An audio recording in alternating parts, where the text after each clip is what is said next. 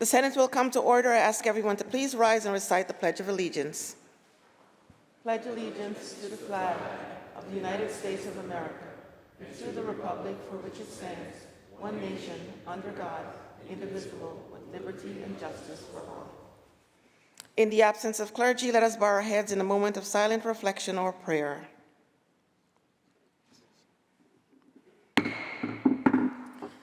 Reading of the journal. In Senate, Wednesday, May 7, 2025, the Senate met pursuant to adjournment. Journal of Tuesday, May 6, 2025 is read and approved. On motion, the Senate adjourn. Without objection, the journal stands approved as read. Presentations of petitions, messages from the Assembly, messages from the Governor, reports of standing committees, reports of select committees, communications and report from state officers, motions and resolutions. Senator Gineris. Good morning, Madam President. On behalf of Senator Fernandez, I move to amend Senate Bill 1814A by striking out the amendments made on February 18th, 2025, and restoring it to its original print number 1814. The amendments are received and the bill will retain its place in the third reading calendar. Senator Gineris. We're going to simultaneously call an immediate meeting of the Finance Committee in room 332 and take up previously adopted resolution 908 by Senator Fahy. Please call Finance and then recognize Senator Fahy on that resolution. There'll be an immediate meeting of the Finance Committee in room 332. The Secretary will read. Resolution 908 by Senator Fahy, recognizing May 8, 2025, as a day to honor the work of Girls Incorporated of the Greater Capital Region. Senator Fahy on the resolution. Good morning, Madam President. Thank you for allowing me to introduce this resolution and to recognize Girls, Inc. of the Greater Capital Region. Senator, can you hold a minute, please? May we have some order in the chamber, please, so that Senator Fahy can speak? Thank you, Madam President. And if they'd like to rise, well, they're the only ones in the chamber today, so I guess it makes it easy to see those red shirts. Girls, Inc. is a nationally recognized nonprofit dedicated to inspiring young girls to be bright, strong, bold, and through their direct service and advocacy. They have been incorporated for over 85 years and have served thousands of girls and young women throughout the Capital Region with life-changing programs on education, health, leadership development, and equipping them with the skills and confidence to succeed. Their mission is inspire all girls to be strong, smart, and bold. They've been in existence in Schenectady since 1937, really ahead of their time, and in Albany since 1961. They're now in Poughkeepsie, and I'm forgetting one. And Troy, of course. So it's really grown, and again, serving thousands of young girls with STEM education, again, the leadership opportunities. They serve a very diverse population, and they particularly target underrepresented and low-income neighborhoods to serve as many as possible. Last year, they were selected by Anthem Blue Cross as the 2024 Whole Health Heroes for the holistic services that they provide. So today, again, proud to honor Girls, Inc. and recognize today as a day to celebrate the work of Girls, Inc. of the Capital Region and its ongoing commitment to strengthening communities, investing in the potential of girls and young women throughout this region. Thank you, Madam President, for allowing me this honor to introduce this extraordinary group who is a small representation of the thousands who have been so successfully served over the decades. Thank you. To our guests from Girls, Inc., I welcome you on behalf of the Senate. We extend to you the privileges and courtesies of this House. Please remain standing and be recognized.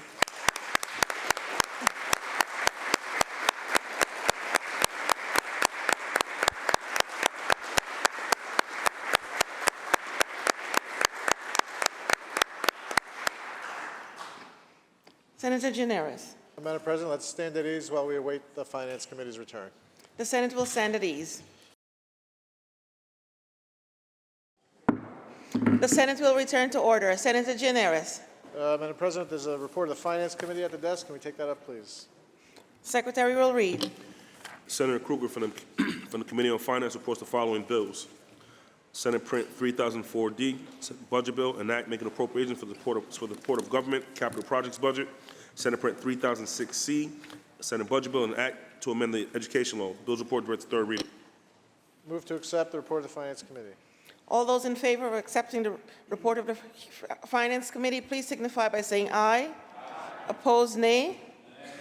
The report of the Finance Committee is accepted. Senator Gianaris. Take up the supplemental calendar, The please. Secretary will read.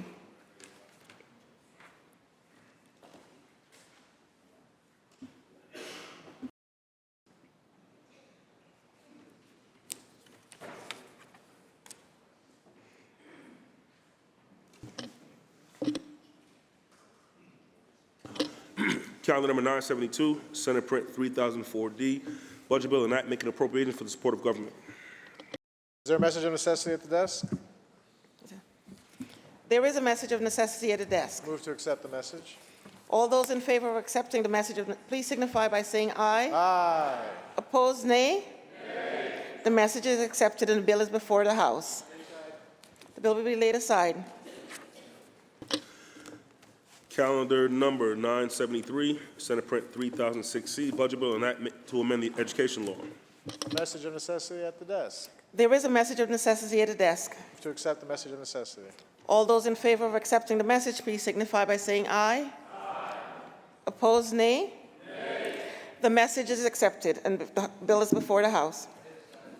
Laid aside. Senator Gianaris completes the reading of the calendar. Let's move to the controversial calendar, beginning with calendar number 973, please. The Secretary will ring the bell. The Secretary will read. Calendar number 973, Senate Print 3006C, Senate Budget Bill, an act to amend the Education Law.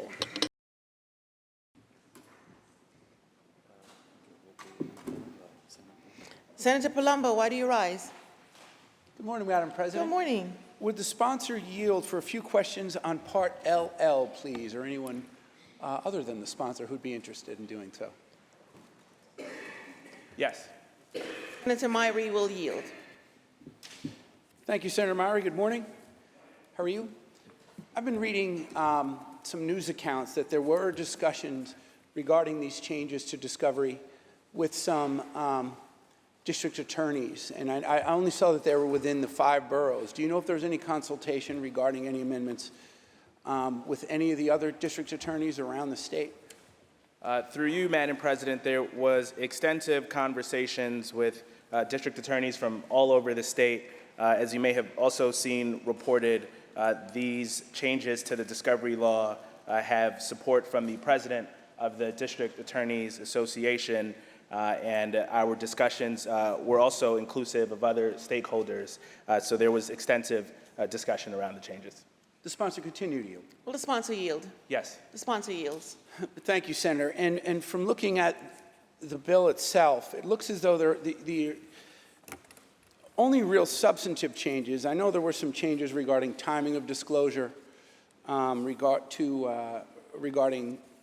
the defendant testifying in the grand jury, and that there were also some changes to the language that the items that relate to the subject matter and those items that are also relevant to the subject matter. But the way I see this, and please correct me if I'm wrong, the only substantive changes seem to be that there was a time limit for motions, that the motion to challenge the certificate of compliance is 35 days, with exceptions that we'll get into in a little bit, as well as codifying essentially the due diligence standard that was established by the Court of Appeals in People v. Bay. Is that accurate?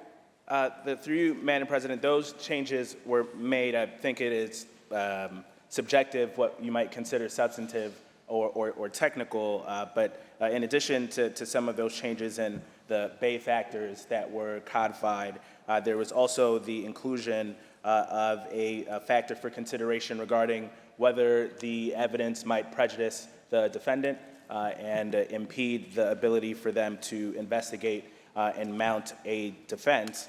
There was also an inclusion that would make clear that prosecutors are still required to meet their constitutional disclosure duties. As you know, as a former prosecutor, wanted to make that clear as well.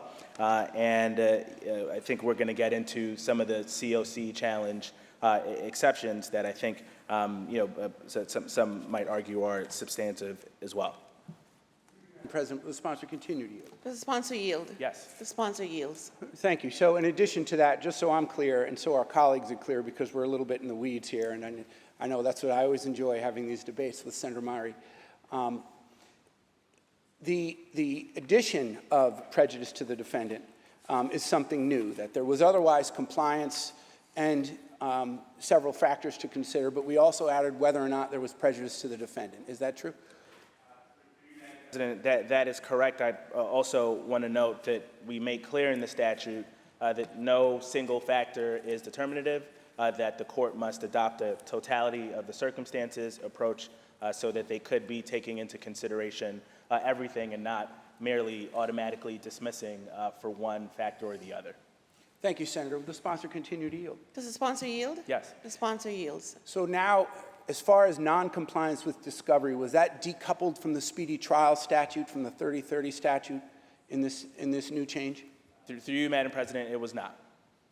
The sponsor continue to yield. Does the sponsor yield? Yes. The sponsor yields. If we could get into the specific, Senator, through you, Madam President, on, well, it's Section 4. I need my glasses for this, but essentially, the 35-day time period to challenge a certificate of compliance, it can be extended for good cause shown on the prosecution's part, but the request shall be made essentially within the 35 days by defense counsel after consultation with the prosecutor to cure any known defects to the certificate of compliance. Is that accurate? Through you, Madam President, that's correct. Will the sponsor continue to yield? Does the sponsor yield? Yes. The sponsor yields. However, there's also a carve-out that says at line 42, notwithstanding the provisions of this subdivision, a party may challenge the validity of the certificate of compliance after the expiration of the 35-day period where the grounds for such challenge are based upon a material change in circumstances, including but not limited to the belated disclosure of discoverable material, pursuant to Section 245.20 of this article, or where the party entitled to disclosure could not, with due diligence, have known of the specific and particularized matters forming the basis of the challenge prior to the expiration of such period. So with regard to that section, I actually can't think of a situation where if the defense attorney was unaware of it, that they wouldn't be able to make this motion, or whether or not it was, or if in the situation of belated disclosure, how they wouldn't have the opportunity to file that motion. So really my question to you is, Senator, am I reading this improperly, or is it essentially, of course they can make the motion at any time, because what triggers typically these motions currently before these changes is belated disclosure of discovery. So if discovery is given late, how does this 35-day rule even apply? Through you, Madam President, so just to contextualize, we changed the time limit for bringing the motion, and this was to address some of the concerns from prosecutors that they were receiving these challenges belatedly, or that there had not been a conferral and discussion on some of the items that were missing prior to involving the court in making a decision. This speaks to an exception, and the material change in circumstance is meant to incorporate instances where the prosecutor, even after conferral, said this particular batch of evidence was not available, and a couple of days later, that somehow becomes available. There should still be an opportunity for the defense to make this motion, but it should be based on a material change in the circumstance and not simply an exception to the rule that ends up swallowing the rule. Does the sponsor yield? Yes. The sponsor yields. Thank you, Senator. Now moving on to the next page and the People versus Bay factors. And just for our colleagues, I'll just generally say there were essentially Judge Halligan in 2023 read into the statute that when we look at this as a whole, that there was essentially a due diligence requirement of the people. Is that accurate, Senator? Through you, Madam President, are you asking me to opine on what. Sure, I want to make sure we're on the same page, that generally that the Court of Appeals case said that there was a due diligence requirement to an extent and listed some factors by the people when it comes to providing discovery. Through you, Madam President, I'd say both due diligence and good faith. Yes. Thank you, and good faith. Thank you. And would the sponsor continue to yield, Madam President? Does the sponsor yield? Yes. The sponsor Exactly. yields. In that case, Judge Halligan still dismissed the case, but then ultimately read that into that case, and so it was currently law in New York State, and it looks as though those factors were incorporated within these changes, within Part LL. And then we read here in lines 13 through 16, and whether the prosecution's delayed discovery of discovery was prejudicial, delayed disclosure of discovery was prejudicial to the defense or otherwise impeded the defense's ability to effectively investigate a case or prepare for trial, as you mentioned earlier. So that is something that was not currently in law based upon the Bay case, and that's something else that was added. Is that true? Through you, Madam President, yes. Thank you, Senator. And I will have some questions on one other section, if I may. So if I may just go on the bill regarding this section now, Madam Senator President? Palumbo on the bill. Thank you. So, and look, I know this was lauded to be, some dramatic fix. But unfortunately, I have spoken with many assistant district attorneys in the past 24 hours. In fact, district attorneys of very large counties as well, and they are wholly unimpressed because this has virtually done nothing but codify current law and actually add a prejudice standard. And quite frankly, Madam President, those days when I was practicing with even colleagues and friends on the other side of the aisle, and I practiced on both sides of the aisle, we would joke when you say that, oh, this is prejudice to my client. Well, of course it is. That's your job. A confession, for example, is very prejudicial to a defendant. That doesn't mean it shouldn't be in evidence. So any late disclosure is prejudicial. So any late disclosure will allow a motion to strike the certificate of compliance. The problem here was connecting it to speedy trial. And there's some language in here that's saying that this should be the last consideration to dismiss the case. This should be the last remedy. But that's currently the law. And the due diligence standard is currently the law as of December of 2023 when the Court of Appeals said so. So this is, unfortunately, a nothing burger.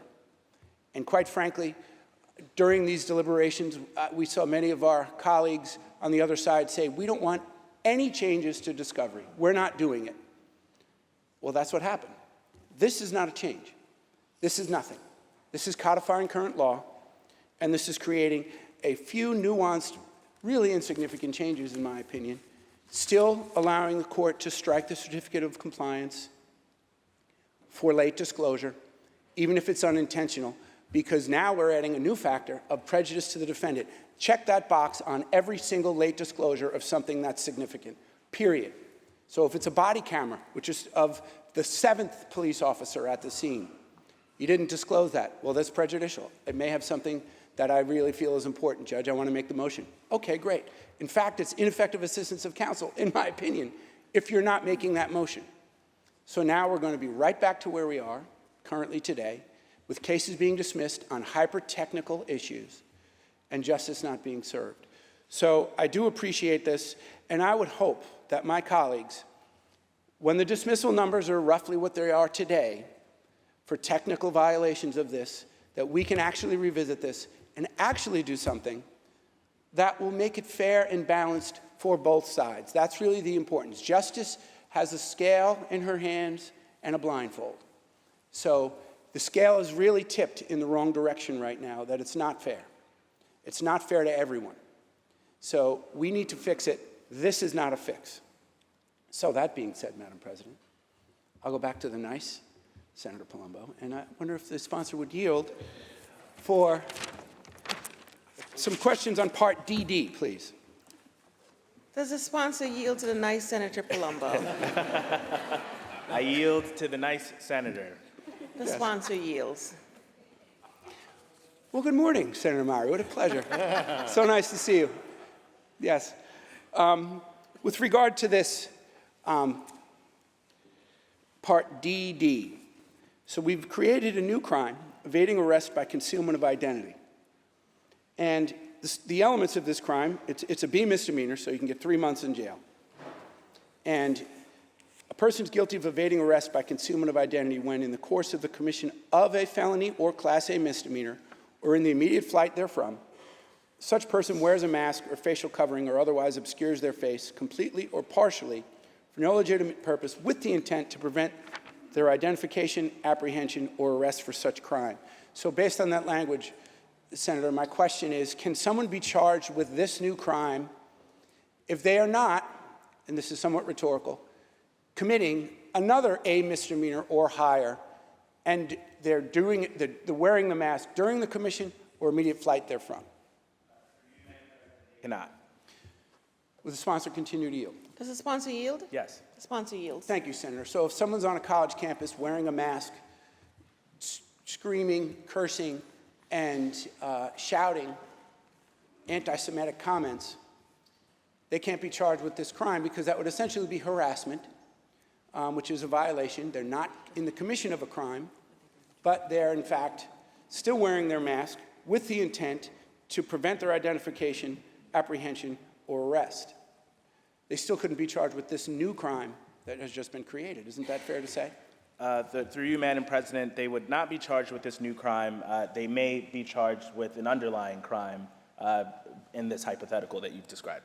The sponsor continue to yield. Does the sponsor yield? Yes. The sponsor yields. Yes, and that's understood, Senator. And I think if the underlying crime were not an A misdemeanor, say it were a Class B misdemeanor, like this offense, if it wasn't an A misdemeanor or a felony, then they couldn't be charged, though. Is that fair to say? Through you, Madam President, that's correct. Will the sponsor continue to yield? Does the sponsor yield? Yes. The sponsor yields.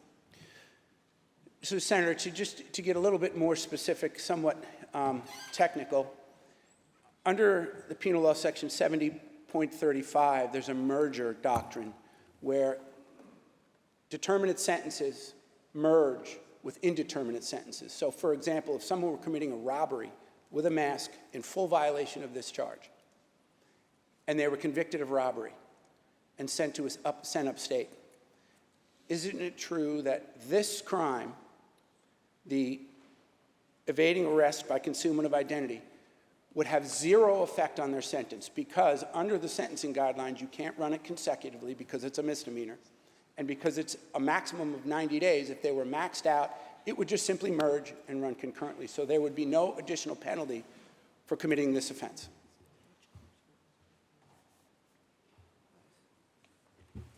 Through you, Madam President, that's correct, and I understand where the nice senator is going on this hypothetical, but I think it's important to point out that underlying robbery charge would have a consequential sentencing, and this is not seeking to address that underlying, but to get very specifically at the activity prescribed in the statute. President, on the bill. Senator Palumbo on the bill. Thank you, Senator Mariette, and I appreciate that, and I appreciate your candor. And that's what we all need to understand here, that once again, this was lauded to be saving New York. It does anything but. This is a crime that can't be charged standing alone.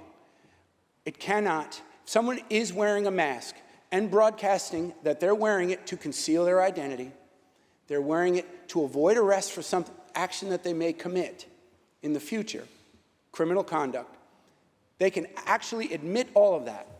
And a police officer doesn't even have probable cause. A police officer cannot charge them with anything. So quite frankly, this new Part DD is telling the world, you know what you should do? You should wear a crime. You should wear a mask if you're going to commit a crime.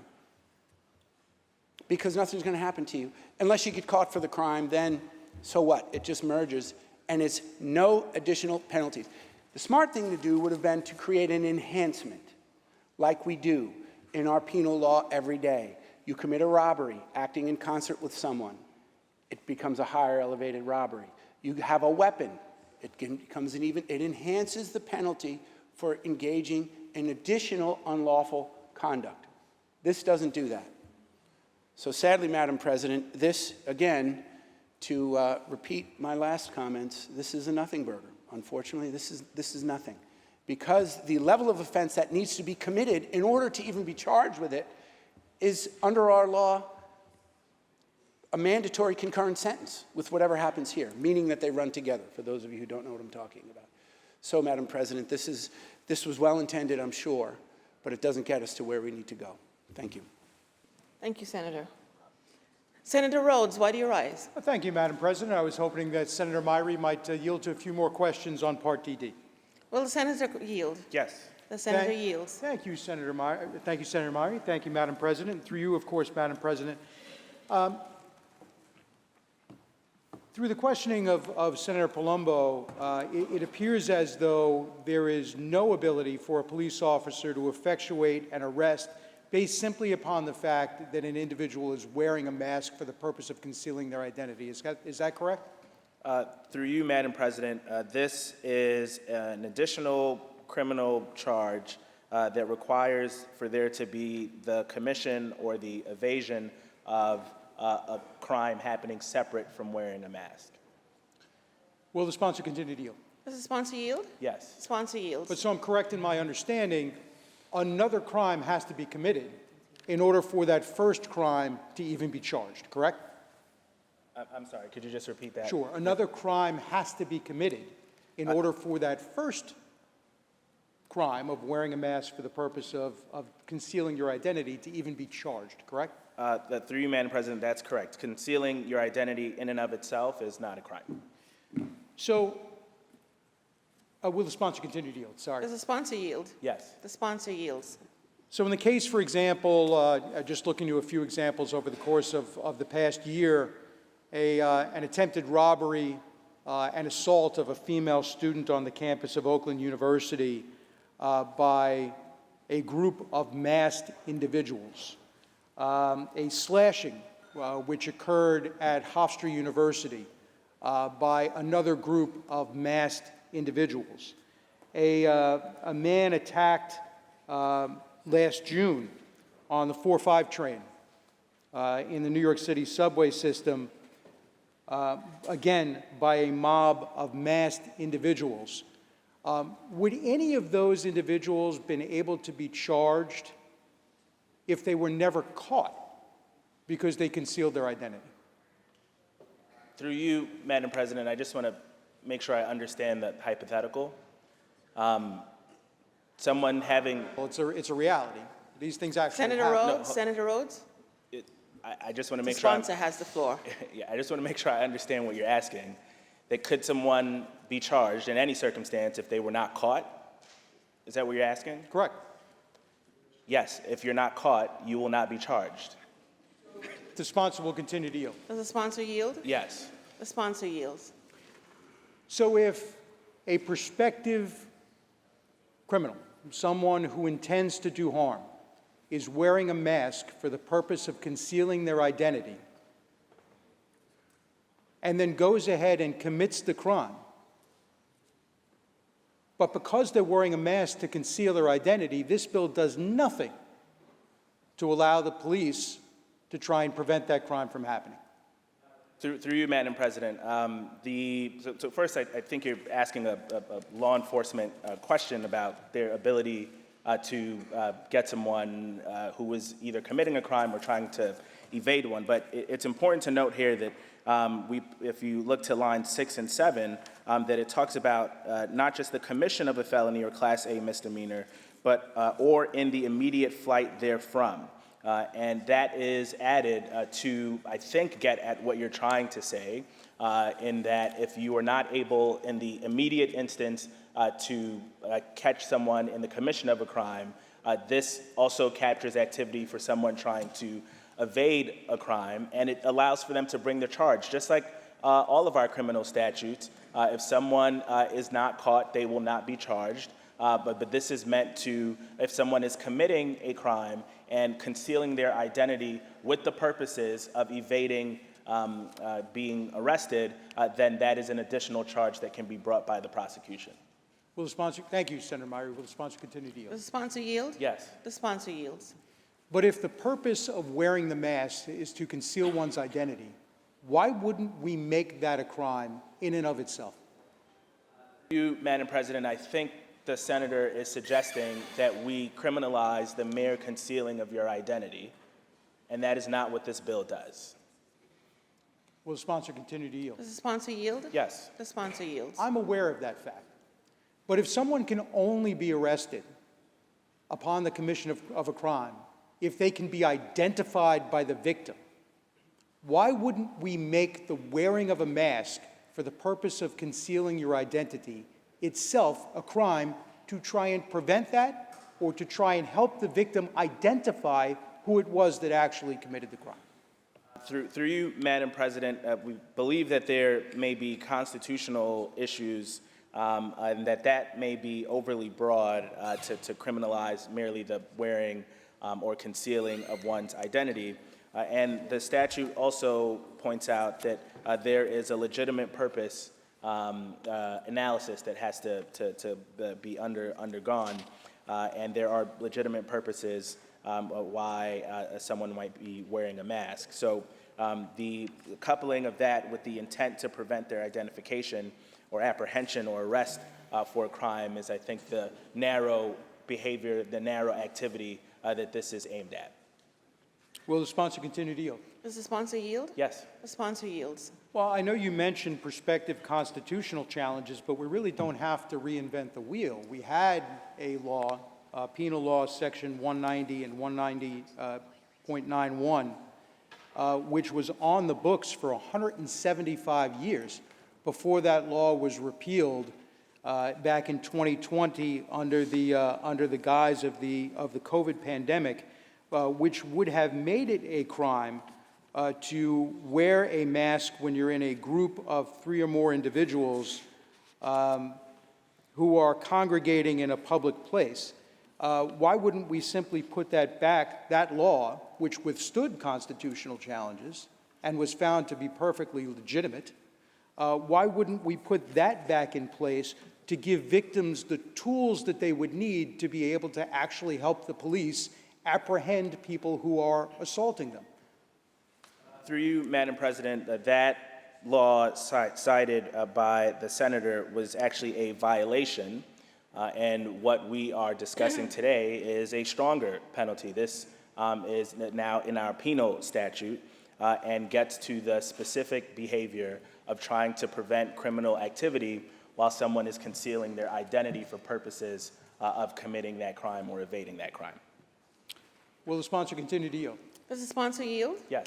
The sponsor yields. I beg to differ, Senator Myrie. That previous statute actually made it a Class B misdemeanor to wear the mask for the purpose of deceiving one's identity, and a Class A misdemeanor to commit another crime while wearing the mask for the purpose of concealing your identity.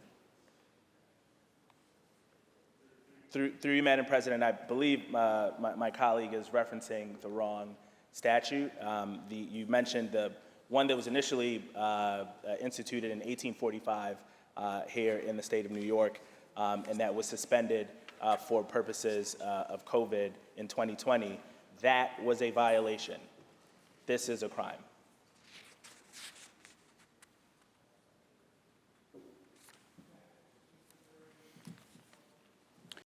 Will the sponsor continue to yield? Does the sponsor yield? Yes. The sponsor yields.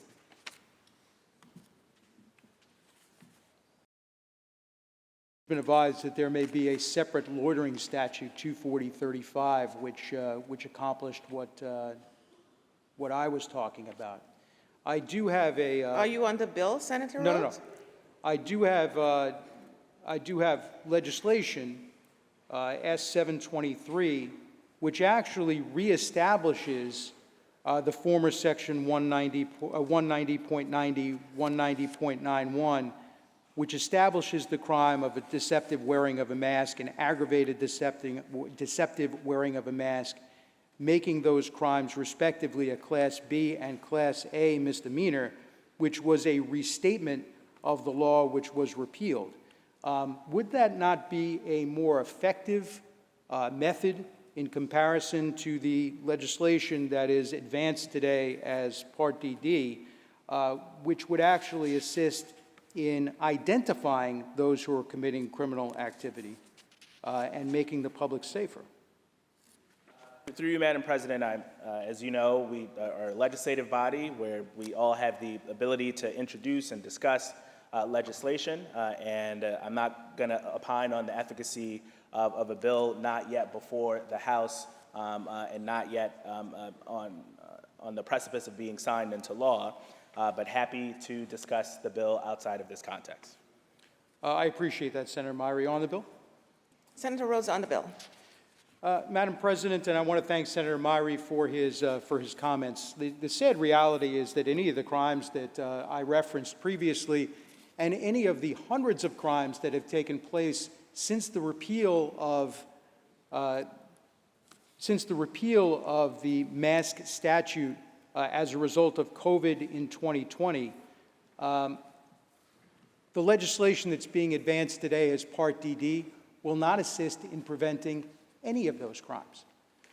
The whole idea, the whole purpose of wearing a mask to conceal your identity is to conceal your identity. If that in and of itself is not a crime, if it's not legitimate, if you're not wearing a mask for the purpose of health reasons, if you're not wearing a mask as a result of participation in some masquerade activity, if you are truly wearing a mask for the purpose of concealing your identity, and then go out and commit another crime, but the victim can't identify who it was that assaulted them, who it was that stabbed them, who it was that robbed them, what's the point of the legislation at all?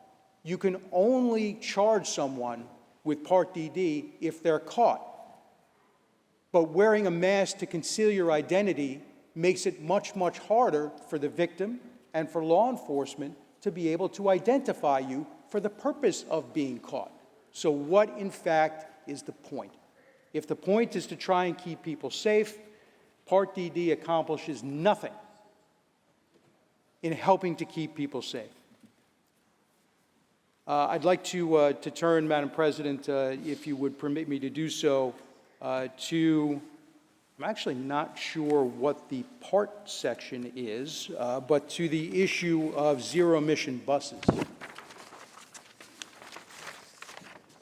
Before I Part A. ask the sponsor to yield, I'd like to remind the members to please direct all comments and questions through the chair.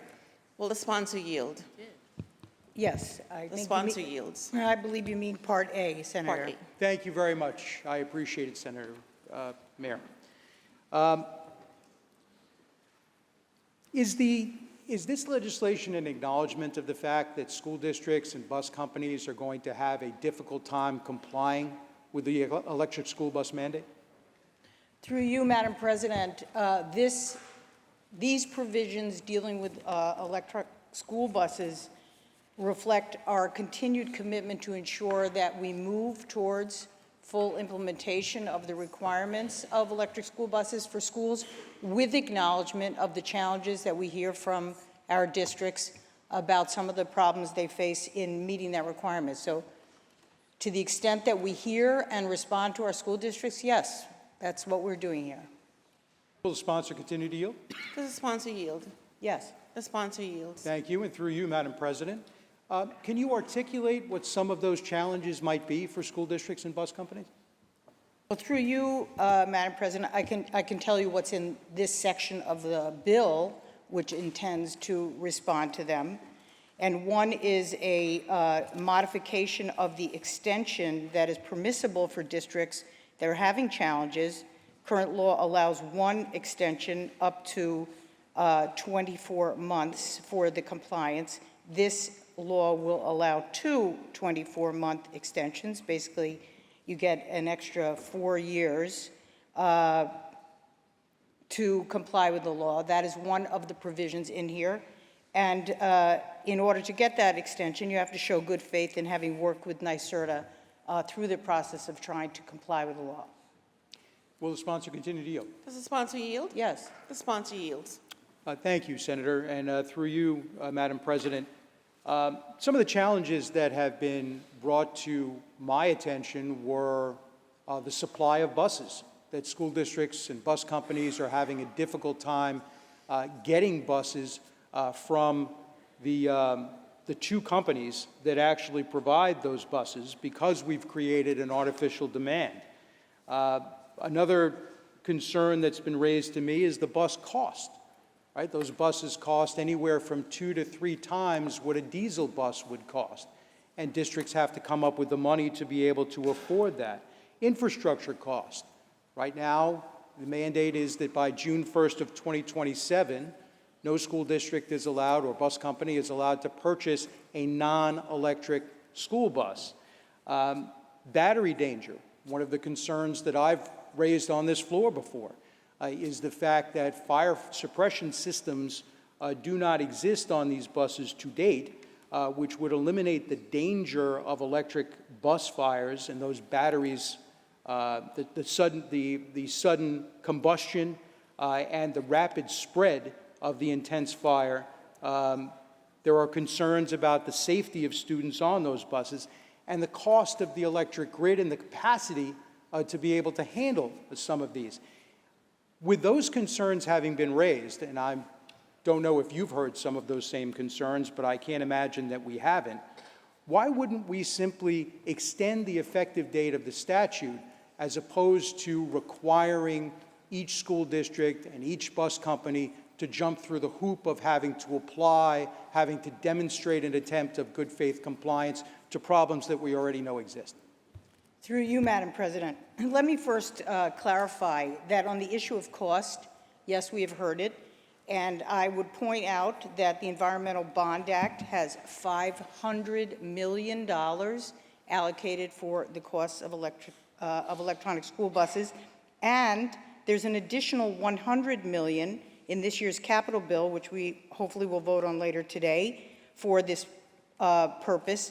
So I think that the arguments of school districts, some of which are legitimate and others of which I think are less authentic, can be met by the fact that the state is putting a substantial hundreds of millions of dollars in to help districts meet this requirement. Now, on the second point of why we don't simply have an extension, the point is we know that both students, staff, and the community at large will benefit by moving towards electric school buses.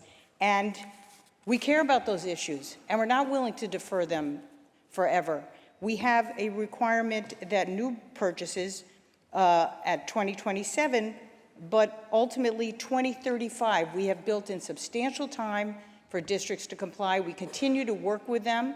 And the other point I'd like to make is that we have also included in this bill an independent range verification to require that any of the sellers of these buses provide a third-party range estimate to address other concerns. So we've heard what school districts have said. We've worked cooperatively with them multiple times, and I think we've made huge strides here by putting so much money in, as well as additional flexibility for districts, because we want this requirement to be met. Thank you, Senator. Will the sponsor continue to yield? Does the sponsor yield? Yes. The sponsor yields. So in the capital plan, it's the intention of the majority to provide $100 million for electric school bus purchases. Is that correct? Yes.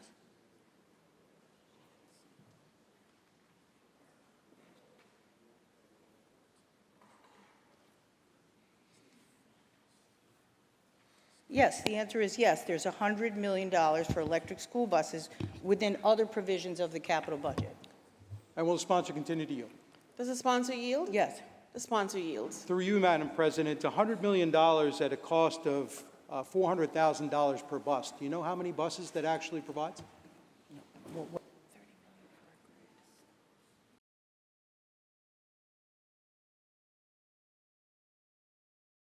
I'm sure someone can do the math for me, but I would say that is not the only source. These are reimbursable purchases. As you are well aware, when a school purchases a bus, a percentage of it is reimbursed as a capital expense. So that $100 million, coupled with the $500 million, coupled with the reimbursable costs, coupled with the fact that we hope to be able to negotiate with bus companies to get a fair price, not an excessive price, I'm very confident that school districts can meet it, and in fact, a number of districts have already gone ahead and done so. Will the sponsor continue to yield?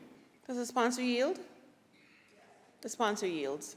I believe that the answer to the question was 1,500.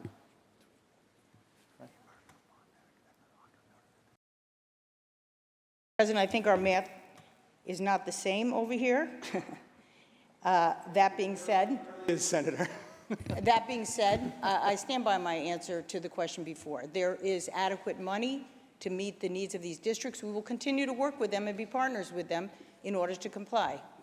Will the sponsor continue to yield? Does the sponsor yield? Yes. The sponsor yields. Thank you. Through you, Madam President, you mentioned a $100 million fund that's provided in capital spending this year. You've mentioned a $500 million fund that is available through the Environmental Bond Act, I believe.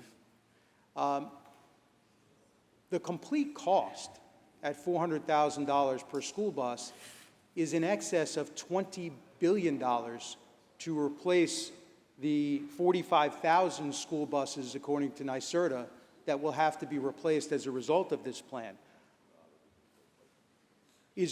Where is that additional money supposed to come from? Through you, Madam President, as I've mentioned, one, some of the purchase cost is reimbursable from the State Education Department under current law. Secondly, there is the opportunity to get extensions on the purchase of these buses that we've included here. Thirdly, for some period of time, there was federal money, which a number of districts have used in order to do studies and for purchase price. And if the federal government doesn't modify some of those rules and continues to extend that money, that would be another helpful source. But I don't think we're going to walk away from the safety of our children, the staff, the school bus driver, and the communities in which these buses operate in order to simply say we can't afford it. We have and we will continue to find a way to afford these buses. Will the sponsor continue to yield? Does the sponsor yield? The sponsor yields. Thank you, Senator Mayer. Through you, Madam President, what I hear, unfortunately, seems to be a lot of hope and a lot of planning and a lot of we intend to, we hope that. Has the state provided the State Education Department with $20 billion to fund the buses? Well, I know you mentioned that the State Education Department would be providing some assistance. Is there anywhere in this budget anything providing $20 billion to the State Education Department to cover the cost of these buses for individual school districts and bus companies? Through you, Madam President, as I think my colleague knows, expenses that are legitimately reimbursable through the State Education Department are subject to the district supplying the necessary documentation, and they are reimbursed for a portion. I don't believe that there is an additional amount that has to be put in the budget. Those costs are reimbursable on an annual basis. You will see it in the school aid run. Will the sponsor continue to yield? Does the sponsor yield? Yes. The sponsor yields. Thank you, and through you, Madam President. But does the state education, you're putting a mandate on schools right now. Does the State Education Department right now have the ability to reimburse school districts the cost of $20 billion if every school district complied immediately? Through you, Madam President, the State Education Department applies the money that is required under the law, which is a partial reimbursement based on their rate of reimbursement. The money is not allocated to the State Education Department. It comes from the Division of Budget. And yes, I don't believe there is any shortfall in reimbursing for mandatorily included expenses like purchase of a school bus. Will the sponsor continue to yield? Does the sponsor yield? Yes. The sponsor yields. Well, you spoke about partial reimbursement, and you mentioned that the State Education Department has the resources to be able to reimburse school districts. So those two things seem to be competing, right? So what do you anticipate the actual cost to a district being to replace their school buses? Through you, Madam President, it would depend on the purchase price, and our hope is with the increased demand by virtue of the existing law, that the companies that manufacture and distribute these buses will lower their prices at the rate of demand here in New York State. And in fact, I know I have met with a number of bus companies that are very anxious to get into the market and have a competitive price here in New York. So I'm confident that the market will respond in a way that actually facilitates the purchase of these buses. And will the sponsor continue to yield? Does the sponsor yield? Yes. Sponsor yields. Again, we're using the terminology hope and confidence, and we think that this will all come together. Do we know right now whether there's even the capacity to be able to construct 45,000 electric school buses in the next 4 years? Well, through you, Madam President, as you may recall, I believe it was last year, we directed NYSERDA to take an even more assertive role in assisting school districts in the purchase of these buses, identifying vendors, giving them instruction on reimbursable expenses. They are the partner that has been named to help assist in this. The issue of the funding, which I believe is well addressed in this budget and in the Environmental Bond Act, we will continue to deal with. But there's also an external market of the producers of these buses, and we are confident that as the demand increases for all of New York State, and by the way, other states have done this, the cost will not be prohibitive and districts will be able to move forward, as I would note a number of districts already have. Will the sponsor continue to yield? Does the sponsor yield? Yes. The sponsor yields. Senator, through you, Madam President, we keep referring to the $100 million that's in this year's capital plan. In comparison to a $20 billion cost, that is a $200 expense to a school district with a promise that we're going to pay $1. How does that equate? How is it possible that the taxpayer in individual school districts is not going to wind up bearing the brunt of this mandate that we've created? Through you, Madam President, one, I think the idea that this is half of the cost, or whatever you are actually suggesting, Senator, I think is inaccurate. Excuse me. There's a range of reimbursement available for the purchase of these buses. I've mentioned that. Environmental Bond Act, the money in this budget, reimbursement based on existing law. When you buy a bus now, a portion of it is reimbursed. That is the same when you buy an electric school bus. And the cost of operating these buses over time is going to be far less than a diesel bus that you currently have. So it is not accurate to say that half of the cost by this $100 million will be met and the balance will be met by the local school district.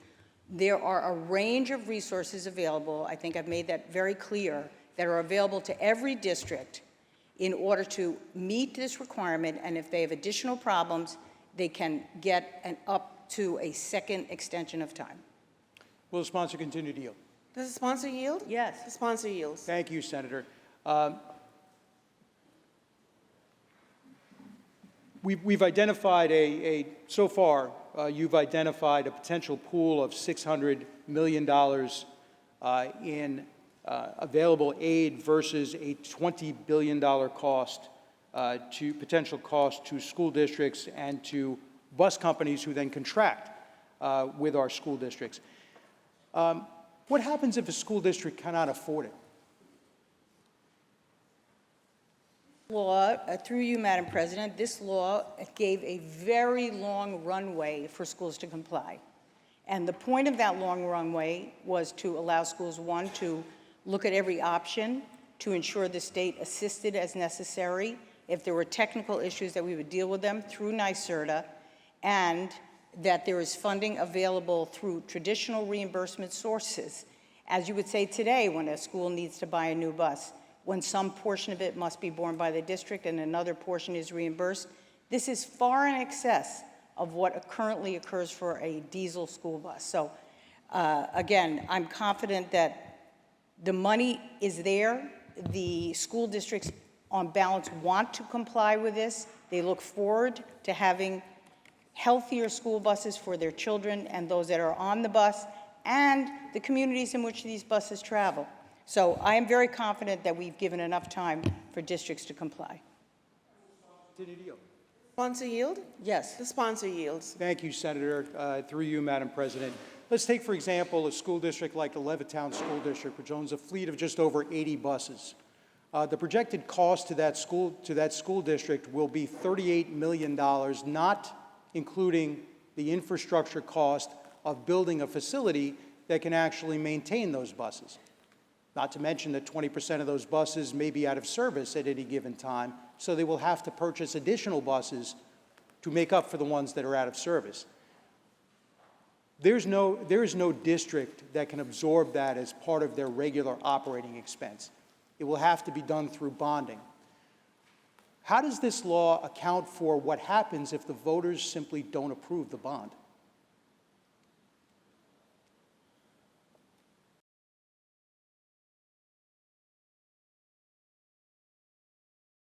This bill does not deal with what happens in that circumstance. That would be the same as currently what would happen when a school wanted to have an expense that was not passed by the voters. Either they have to come to the legislature and look for additional assistance, which is always a possibility. And in fact, as I think you know, Senator, we assist many districts with district-specific needs. And as well, your calculation omits this fact that a portion of their existing reimbursement is already covered by state law. Will the sponsor continue to yield? Does the sponsor yield? Yes. The sponsor yields. Would there be a penalty to a school district like Levittown that didn't comply by 2035? You, Madam President, if I am standing here in 2035, I will know better, but I hope not to be standing here in 2035, and I do not anticipate there'll be a penalty. I suspect in the intervening years, to the extent that there are additional problems, the legislature will continue to respond to them. Thank you, Senator. On the bill. Senator Rhodes on the bill. We have the latest example of this state attempting to mandate something into existence, recognizing that what they've mandated can't be accomplished in the time frames, yet continuing to beat our head into the wall and ignore reality. The simple fact of the matter is that districts cannot absorb a $20 billion cost in and of themselves. And it's $20 billion, by the way, today. Because we've now created an artificial demand for these electric buses, the prices, based on market forces, will not be coming down by magic. Those prices will be going up, meaning that the ultimate price tag is going to be more expensive.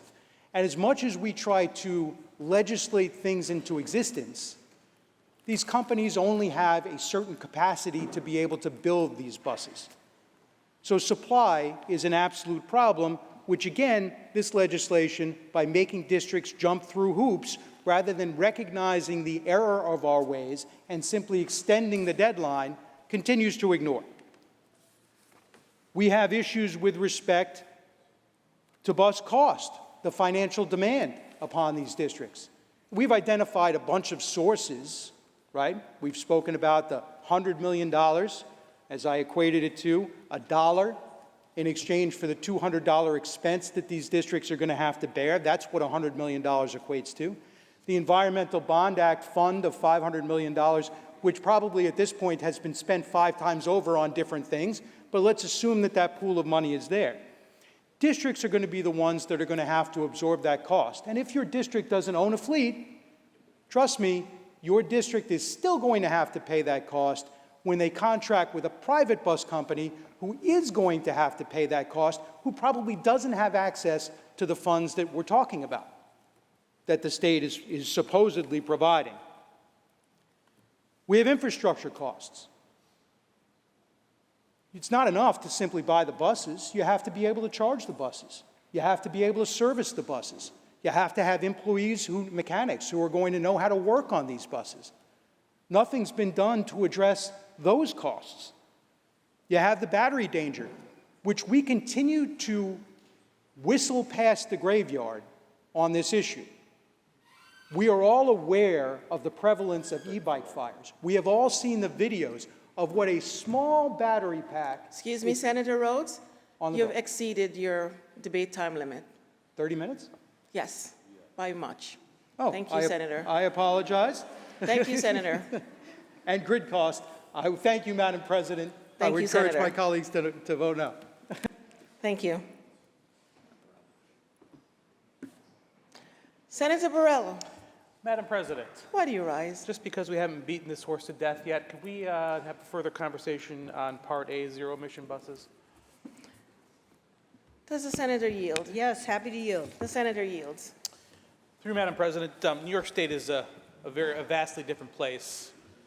The 5 boroughs, Long Island, upstate New York. Where I live, school bus routes can be long and in sub-zero temperatures. So I guess my question is, we all know that there are school districts that just cannot afford this currently. But more importantly, we don't know if it's feasible. Why would we not have a pilot program to test this in urban, suburban, and rural areas to actually see if this is viable? Why can't we take that common sense step? Through you, Madam President, in the first place, I do want to reassert this independent range verification, what was added specifically to address the concerns of rural communities that somehow buses, there would be misrepresentation of their ability to handle hills, long distances, snowy weather, all the things that are particular concerns of rural communities. We've heard them loud and clear. That's why we added this provision, Part A, Section 12C. Secondly, again, let me just say that our majority has a commitment to the long-term health and safety of these students and our community. The decision to require electric school buses over a lengthy period of time was done because of our commitment to a cleaner environment for these students, the people that work on the buses, and the communities they serve. So we're not backing away from that. We're showing flexibility in the implementation, and I think the flexibility reflects the particular concerns of districts like yours, Senator, that have raised some issues about the ability of buses to meet this need. Sponsor, continue to yield. Does the sponsor yield? Yes. The sponsor yields. So what happens when a manufacturer says we cannot provide a bus to this particular school district to meet this particular demand? What will happen? Well, through you, Madam President, I would point out that my experience with the bus companies is that they are anxious to come in this market and meet the need. If they have to modify some of the provisions of their bus in order to get the money for selling their buses in New York State, which is going to have basically an entire state move to this, they're anxious to do so. So we've met with companies that are in other states that are anxious to get into the New York market. I hope NYSERDA and OGS works to develop model contracts for school bus companies to use to achieve both the best price and the best product for every district. President, sponsor, continue to yield. Does the sponsor yield? Yes. The sponsor yields. Yeah, I didn't hear an answer to my question. When the school bus company that provides a school bus says we do not have a bus that has the range under these conditions to meet the need of the school district, what will happen? Through you, Madam President, the district would have to find another company that has a bus that can meet the range. Madam President, sponsor, continue to yield. Does the sponsor yield? Yes. So you're saying we have to find something that doesn't exist in order to meet the mandate from New York State? If no one has a bus that can meet the demands of a particular district, what's going to happen?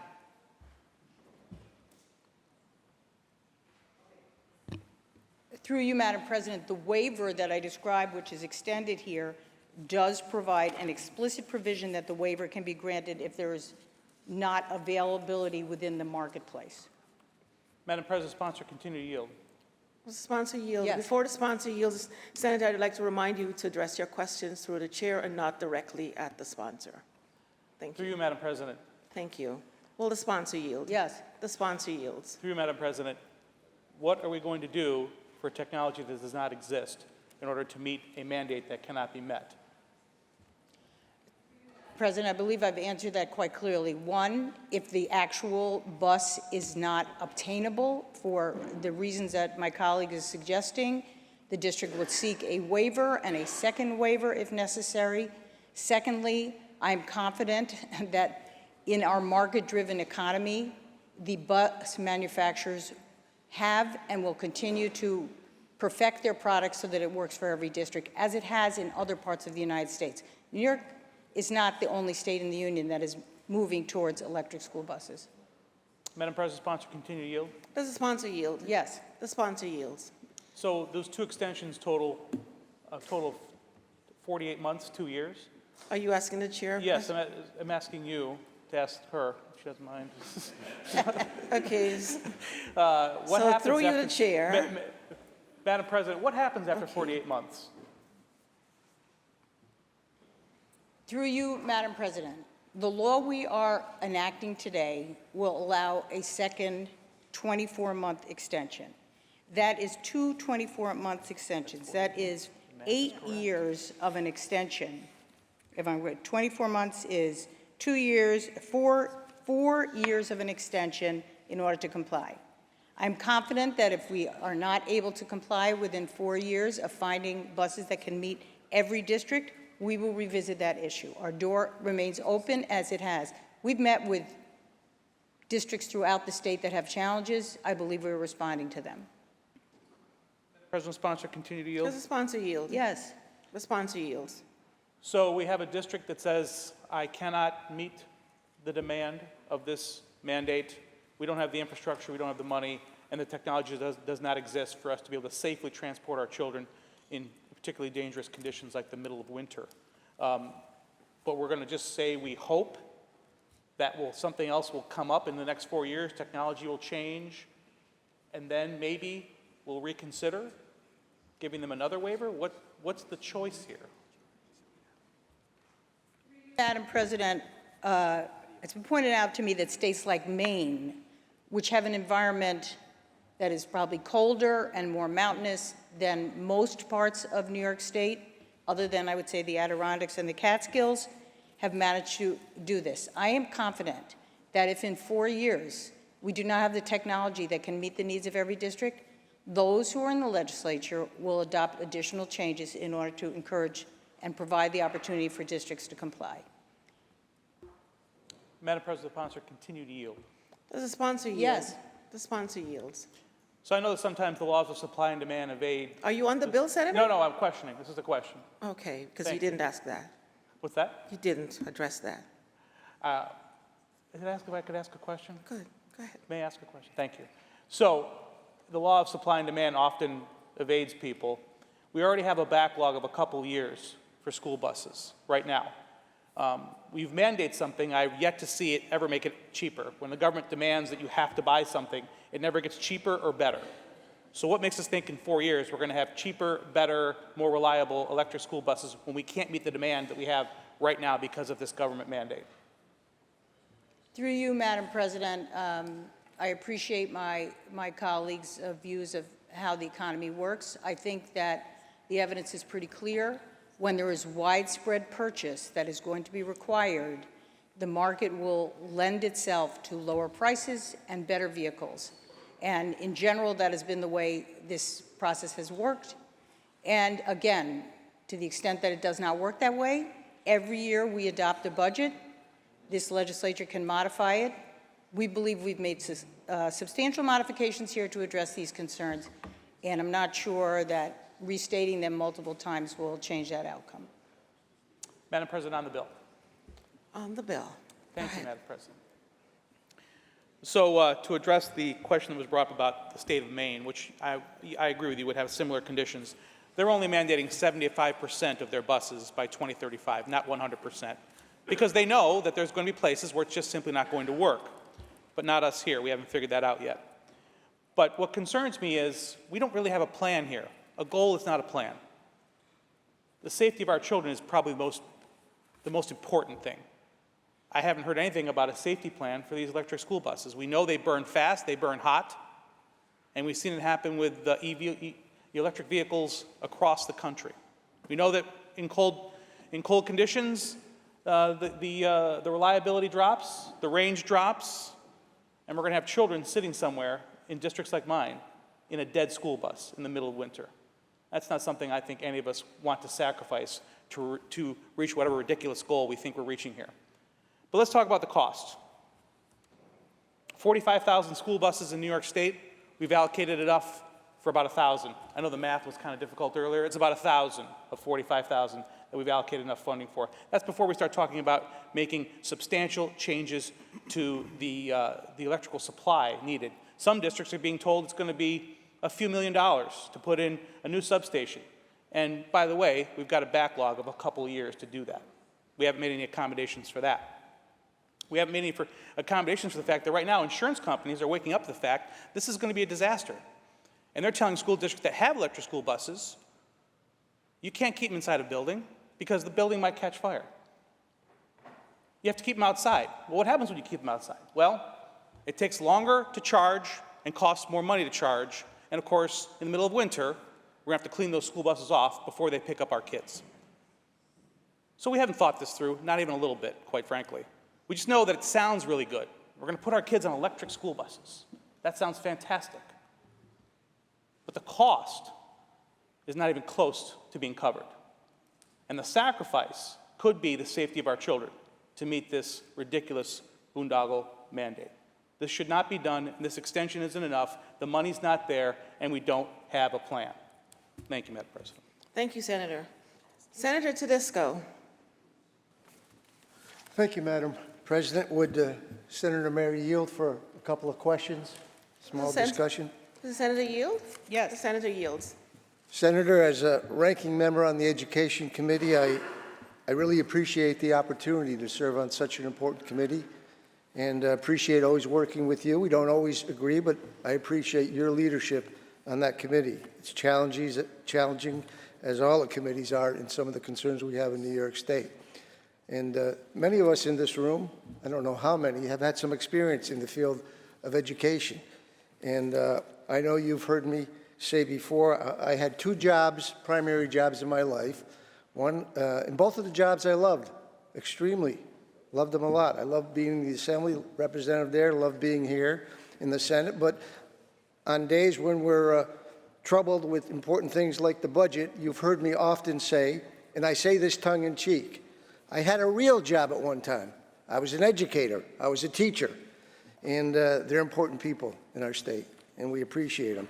I just got my degree in special education down the road and taught a little bit beyond that at Bethlehem Central. I ran a resource room, and I did team teaching in a program called Excel. And I think if anyone in this room is honest and they talk to their constituents, one of the top priorities, if you ask them, what do you think about education? It's a big part of our future. Our kids' education, big part of our future for them, but a big part of our future for all of us. It starts right there with a great education for them. And ask them about funding. They don't mind if we fund education, but they have a caveat. They want the test scores to be good, to go up. They want the graduation rates to be there. And you can't blame them for that, and we have an obligation for that. So in looking at holistically here, one of the real concerns we have in this state, we got a shortage of nurses, we got a shortage of doctors, we have a shortage of welders, we have a shortage of electricians, plumbers, important, but we have a pretty good BOCES program. But you know what we have a shortage of for that program? Educators. We have to stimulate an interest in people staying in New York State to begin with, but getting some educators there, and I think you agree to that. For a long period of time, we've had a cap on the salaries for BOCES teachers. We're trying to incentivize to get into that field, to train our kids in these areas.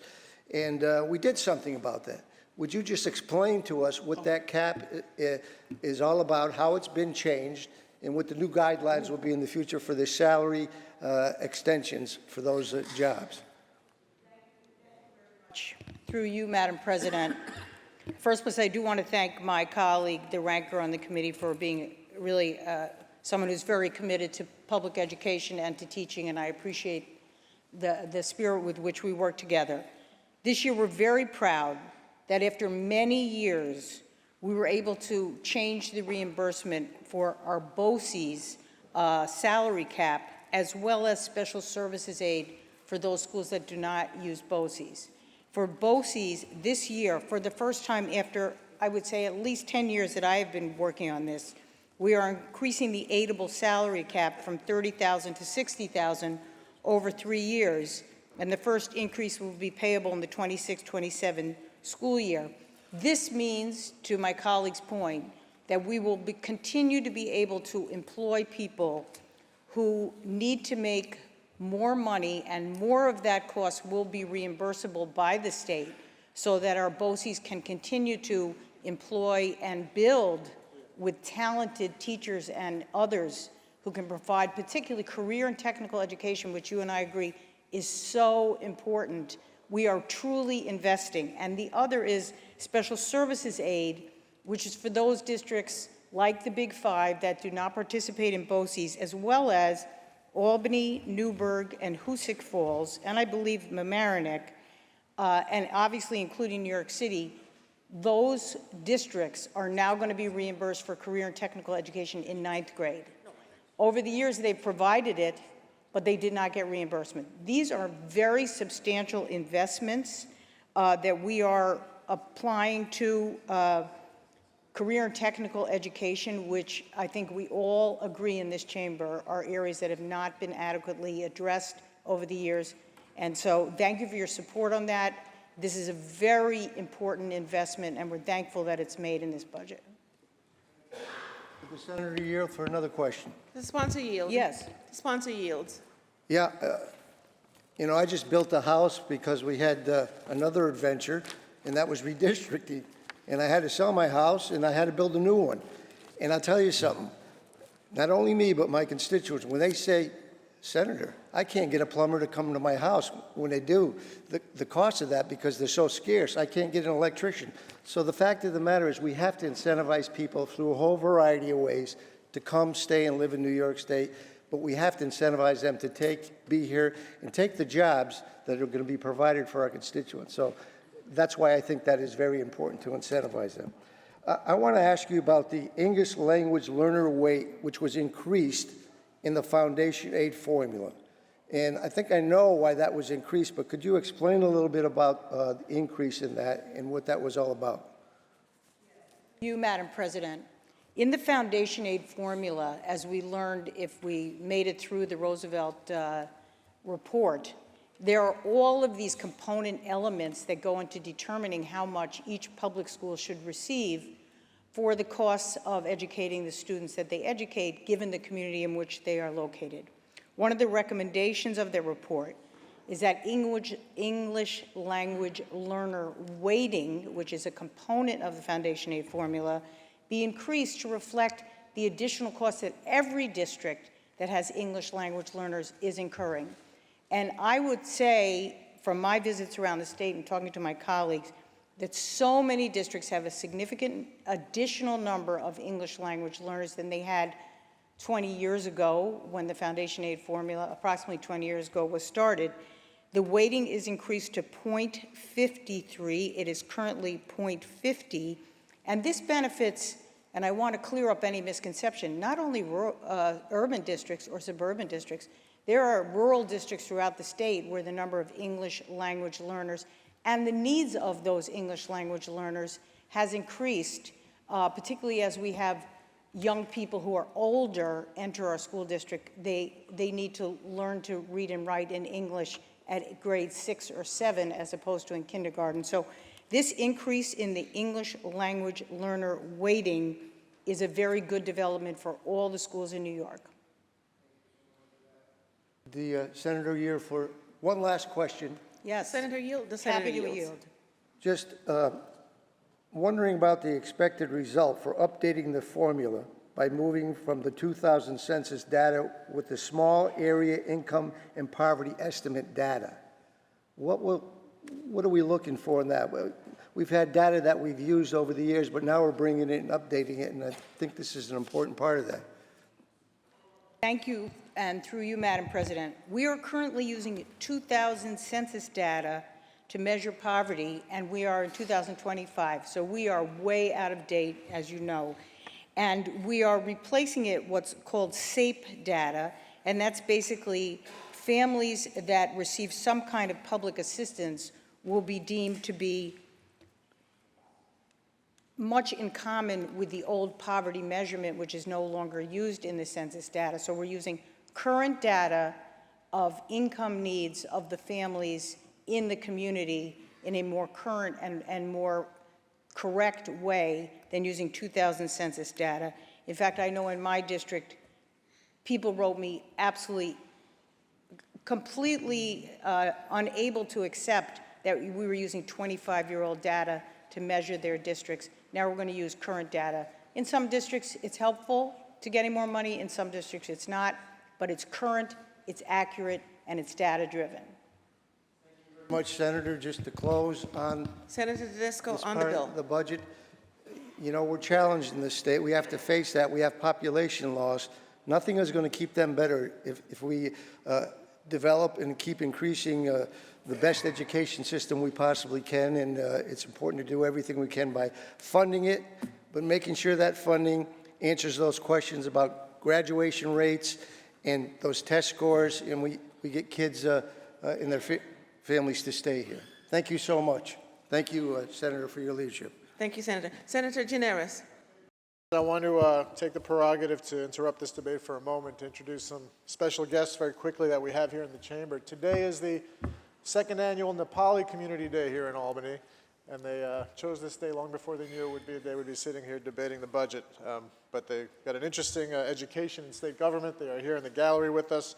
I have the good fortune of representing much of the Nepali community in New York, because between Senator Ramos's district and my own in our parts of Queens, Sunnyside, Woodside, Elmhurst, and Jackson Heights, the population of the Nepali community has doubled over the last decade.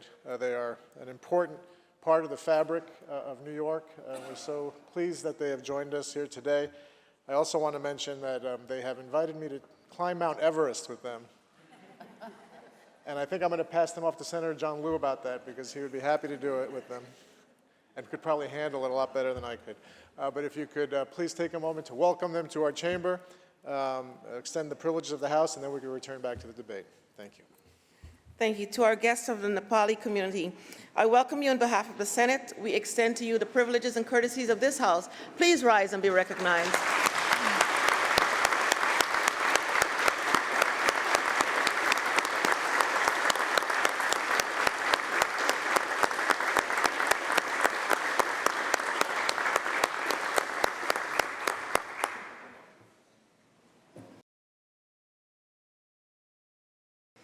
Senator Weber.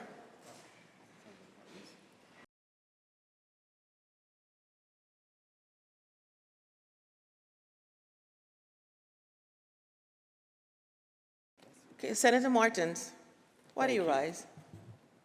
Thank you, Madam President. If the sponsor would yield for a few questions. What section, Senator? Section A, Part A. Part A? Yes. The Senator, the Yes, happy to sponsor yield. yield. Thank you.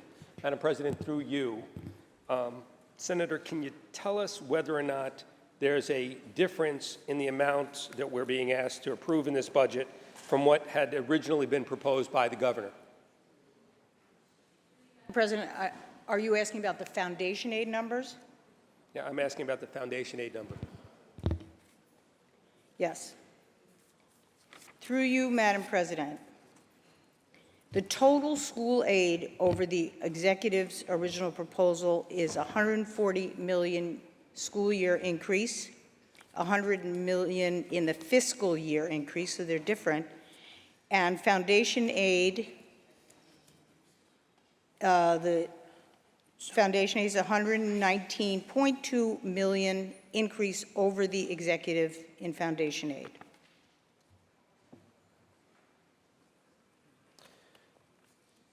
What is the total amount of... Are you asking the sponsor to I'm yield? sorry, Madam President, through you, if the sponsor would continue to The yield. sponsor yield? Yes. The sponsor yields. What's the total amount, Senator, of, in this budget for pre-K through 12 education that we're being asked to fund?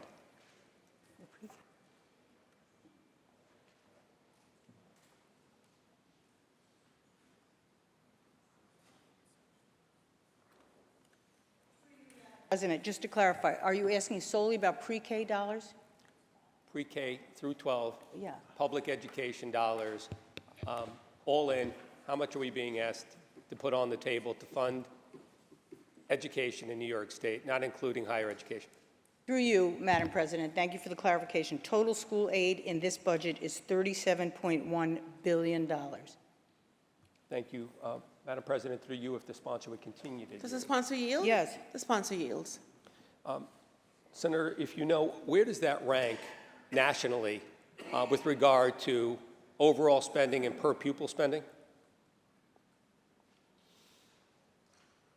Through you, Madam President, my understanding is we're one of the highest states in per pupil spending. Madam President, through you, if the sponsor would continue to yield. Does the sponsor yield? Yes. The sponsor yields. Senator, would it surprise you if we are actually the highest per pupil spending of any state in the country, and we are by quite a margin? Would that surprise you? President, I will look at the numbers myself, but as I said, we're among the highest. I accept that. Madam President, through you, if the sponsor would continue to yield. Does the sponsor yield? Yes. The sponsor yields. Through you, Madam President, would you know how much we spend on average per student in New York State?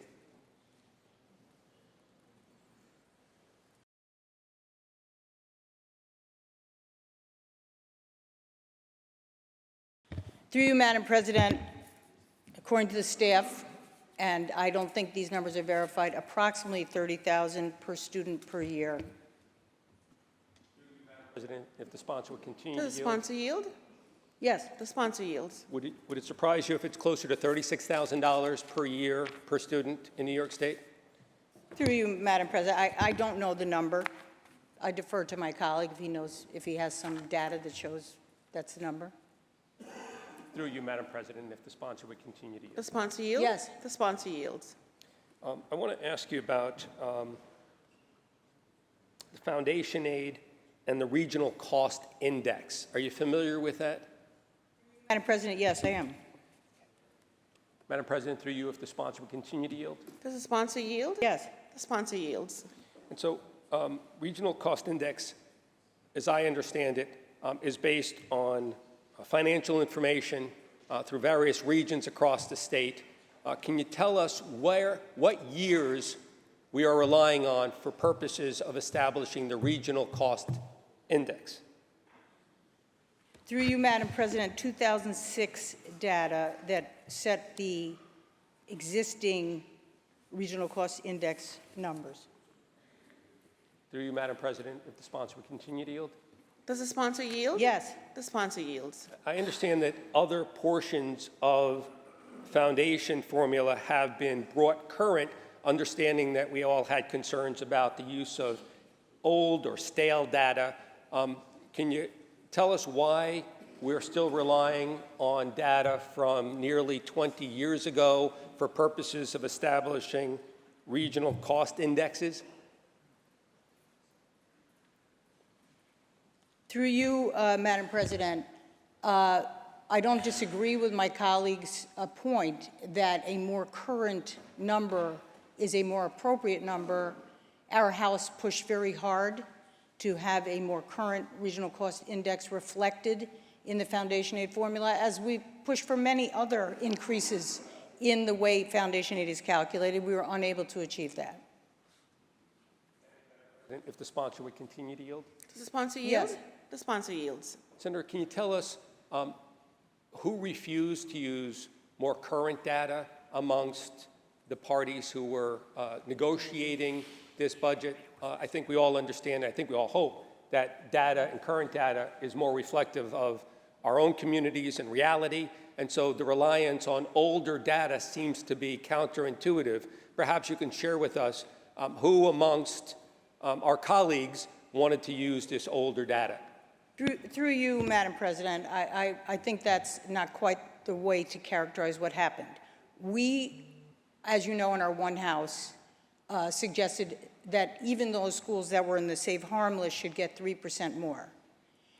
We were unable to get that. We proposed other additions, all of which add to the total amount that the state has to pay for foundation aid. At the end of the day, we got the best we could out of the money that I suspect the Division of Budget was prepared to spend on this, and we did get some real wins, as I described previously, including career and technical education, We got some other additional money. We certainly got some changes in the tier of the state sharing ratio, the English language learner. All of these cost more. So at the end of the day, we were simply limited by the amount of money that was available to increase education funding. Madam President, through you, if the sponsor would continue to yield. Does the sponsor yield? Yes. The sponsor yields. Senator, would you agree that in setting these ratios in the formula, we're not dealing with adding money, we're dealing with how existing money and money that's allocated will actually get distributed?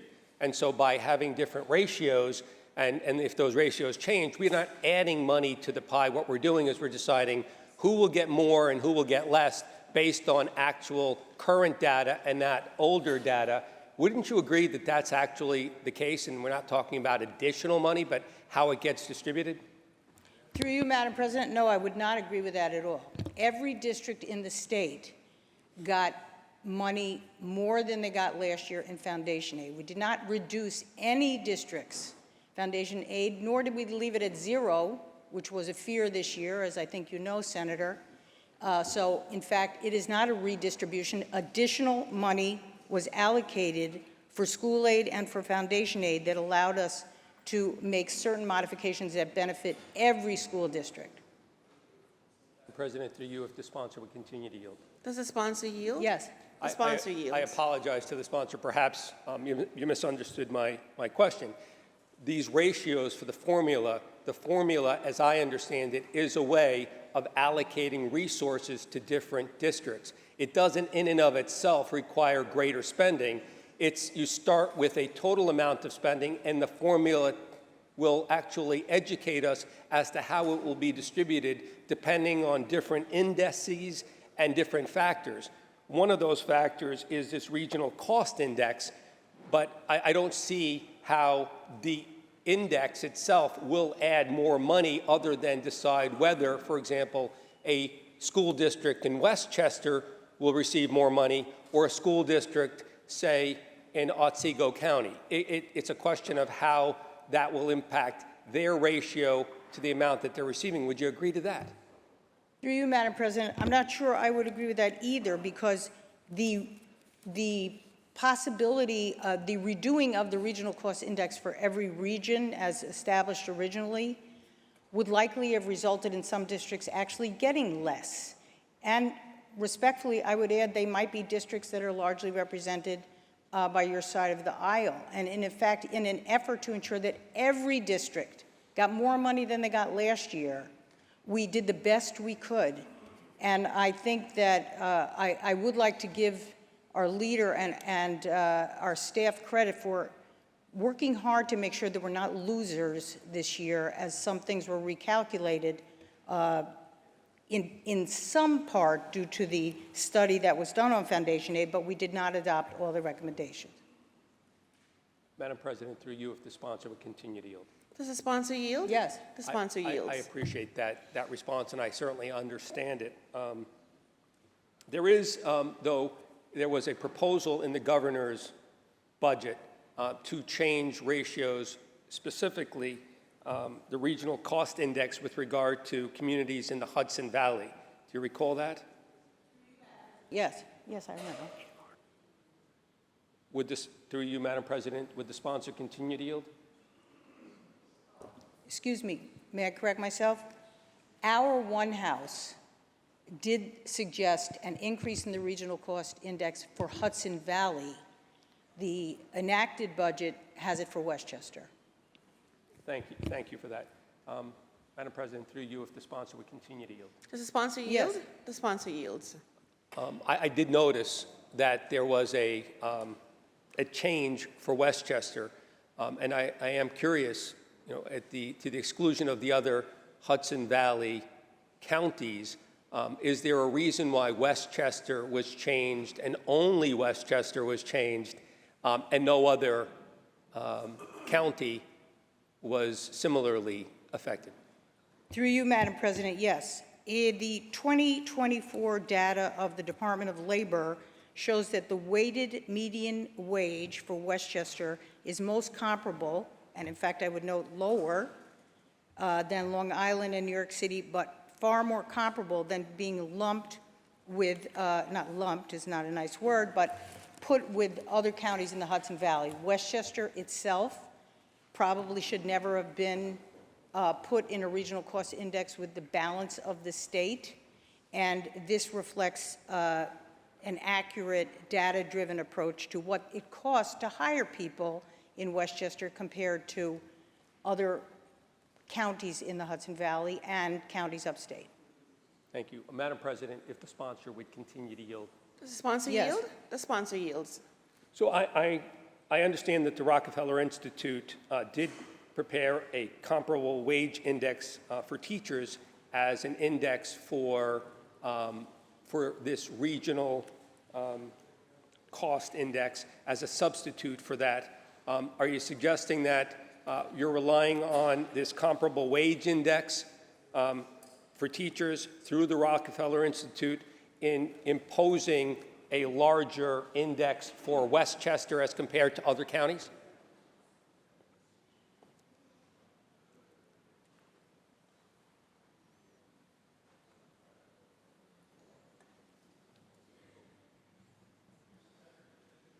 Through you, Madam President, two things. One is, had we adopted a regional increase in the regional cost index for the Hudson Valley as opposed to Westchester, my understanding is it would have cost an additional $2 billion as opposed to the modest amount.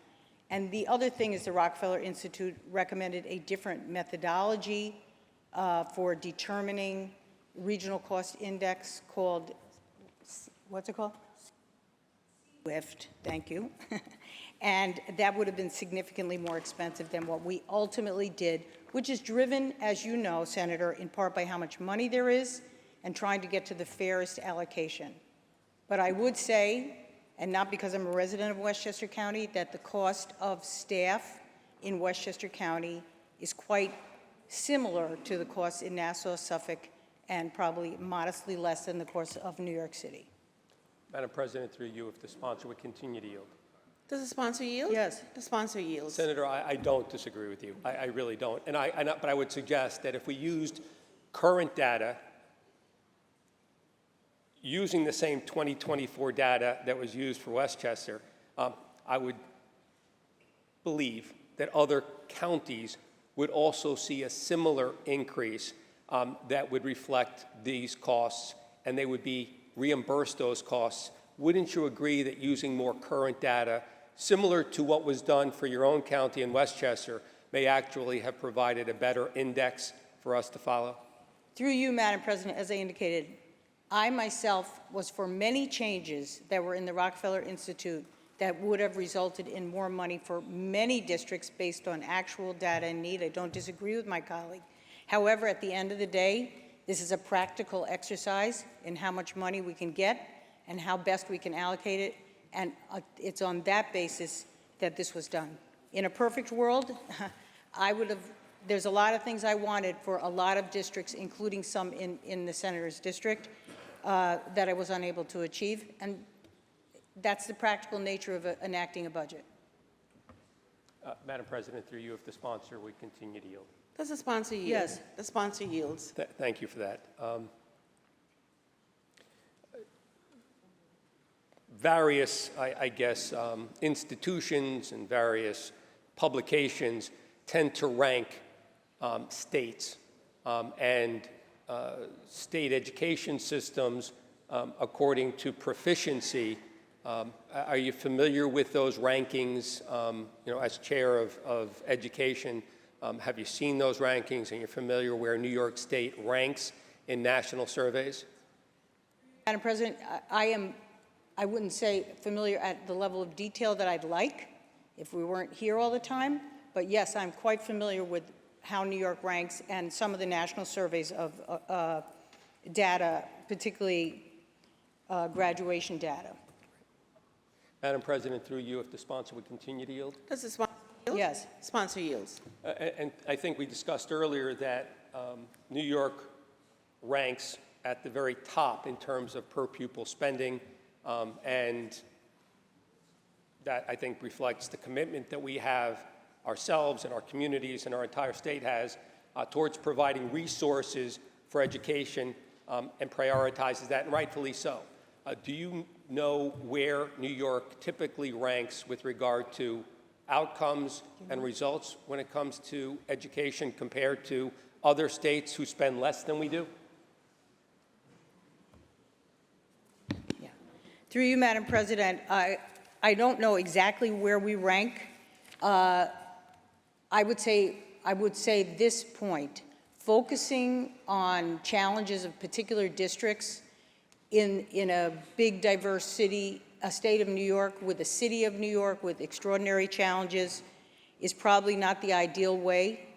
We have made significant strides as I visited schools across the state, rural, suburban, and urban, that I take great pride in. I think our whole legislature should take pride in putting money into improving our schools, and we are doing a very good job. Do we have a long way to go? Absolutely. I would agree with my colleague, and I'm very committed, as I know my colleagues are, to improving our ranking, but I'm not going to focus on the places where we as a state have challenges. We all know what they are. Thank you, Senator, and thank you. On the bill. Senator Martins on the bill. I want to thank my colleague for her work on the Education Committee, and Senator, rest assured that we all know that your approach is from a very solid place, and we're very happy to have you there. I think, unfortunately, Madam President, we oftentimes conflate spending with results. That somehow, if we spend more, and if we continue to spend more, that somehow that is going to result in a better education or a better outcome for students. And I understand, as I think every one of my colleagues, that there are variables in New York State that are unique to New York State, and there are countless variables that impact our ability to reach every child. But I would just ask that as we move forward and we deal with education policy, we stress the need to make sure that the dollars that we are committed to spending are actually being translated into actual results. And if they're not, perhaps we need a Rockefeller Center study to find out why, although we're spending in many respects almost twice as much as the national average for educating a child in New York State, twice as much as New York as anywhere else, on average, we're not necessarily seeing those results. And there's something I think we're missing, and I think there's something that our state education department is missing. And so as we rely on funding, that we couple that funding with a real emphasis on results. There was a discussion a few minutes ago about electric buses and zero emissions, and I'm troubled. I understand certainly the need, and I understand that we're on a path towards doing something, and we should be. But I'm also concerned that this mandate is putting extraordinary strain and extraordinary concern, certainly in my school districts, and I've heard from my colleagues on both sides of the aisle about the concerns and stress that our school districts have in reaching or meeting this mandate. During our budget hearings, we had the director from the Thruway Authority, some of you may remember that, and he was asked to give an update on where he was with electric vehicle chargers on the Thruway. And he said, I can't do it. Can't do it. There isn't enough capacity in the grid in order for us to put those electric chargers that we've been mandated to put in. And yet here we are talking about electric buses and the need for electric buses, and we're told that each one of our school districts or each one of our bus depots is going to need the equivalent in electricity of a small city in order to have the charging capacity to be able to charge those buses. And so as we move forward, we also have to be practical when we expect our local school leaders who are charged with budgeting and making sure that they're allocating their resources properly, that we're not giving them the impossible task and not giving them the resources if we know full well that our own grid does not have the capacity to provide the electricity that we are requiring. So let's be thoughtful about how we approach these mandates. Let's be thoughtful, again, as a body when we advance these policies before their time. I'm also concerned about the use of certain language when it comes to the safety of our children. We talk about these electric buses as if they are the basis for them is the safety of our children. New York State has 2% of its entire automobile and vehicle fleet are electric vehicles. That means that 98% of our vehicles, folks, are combustion engine. I drive my daughter to school. My youngest is still in high school. I have a combustion engine car. I will not accept that I am putting my daughter in danger by driving in a combustion engine car and driving her to school, much the same way that if she was driving to school in a bus that was a combustion engine bus. So let's understand that we are walking towards progress and we want to approach that. But when we use language about the safety of our children, it does juxtapose other questions logically that we should be prepared to answer. So let's keep everything within the context of where we are here. And lastly, Madam President, on masks. I'm troubled. The fact that we have just yesterday more protests on college campuses. This one was at Columbia, again, wearing masks and specifically attacking Jewish students should be troubling to all of us. This proposal that we have in this bill does nothing to protect our students on college campuses. Nothing. It's nice that we have it. We can all go home and say that we did something, but did we really? We passed something, but from a practical standpoint, we did not prioritize the safety of innocent people across the state, students attending colleges during protests who are being targeted for their religion by people who are wearing masks. We know that. Yesterday wasn't the first time this happened. Yet we'll stand here and say that we achieved something. The governor goes around the state highlighting the fact that there is a new law, but the reality is our students are no safer today, will be no safer tomorrow than they were yesterday as a result of what was done here. And Madam President, that's a missed opportunity and an unfortunate one because we could do better and we should do better. Thank you. Thank you, Senator. Senator Weber. Thank you, Madam President. Will the sponsor who's in charge of Section FF, East Ramapo School Monitor? Will the sponsor yield?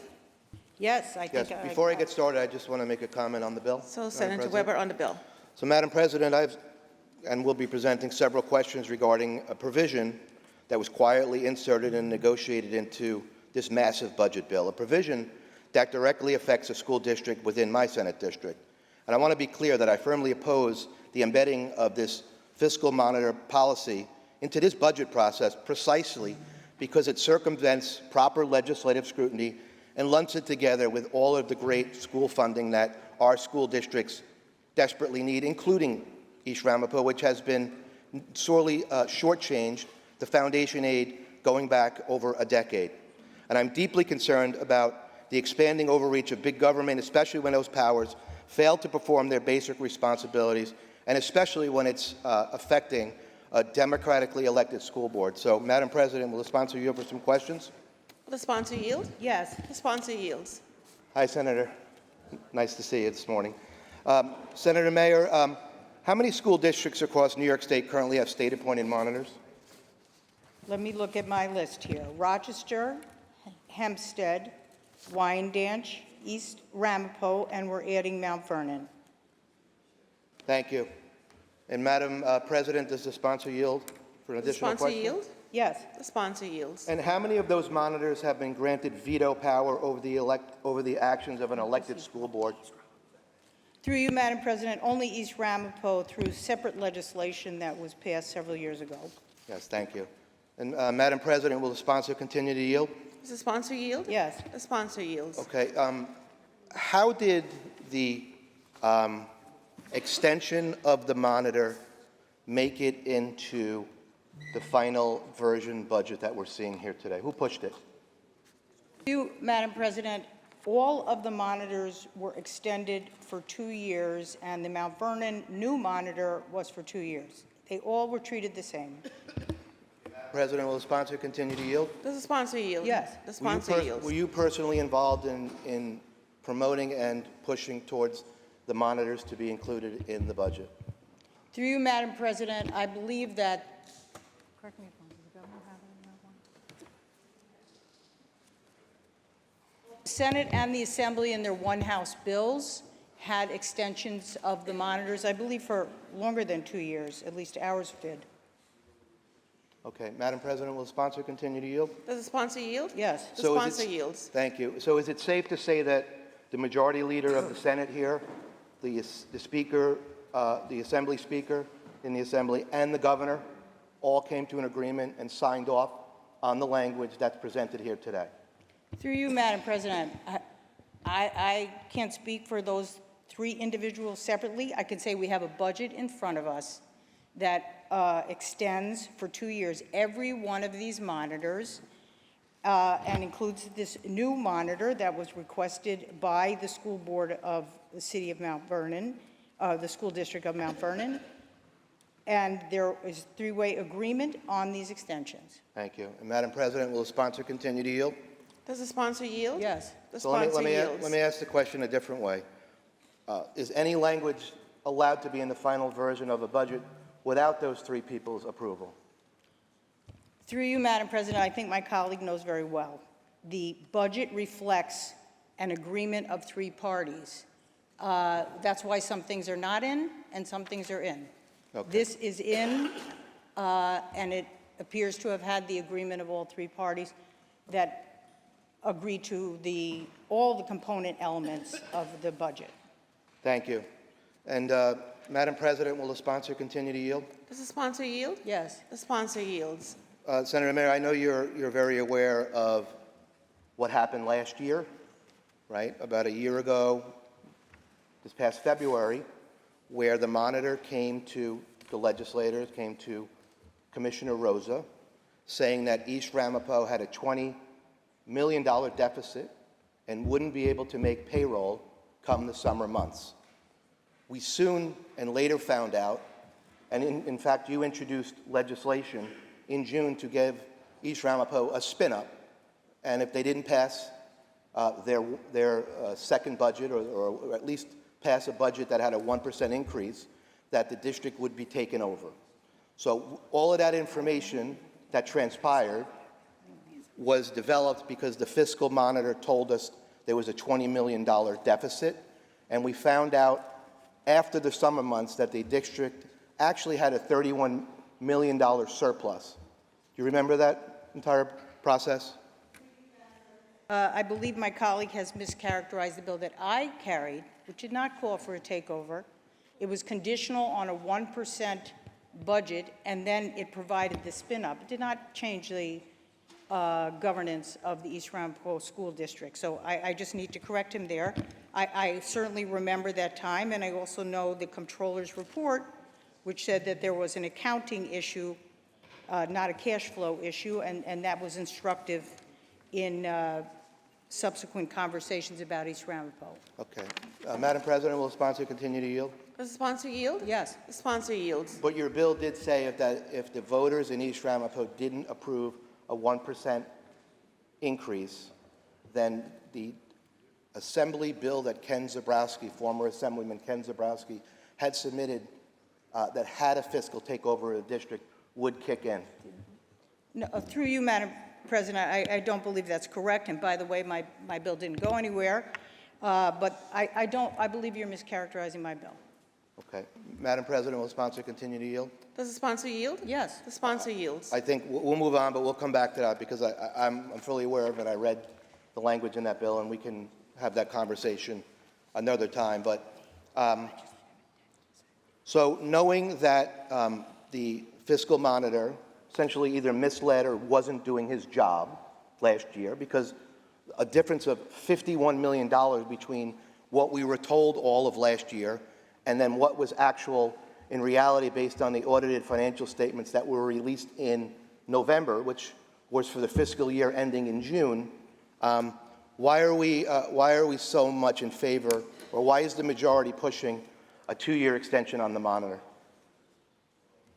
Well, through you, Madam President, first of all, the fiscal monitor for East Ramapo was replaced with a different person after that was determined, and that was extremely unfortunate, and all of us were very concerned about the students of the East Ramapo Public School District at the risk of layoffs and inability to meet payroll. So that was the motivating force for my bill.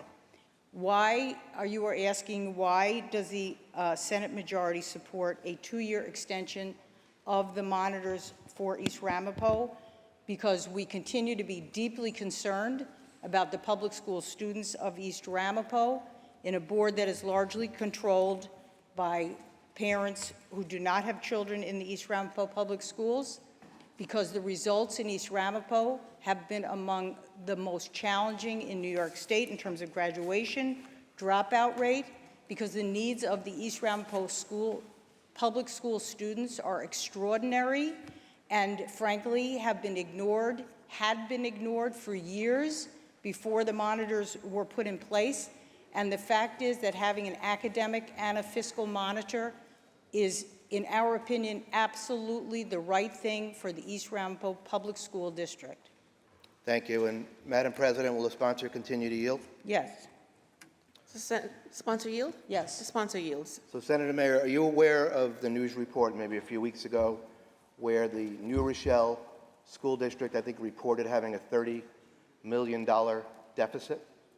Through you, Madam President, yes, I am. It is in my district. Thank you. And Madam President, will the sponsor continue to yield? Does the sponsor yield? Yes. Sponsor yields. In the list of schools that you mentioned earlier that have fiscal monitors with veto power, how come the New Rochelle School District wasn't included in this bill? Well, through you, Madam President, New Rochelle School District did not pass any resolution requesting a monitor at this point. And in fact, we have worked closely with the New Rochelle School District to be as helpful as possible to their challenges, which are quite different than East Ramapo, and the school board is quite different than East Ramapo, and we will continue to work with them as well as every school district.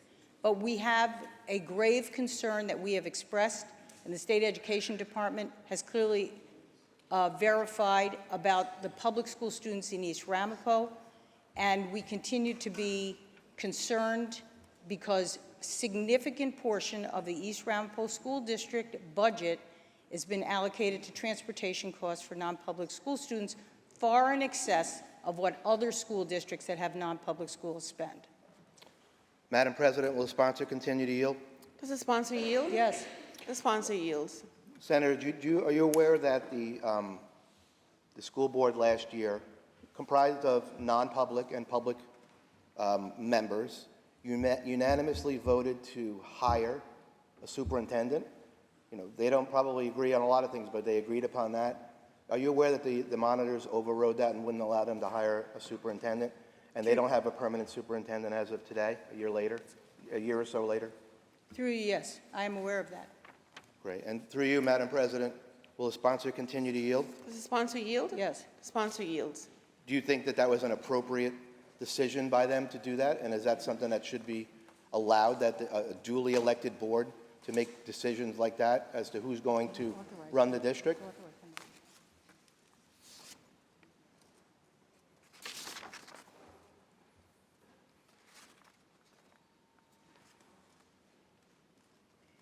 So through you, Madam President, under the existing law, I believe that created the monitors, as I recall, since I was in the Assembly at that time, the State Education Department has to approve the selection of a superintendent, and the State Education Department, the Commissioner, did approve the selection of the current superintendent, who, by the way, I would say, having met with him and visited the school, is truly making a difference in that school district, and credit to him. Thank you. Madam President, on the bill. On the bill.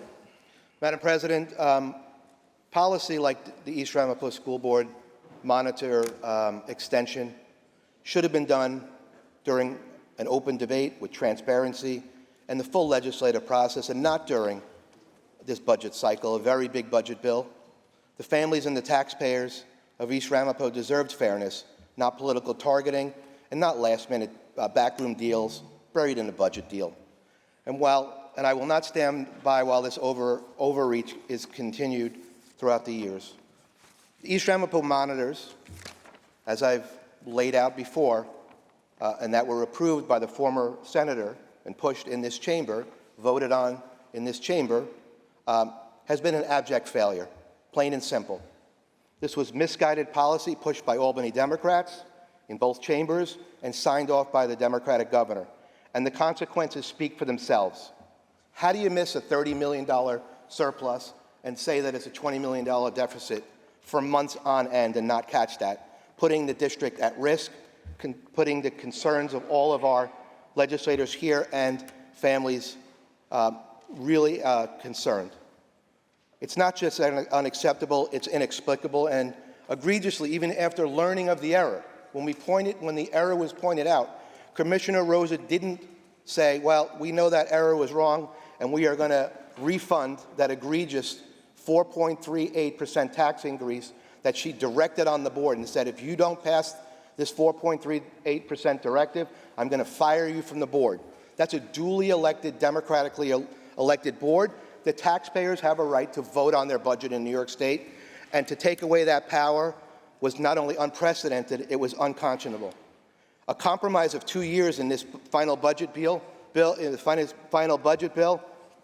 better than 5 years, but I think we need to continue to work together to phase out the failed monitors entirely. At the same time, as I said earlier, this budget includes great money for the districts in Rockland and about $20 million for the East Ramapo School District, a number that we've been saying for years, a number that's been shortchanged by this district, a district that always needs more and more money, just like our other school districts. So, Madam President, it's a deeply oversight measure, is bad governance. New Yorkers deserve better. The residents of East Ramapo deserve better. They deserve a lot better. Thank you. Thank you. Senator Helming on the bill. Thank you, Madam President. On the education bill before us, on the electric school bus and electric capacity, the Joint Utilities of New York analyzed the current electrical capacity of every single school bus depot in the state, both public and private. And let me tell you, the findings were bleak. 15% of districts currently do not have the electrical capacity to support a single, let alone a fleet, of zero-emission school buses. Additionally, districts across the state, as we've heard on this floor, have been told that the infrastructure upgrades will lead to significant costs. For some districts, those costs will be in the millions of dollars. And this is all against the backdrop of the independent system operators' reliability needs assessment finding that the grid will not be able to handle demand without significant resources being developed. Now, in my area, we need housing much, much more than we need electric school buses. And what's going to happen? We're going to create competition, which will not be good.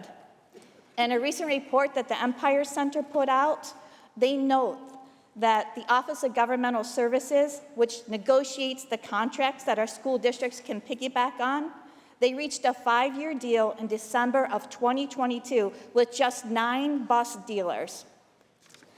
And in the first year, the State Department of Transportation approved just a small number of bus models. And do you know what has happened since that time? Not the price decreases that we've heard so much about. We have seen price hikes, 3.7% over the last 12 months. But you know what hasn't increased by 3.7% in this budget that's before us? The funding for the majority of my school districts. They have received the minimum amount of funding. Between the state's underfunding and this massive electric school bus mandate, our taxpayers are going to be hit harder than ever before. For this reason and so many others, I vote no.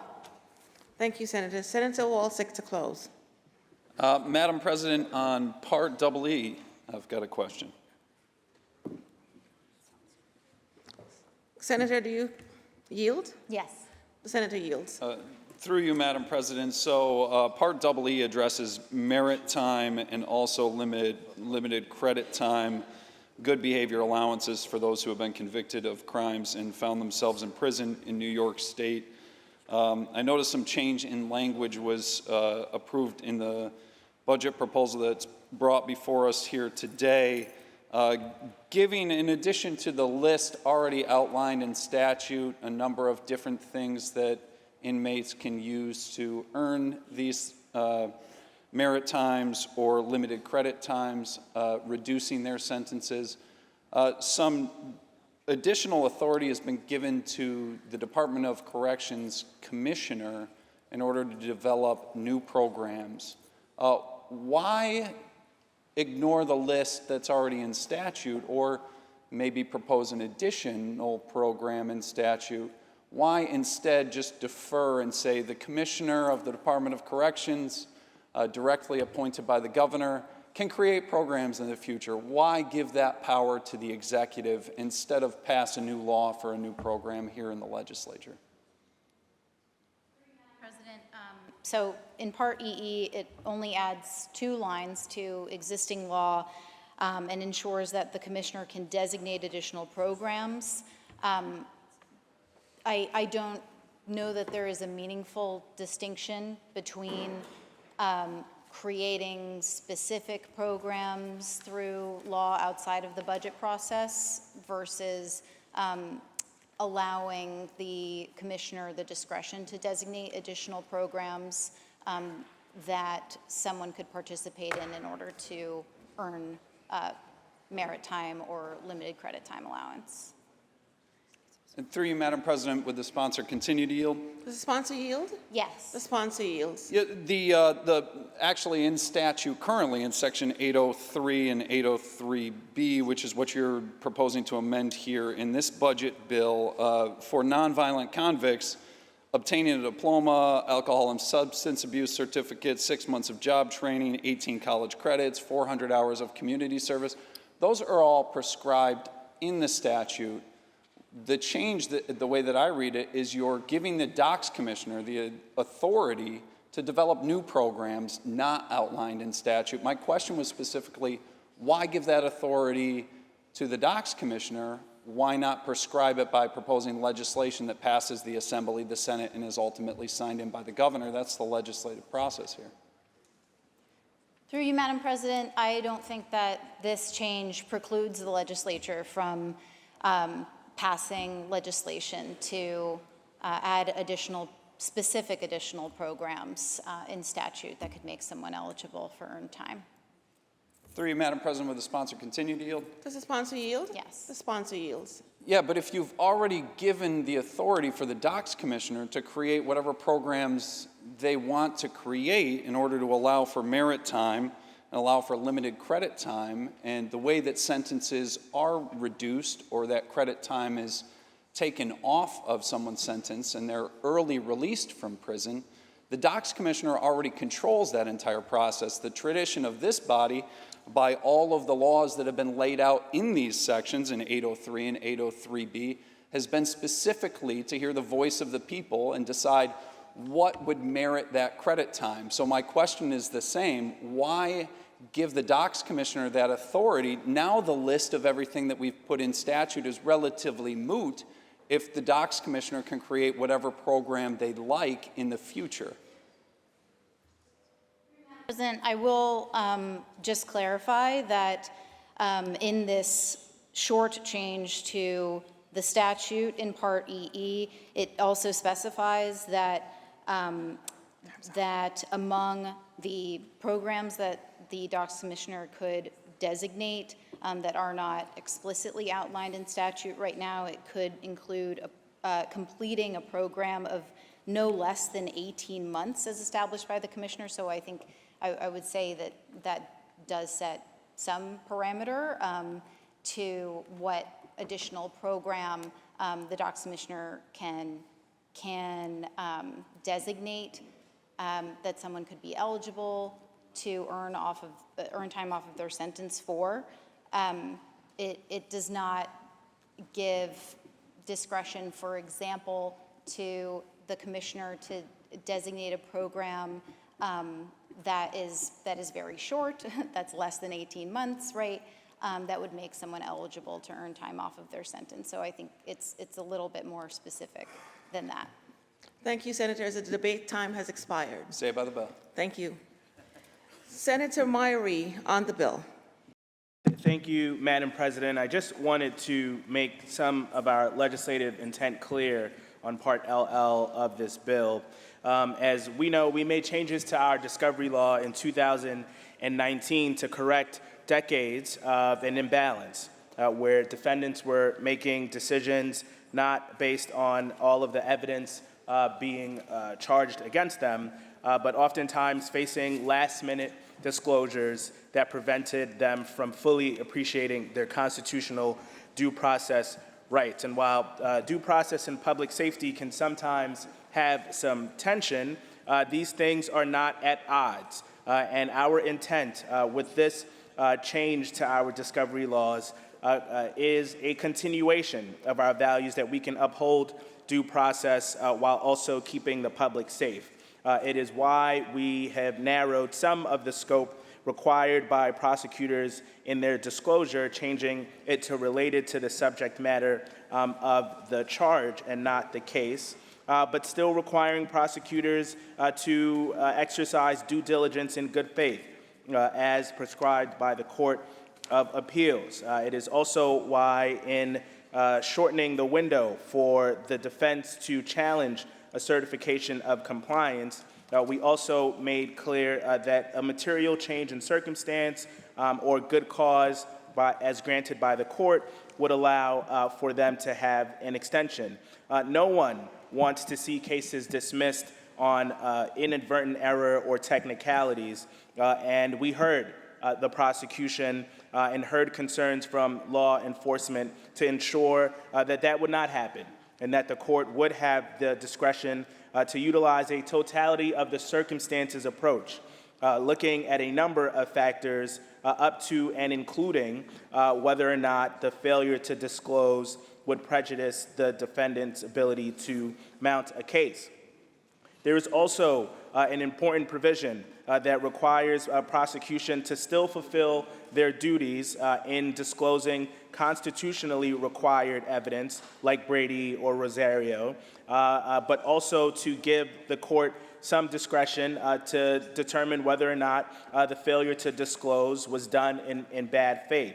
So I think we have struck the balance with this reform, that we are protecting the due process of New Yorkers while ensuring that victims and survivors do not have their cases improperly dismissed in the discovery process. It is our hope that the courts and the prosecution and the defense bar will take into consideration the challenging balance that our justice system has to maintain every single day. A constitutionally built adversarial system where both sides get to make a case and the public ultimately should remain safe. For those reasons, I'll be voting in the affirmative. Thank you. Thank you, Senator. Senator Mayer to explain her vote. On the bill, on the bill. Yes, thank you, Madam President. I rise to explain, to speak briefly about the substantial equivalency provisions in this bill. And while I do intend to vote for the bill, I rise to express my deep disappointment about the changes in this bill to the substantial equivalency provisions in the law. As we know, Section 3204 of the Education Law specifically says that Instruction given to a minor elsewhere than at a public school shall be at least substantially equivalent to the instruction given to minors of like age and attainments at the public schools of the city or district where the child resides. The State Education Department has undergone a thorough and inclusive process to determine how to ensure that non-public schools comply with this provision. And even last week we heard, in addition to the support of the Catholic schools, the independent schools, and the work with the Amish schools, that the vast majority of non-public schools in New York, working with the State Education Department, have found a way over a period of time to comply with the provisions of the regulations they adopted. And in fact, these regulations have been upheld by the Appellate Division 3rd Department, which said recently, our state most clearly supports the discretion of parents and guardians in choosing the most appropriate educational setting for the children under their care, including the incorporation of local community values, culture, and identity. The compulsory education requirement neither circumvents nor thwarts that discretion. However, the education law does balance this parental discretion with the child's right to a sound basic education as necessary to ensure their ability to meaningfully participate in society and government, a goal that is of paramount state concern. And that case is going to the Court of Appeals in the next week, and we expect the regs to be upheld there. However, the changes made in this law make profound changes in the ability of our students, and that is our focus, to achieve these opportunities. For one, it provides a phase-in period for schools that use the testing pathway identified in the regs that exempts any student currently in 3rd grade or older in the 25-26 school year from ever being covered by substantial equivalency requirements. That is an entire generation of young people, our sons and daughters, who will be deprived of the opportunity to receive a sound basic education, to be active participants in our civil society, as regulated by the State Education Department, was charged with this. Further, the language allows schools to use tests not approved by SED or aligned with New York State learning standards, so long as they've been approved for use by at least 3 other states. And it also allows schools to compare their results to similarly situated students, either in their overlapping geographic district or statewide. Unfortunately, this creates a perverse incentive for districts where the majority of school board members are made up of non-public school families to invest even less in our public education system. We have a responsibility, a personal responsibility, to every child in this state to ensure they receive a sound basic education and that they achieve substantial equivalency. I am greatly distressed because I believe the provisions in this bill take us backwards and did not move us forward in the interest ensuring that these children graduate school fully capable of engaging in our dynamic civic society. We owe these children this. I hope we can revisit this and make the changes necessary to ensure that we have done our best by every child in this state. I'll be voting yes with my grave disappointment about this provision. Thank you. Thank you, Senator. Senator Krueger to close. Thank you, Madam President. I appreciate enormously the work our great education chair, Shelley Mayer, did during this whole debate and the work she did trying to fight for the best possible outcome she could get for public education throughout the budget process. And to start, I will be voting for this bill.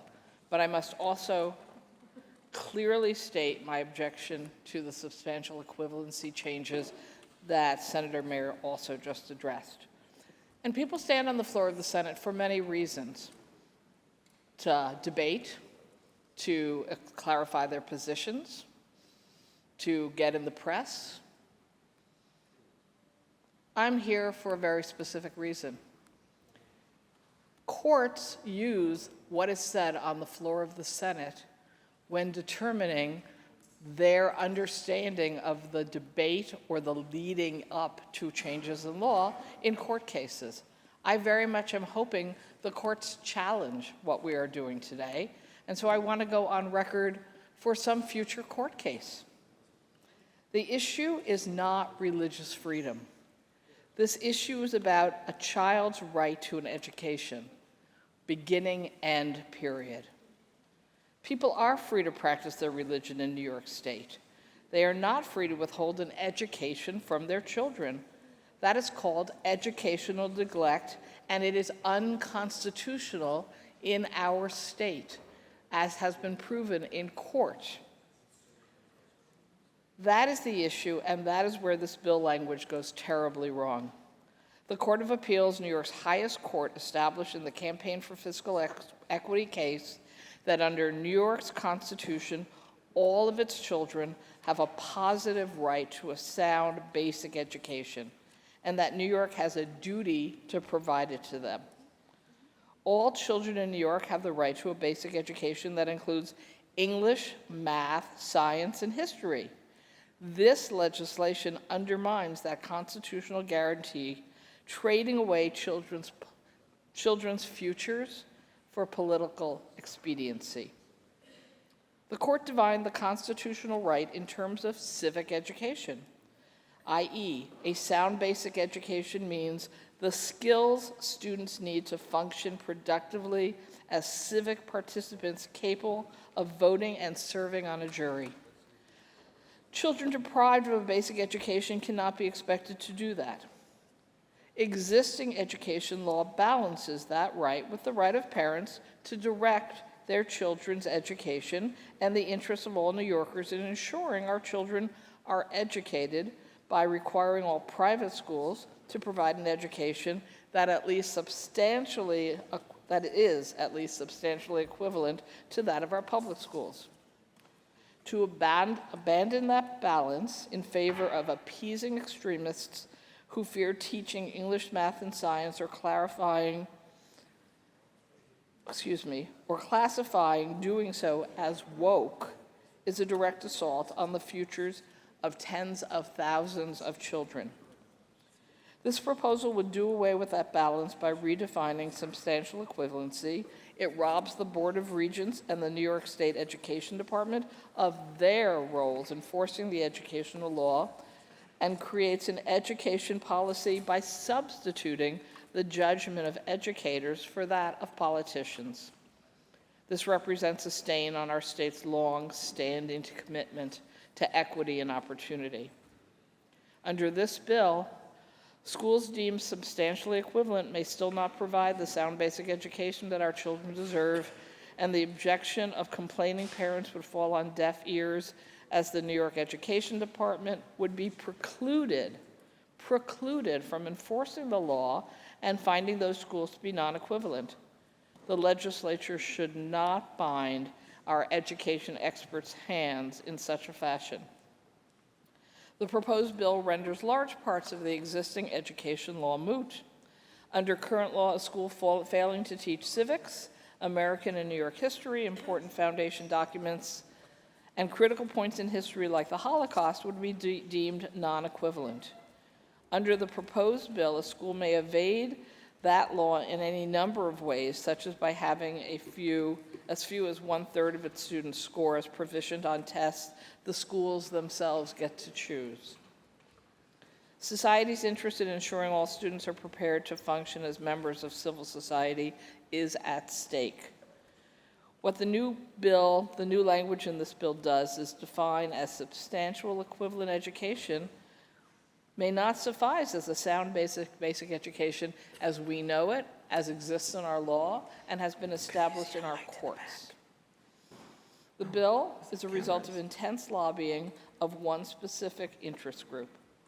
If adopted, it disadvantages a specific minority that cannot speak for itself.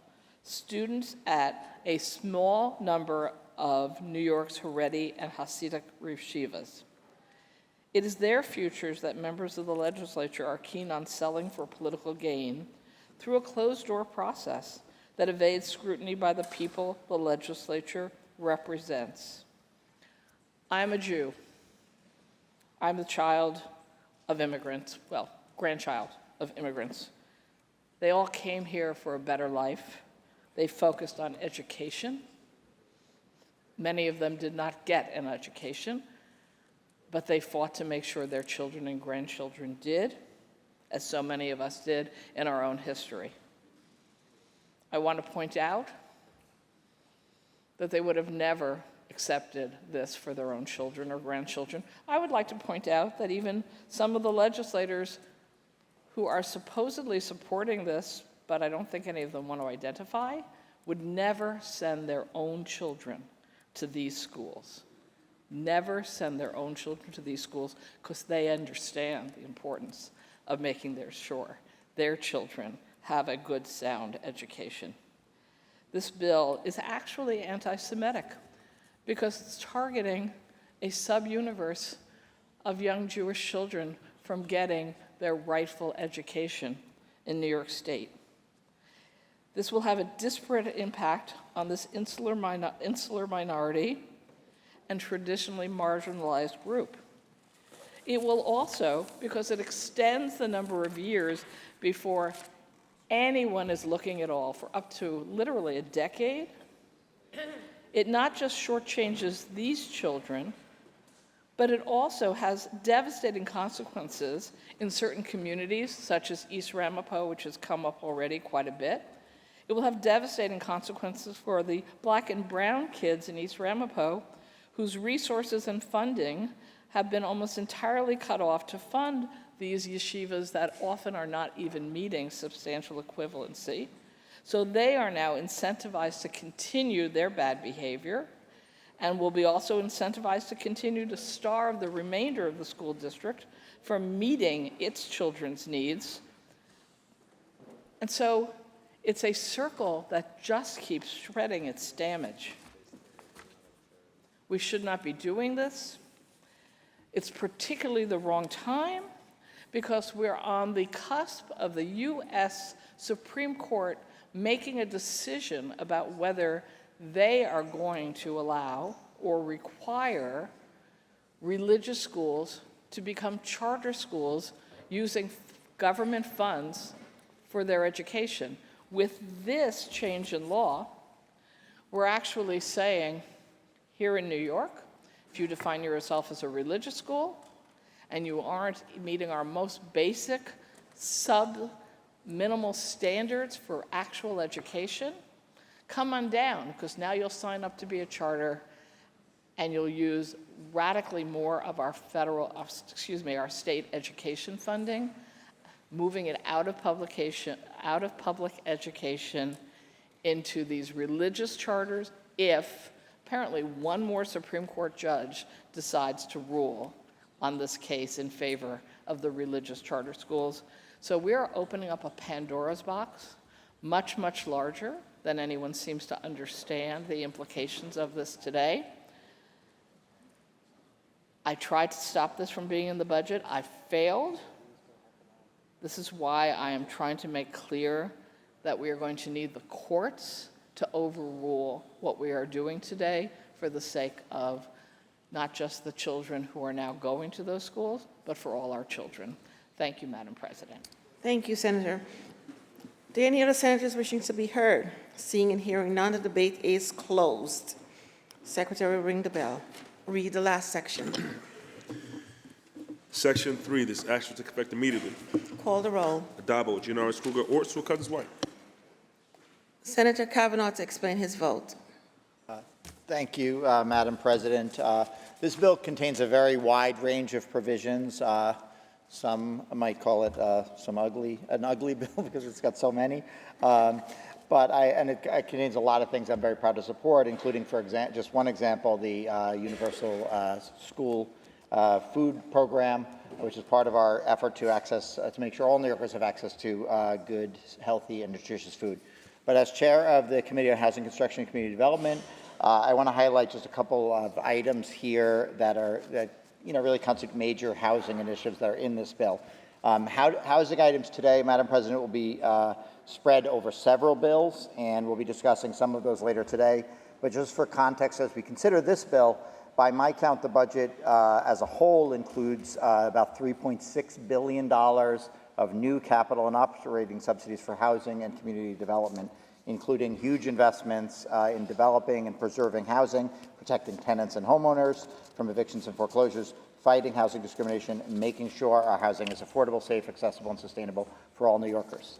One of the programs included in this bill represents a very long-fought victory, the Housing Access Voucher Program.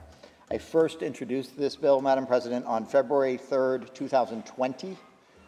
It was then and is now a critical step toward ensuring that we are committed to making sure that all New Yorkers can afford to live in our communities without having to make very tough choices between paying their rent and paying for other essential services. Like the Section 8 program, a federal program on which it's modeled, this program will provide for residents to pay up to 30% of their income toward their rent, and the rest will be covered by the program.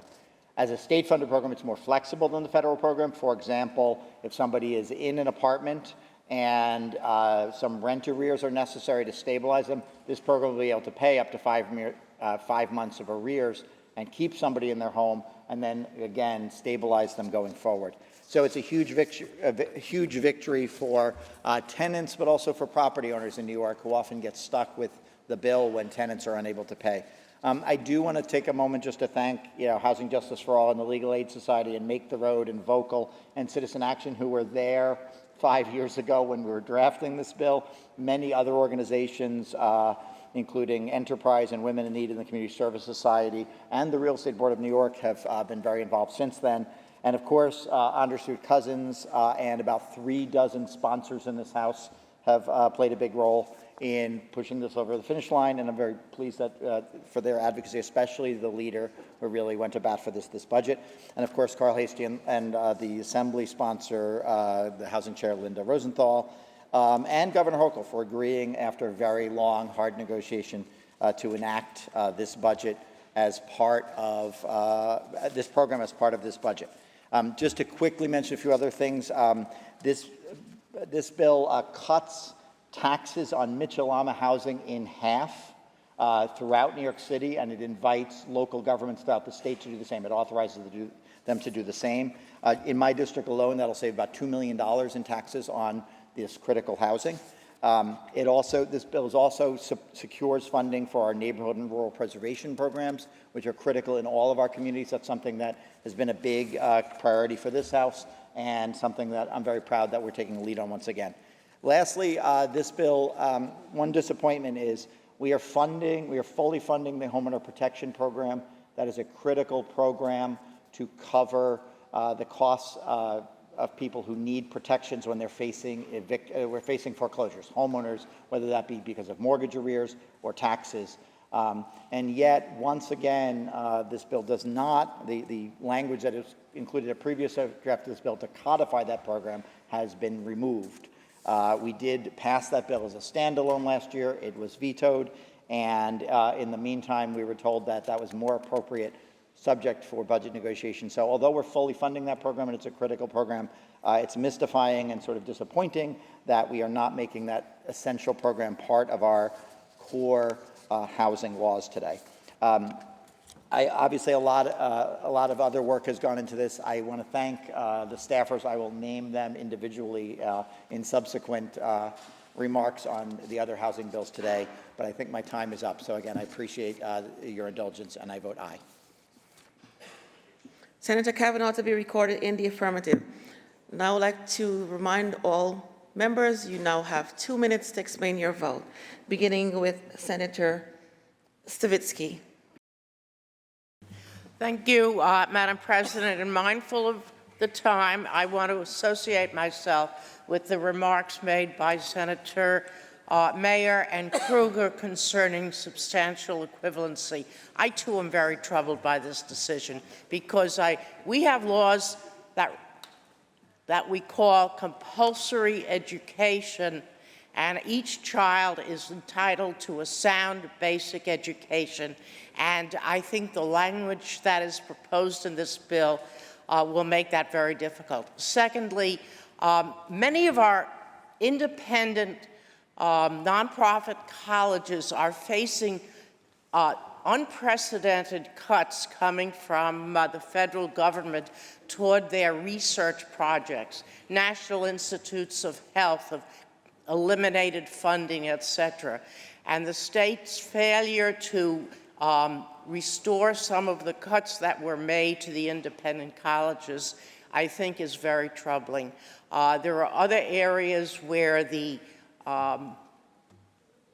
additional funding that we added to the governor's executive budget may be less than we would have wanted, but nevertheless, I think we are trying our best to make sure that the students of New York State receive the same kind of opportunities that our predecessors have also received. So in terms of my vote, Madam President, I vote aye. Thank you. Thank you. Senator Savitsky to be recorded in the affirmative. Senator Borrello to explain his vote.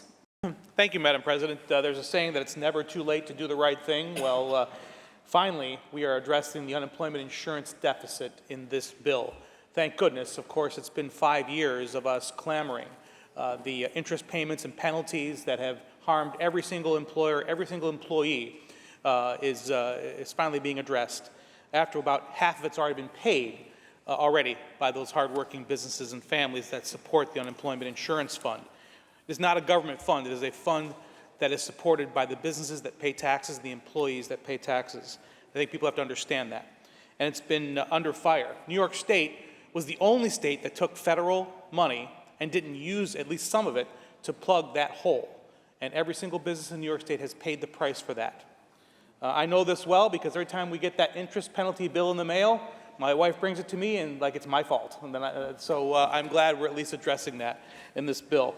That being said, that $11 billion hole is also coincidentally the equivalent of what was the fraud experienced according to the state comptroller. So essentially, every business in New York State, and now in this budget, we are covering for the cost of unmitigated fraud that occurred during the pandemic in our unemployment insurance. And I hope something is being done to correct that so it never happens again. The electric school bus mandate, again, not enough to get us across the line and build confidence that we can do this safely. So for that reason and others, I'll be voting no.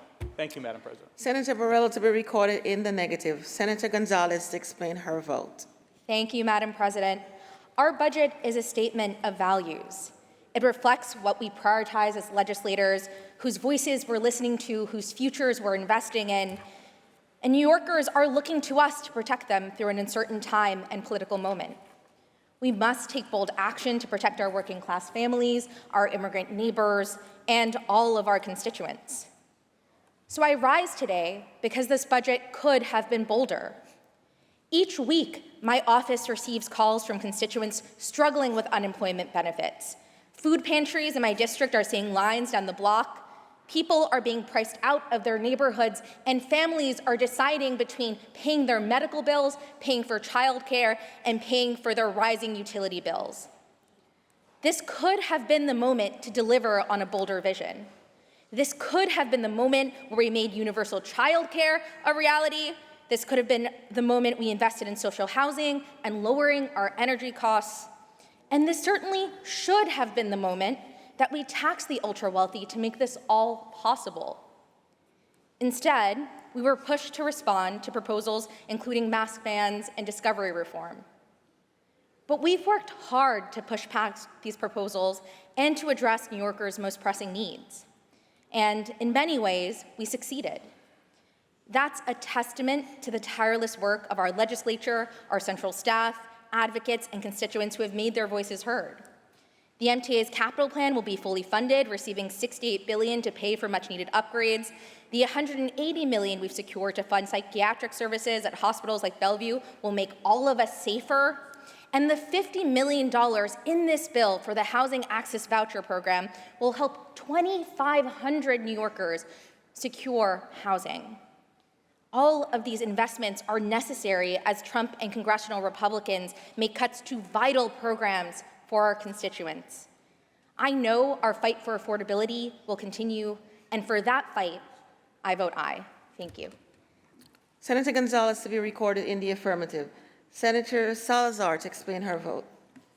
Thank you, Madam President. There are policies in this budget bill that I enthusiastically support, such as the creation of the Housing Access Voucher Program, and others that I strongly oppose, such as the mask penalty enhancer in Part DD. But I do believe that the proposal in Part EE to allow the commissioner to designate additional programs that would allow people to earn time off of their sentence is good, in that it is it demonstrates a commitment from the governor and the legislature to allowing incarcerated individuals to participate in rehabilitative programming that is valuable to the individuals themselves, also to conditions in our state prisons, and to society when people are ultimately released from incarceration.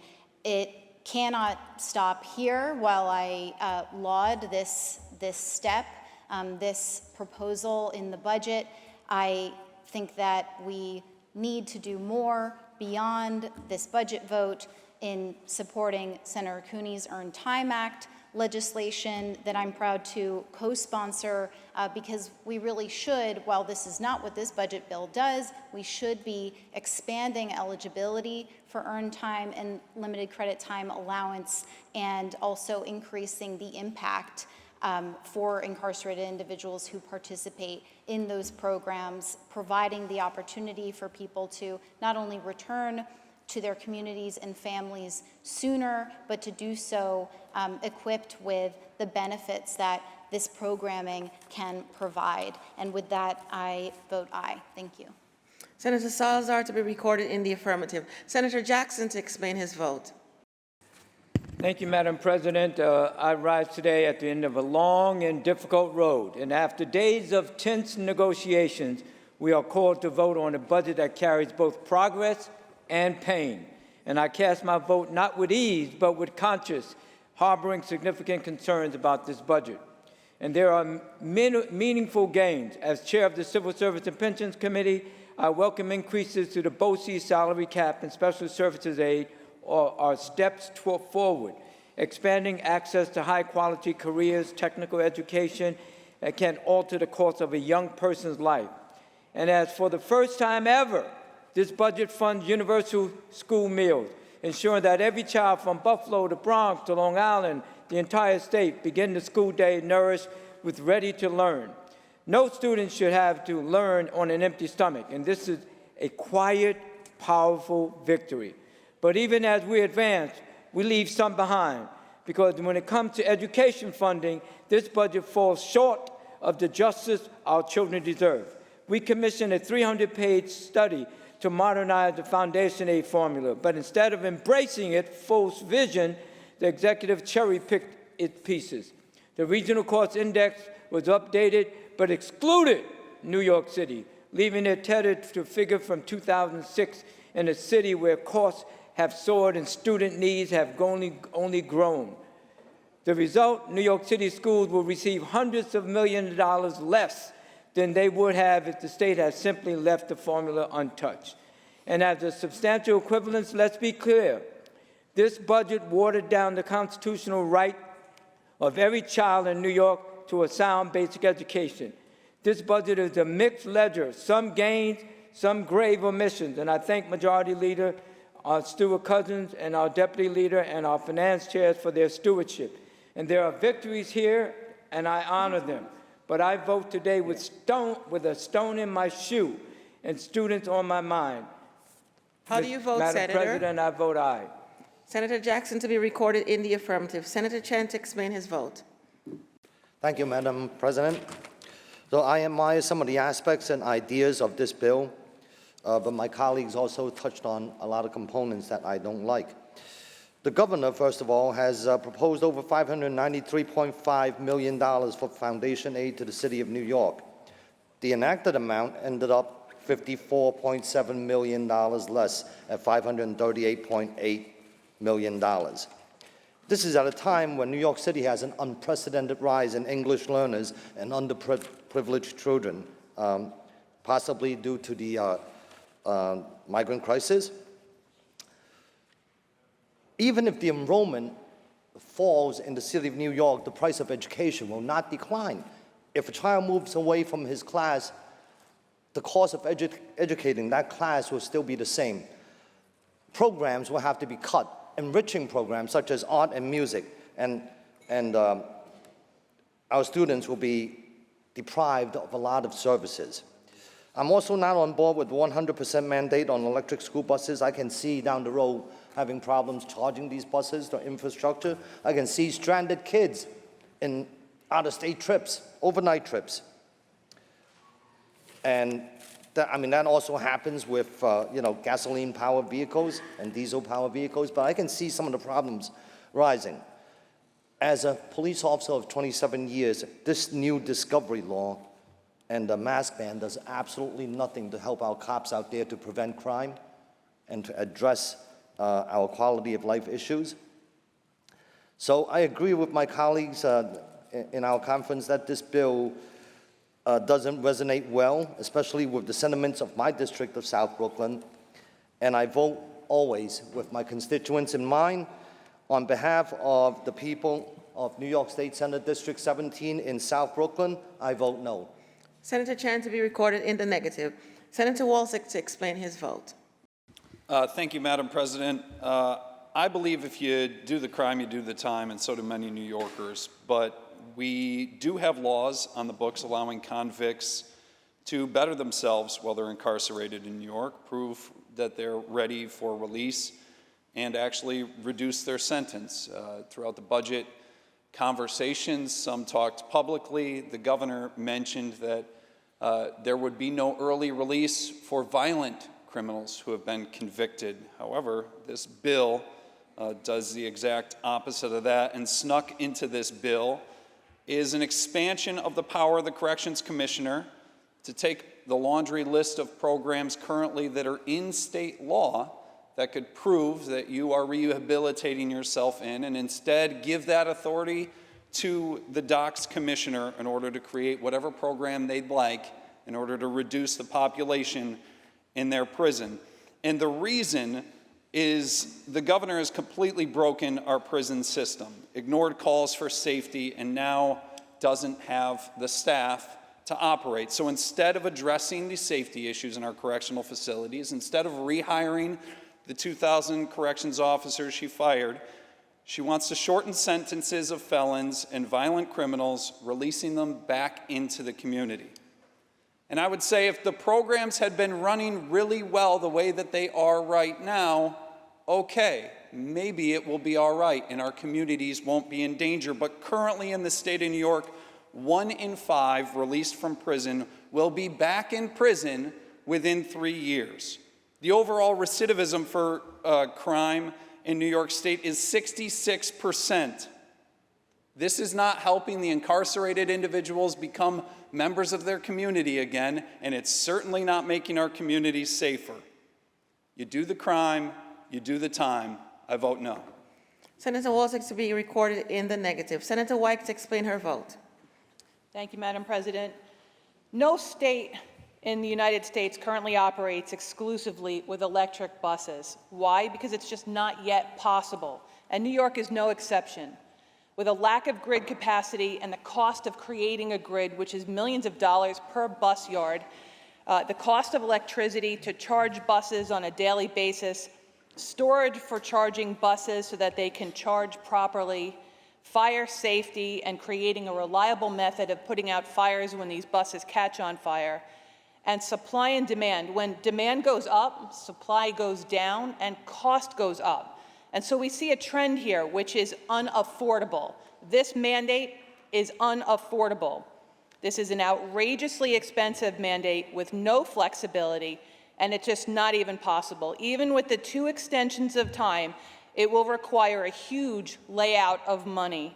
And for that, this mandate just cannot be met in this time frame. And for that and many other reasons, Madam President, I vote no. Senator White to be recorded in the negative. Senator Mayer to explain her vote. And as I've explained areas in which I have concern, I do want to say that there are many positive aspects of this bill with respect to education, and they were hard fought. including not having any districts suffer a loss from last year's money. This is a testament to our majority leader and to our conference's commitment to education, both public and non-public. I'm especially proud that we have won a long overdue reinvestment in our CTE programs for both BOCES and the Big Five school districts. These are life-changing programs, and we needed to invest in them, and I'm proud that we have. We also are providing universal free school meals available to every student in our state, reasonable changes to give districts additional flexibilities as they implement the electric school bus transition, acknowledging districts that have charter oversaturation requiring additional help, and credit to the governor and the teachers union for investing in our children's mental health and well-being by banning cell phones in schools with the assurance that parents will be able to reach to their child in the event of an emergency. So that we have accomplished a great deal. While it is far from perfect and there are things with which I disagree, on balance, we have much to be proud of our commitment to our children and to the state of education in New York. I vote aye. Senator Mayer to be recorded in the affirmative. Senator Bino to explain her vote. Thank you, Madam President. This budget has some challenges in it, but I'm heartened by some of the initiatives that have been included. Specifically today, I'd like to speak on the alternative funding to school districts that are facing saturation, high rates of saturation of charter schools. In Senate District 6, we have a proliferation of charter schools. 36% of Hempstead school communities go to charter schools, taking over $100 million with them. I'm heartened because this bill will allow for Hempstead to receive funding that it so desperately needs to avoid risk of laying off teachers, closing schools, and reducing programming.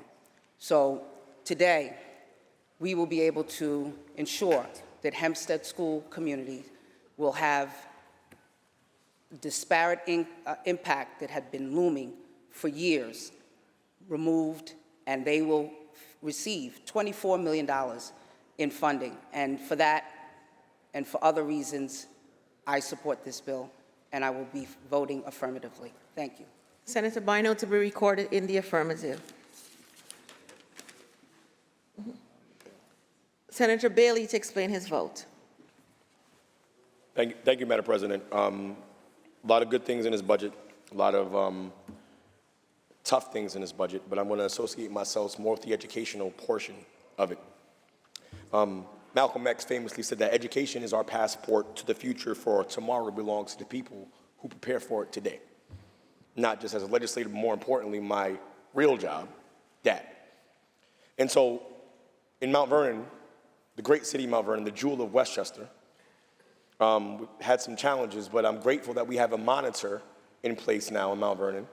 And sometimes, why are you thinking for a monitor? Because this is something that was universally agreed to by the district, the school board, the city. Everybody is happy that we can put our kids on the right direction to prepare for the future. And there's also a spin-up in that so that that district can remain ready and stay with the time. So I'm grateful for that. I'm grateful for the Jalen Brunson of Education Chair, Shelley Mayer, for helping us get some exceptions in the bell-to-bell conversation. Because sometimes our children are facing real things. Sometimes they are responsible for the care of others. While this may take away from their educational experience, sometimes there needs to be a reason why a child may need to have access to a device or a way to do it. So I'm grateful to our leader and to Senator Mayer for being able to carve that out. And what I would say is this, none of us would drive on an empty tank of gas. We can't. So how could you expect a child to learn on an empty stomach? It doesn't happen. We get hangry. Some of us can't function without coffee. So how the hell can we expect our kids to learn if they can't eat? Universal school meals is going to be part of that passport to the future. It may not seem like a huge thing now, but a kid getting something to eat where there may not be a meal elsewhere, that will change their life, Madam President. And for those reasons and many more, I proudly vote in the affirmative. Senator Bailey to be recorded in the affirmative. Senator Fahey to explain her vote. Thank you, Madam President. I too rise to vote yes on this budget bill, but I also want to recognize some of the trade-offs in that vote. First of all, on the positives, I too want to emphasize a number of the education pieces that are very positive in this bill, including the universal free meals that I think have been long in the making and will be game changers for many of our children.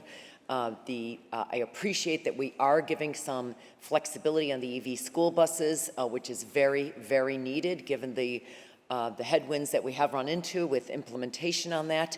Also very pleased that we are giving long overdue increases on the salary cap with BOCES. Thrilled to see the bell-to-bell cell phone plan, another overdue one, while giving the necessary flexibility with the implementation of that. And one of my favorite pieces, as the former higher ed chair in the Assembly, is the free targeted community colleges for non-traditional students, which I think will really be a game changer in many of our areas. I also want to add and commend the chair of the Education Committee as well as the chair of the Higher Education Committee for raising their concerns in opposition to the substantially equivalent pieces of the budget, and I share their concerns in opposition. With that, I want to note the support for tightening up on the discovery reforms and hope that this will lead to not dismissing, arbitrarily dismissing cases, including domestic violence. Thrilled with the UI benefits that, again, long-term advocacy, and very pleased with the housing access vouchers. With that, again, with all these trade-offs noted on the good and the bad, I vote in the affirmative. Thank you, Madam President. Senator Fahey to be recorded in the affirmative. Senator Hinchey to explain her vote. Thank you, Madam President. I rise today to thank the leader, Andrea Stewart-Cousins, and our entire conference and the legislature for fighting tooth and nail for a budget that we could be proud of. This budget that we're voting on yesterday and today does leave a lot to be desired. But there is one shining element in this budget today, and that is, as we've heard from some of our colleagues, the expansion of universal school meals. This is something that we in our conference have fought for the last 5 years. We have worked on increased expansions year over year, providing universal meals, free breakfast and lunch to students across the state. But we've been unsuccessful in making sure that every student in New York had free breakfast and lunch. This budget right now that we are voting on will ensure every student does not have to worry about where 2 meals a day during the school year are going to come from. While we are not successful in changing and expanding the Farm to School program to include breakfast, to make sure that we can expand markets for our farmers and ensure that the food that our kids are eating is healthy food, healthy and nutritious, locally sourced food, we are providing universal school meals, and we will fight next year to ensure that we can expand the 30% threshold. I'm also incredibly proud of increase in BOCES salary reimbursement for the first time in 30 years and expanding the eligible grade reimbursement for our career and technical education for our students. While we have a lot more work to do, I did want to take a moment to celebrate the full expansion and phase-in of universal school meals, and for that reason, I'm proud to vote aye. Thank you. Senator Hinchey to be recorded in the affirmative. Senator May to explain her vote. Thank you, Madam President. I also rise to thank the Majority Leader and our incredible council and staff who negotiated so fiercely on behalf of the people of this state. And I want to share my colleagues' frustration. We've spent the last 4 months dealing with distractions like masks and discovery when we should have been laser focused on protecting the people of this state from the tsunami of terrible policies coming out of Washington. There are a few things in this budget that we are doing that really do push back. The University School Meals is one of them at a time when the federal government is talking about defunding school lunches and SNAP and Meals on Wheels and all kinds of food security items that they have carried for a very long time. We also are helping our small businesses that are facing terrible pressures from tariffs and from raids on their workforces with the unemployment insurance funding.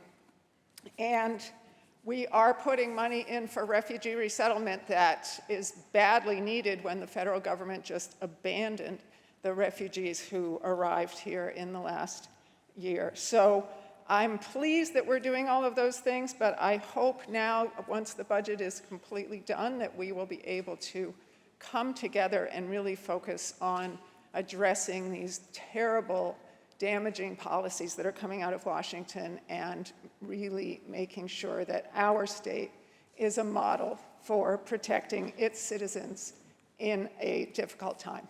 Thank you. I vote aye. Senator May to be recorded in the affirmative. Senator Webb to explain her vote. Thank you, Madam President.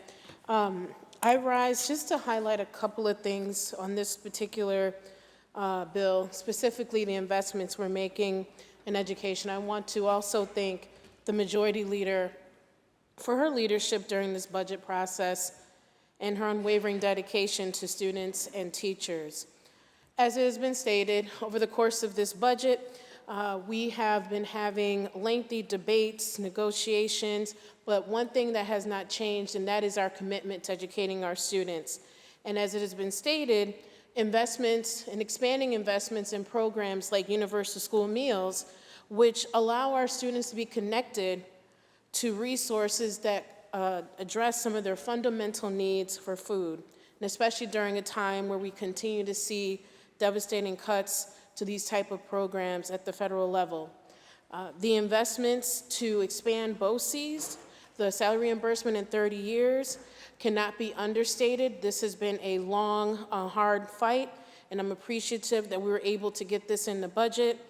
And, of course, fully funding our schools with over $26 billion in foundation aid, continuing our commitment to this important issue. In our Senate, in our Senate One House, we push for more funding for schools, and we'll continue to do that as this is a priority because we know that it is important to the future of our students. Also, the investments in housing, worker protections, and many others, all of this indicates our continued investment, but we also know that there's more work to do. So I want to thank my colleagues for the continued efforts we're making, and also I want to say congratulations to my niece who is being inducted into Honor Society today. I vote aye. Senator Webb to be recorded in the affirmative. Senator Lanza to explain his vote. Madam President, I don't believe public safety is a distraction. If you're one of the tens of thousands of victims of crime in New York, that is not a distraction to you. Discovery. We've listened to the public debate about it for 38 days. In this legislation, nothing has been done to change it. Discovery reform, so-called, that was enacted a number of years ago, is exactly the same and in the same form as it was then. If you are a would-be criminal who wants to commit a crime and get away with it by putting a mask on your face, the law here says do it, because you will not suffer an additional second of penalty by doing it. New Yorkers watched over the last 38 days the standoff between the governor and the legislature. What we were told was the holdup preventing an on-time budget was a few issues, namely discovery and masks. My colleagues across the aisle said, we're not budging. The governor said, I'm not signing a budget that doesn't include those. Well, my colleagues across the aisle clearly won. The governor lost, and sadly, Madam President, I believe the people of New York lost as well. And for those and other reasons, I vote no. Senator Lanza to be recorded in the negative. Senator Krueger to explain her vote and to close. Thank you, Madam President. You know, this bill, as I said, I'm voting for it despite concerns about certain sections, has a lot of incredibly good things in it. And so I just thought I'd point out, this is education, labor, family assistance. We've already heard about the importance of universal school meals, an issue I worked on before I was even a senator, and so excited that we're finally getting it over the finish line. Some truly desperately needed assistance for vouchers for rent for the poorest families in New York City. And so we had leadership from chairs of so many committees that made a difference in getting us to this bill. And I must admit, I was sort of fascinated that my colleagues who are voting no on this bill seem to have a little obsession against electric buses. It's not really the biggest issue in education, labor, and family assistance. And actually, all the research shows they're actually safer, they're cleaner, they don't pollute, they're quieter, they're more expensive to start, but have lower maintenance costs. We've put money in, and the timeline for ever having to get there is extraordinarily long, so I'm just not sure why everybody thinks this is what 19.5 million New Yorkers fixate on. But so be it. I vote yes, Madam President. Senator Krueger to be recorded in the affirmative. Announce the results. In relation to count the 973, vote in the negative are Senators Morello, Canzeri-Fitzpatrick, Chan, Gallivan, Griffo, Helming, Lanza, Martins, Matera, Obracker, O'Mara, Ort, Palumbo, Rhodes, Steck, Tedisco, Walzick, and White. Ayes 44, nays 18. The bill is passed. Senator Serrano, a point of privilege, as people have been asking. The question was asked, will we have an enacted budget before we have a pope? And the question has been answered. We have the first American Pope, Leo XIV.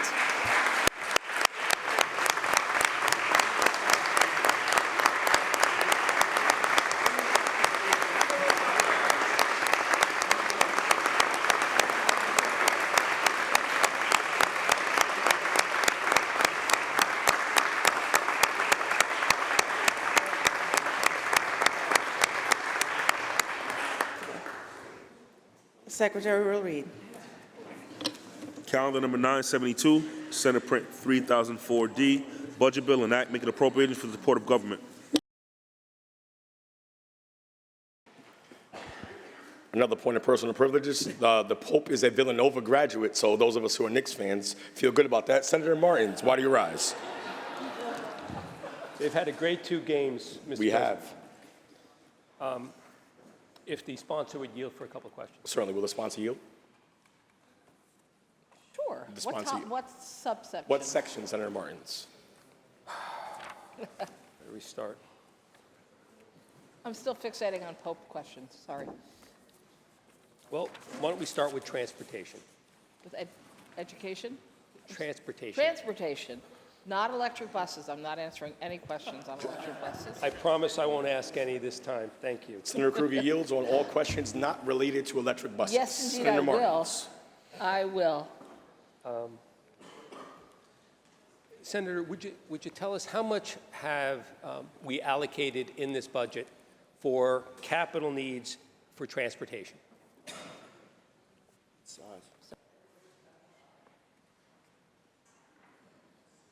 Through you, Mr. President, if I can just clarify. So this is anything in transportation, including the MTA capital plan that we discussed yesterday, or just the Department of Transportation? I would limit it to the Department of Transportation, roads, bridges. Thank you. $6.97 billion. And included in that, I'm Senator sorry, Martins. Oh, of course. Will the sponsor yield? Excuse me. We're doing one of those sports substitutions. So Senator Cooney would love to answer the questions. If We that's will okay. substitute in Senator Cooney. Thank you, Mr. President. If the sponsor would yield for another question. Senator Cooney, do you yield? I do. The sponsor yields. So of the nearly $7 billion has been allocated for, I'm assuming, roads and bridges and the like. Included in that are expenses for CHIPS funding as well. Isn't that right, Senator? That's correct, Senator. Through you, Mr. President, if the sponsor would continue Will to the yield. sponsor yield? Sponsor yields. Sponsor yields. Traditionally, in this House and in these budgets, transportation funding is distributed by percentages or regional percentages. Are you familiar with that, Senator? Yes. Through you, Mr. President, if the sponsor would continue to yield. Will the sponsor yield? Sponsor yields. Can you tell us how the regional shares are distributed or allocated?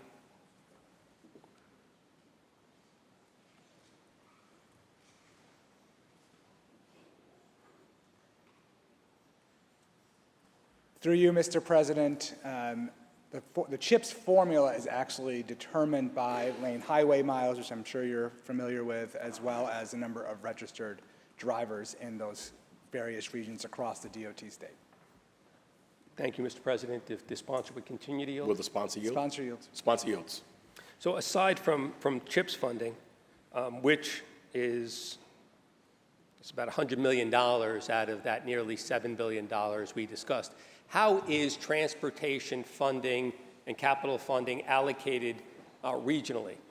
Is it still allocated by that same metric, registered vehicles and lane miles? Yes, it is. It's come up with a statewide CHIPS formula using those exact same factors and variables. Then we then fund that formula, and it's distributed as such to each DOT region. Through you, Mr. President, if the sponsor would continue to yield. Does the sponsor Yes. yield? Sponsor yields. So how many regions are there in the state that receive an allocation? There are 11, through you, Mr. President, there are 11 DOT regions. And I guess, Mr. President. Will the sponsor yield? Yes. The sponsor yields. Thank you. Regions like Long Island, Western New York, Northern New York City, there are different regions for different areas geographically, correct? Through you, Mr. President, that's correct. So your region would be Region 10 for DOT. Thank you. Mr. President, through you, if the sponsor would continue to yield. Will the sponsor yield? The sponsor yields. Can you tell me what the percentage of allocation is for Region 10?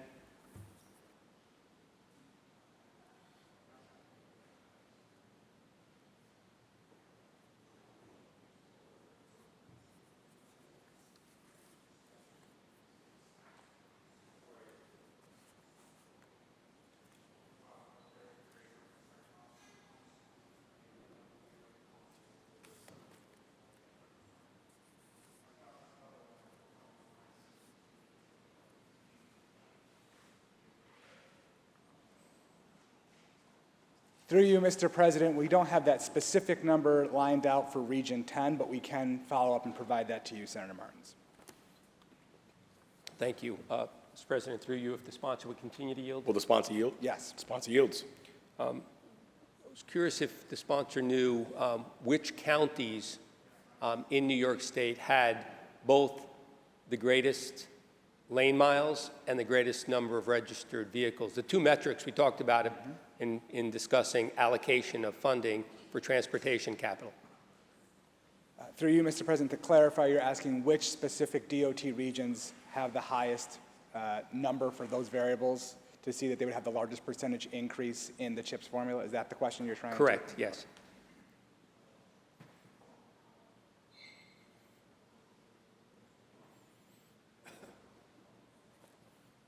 Through you, Mr. President, Region 8, the Hudson Valley, would be number 1, and number 2, we believe, would be your region, Region 10, Long Island.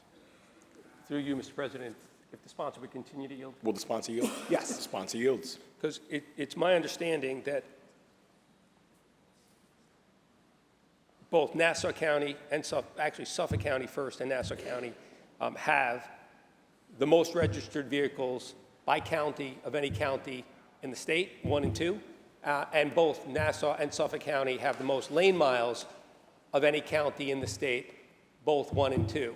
And so understanding that those two counties themselves have the greatest number, do you know what the allocation is for Region 10, which comprises Nassau and Suffolk County? Yeah, through you, Mr. President, we don't have the specific allocation for Region 10 available to us right now, but we can look into the CHIPS formula and break that out for you.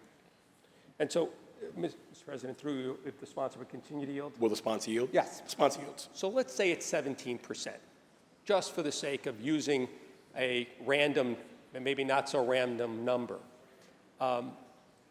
What and how much of the funding here would be allocated for construction projects in Region 10? Through you, Mr. President, not quite sure I understand the question. If you're using the hypothetical of 17%, are you saying, is the senator saying that 17% increase in CHIPS for that specific region? I'll rephrase, Mr. President. Please Okay. rephrase, Senator Martins. Is it 17% of the $7 billion that was allocated in transportation funding? Would that go to Region 10 if they were 17% over the overall lane miles and registered vehicles? Through you, Mr. President, I understand the question better now. If that 17% was their proportional share of the DOT's CHIPS formula, yes, those funds would be directed to that region for the municipalities to spend that, whether on capital projects that they have already determined or whether they have needs that they have to have their municipalities seek for additional dollars. Thank you. Mr. President, I have questions now with regard to economic development funding. I'm not sure if Senator Cooney would still be the sponsor, but I have a question specifically with regard to an allocation for the Fordham Landing South project. Fordham Landing South project. Would that perhaps be Senator Krueger? I believe it might be. If you can just give us 1 second, Senator Martins. Not at all. Senator Krueger, do you yield? Of course I yield, but I need to hear the question again. Of course. Senator Of course. Martins, I haven't asked it We yet. didn't do the question. Thank you. But it is specifically with regard to an item that is listed under economic development for which there is a $55 million allocation, and it's called Fordham Landing South. Can you tell us what that project is and why we would be allocating $55 million of state capital for such a, what I believe is a private project?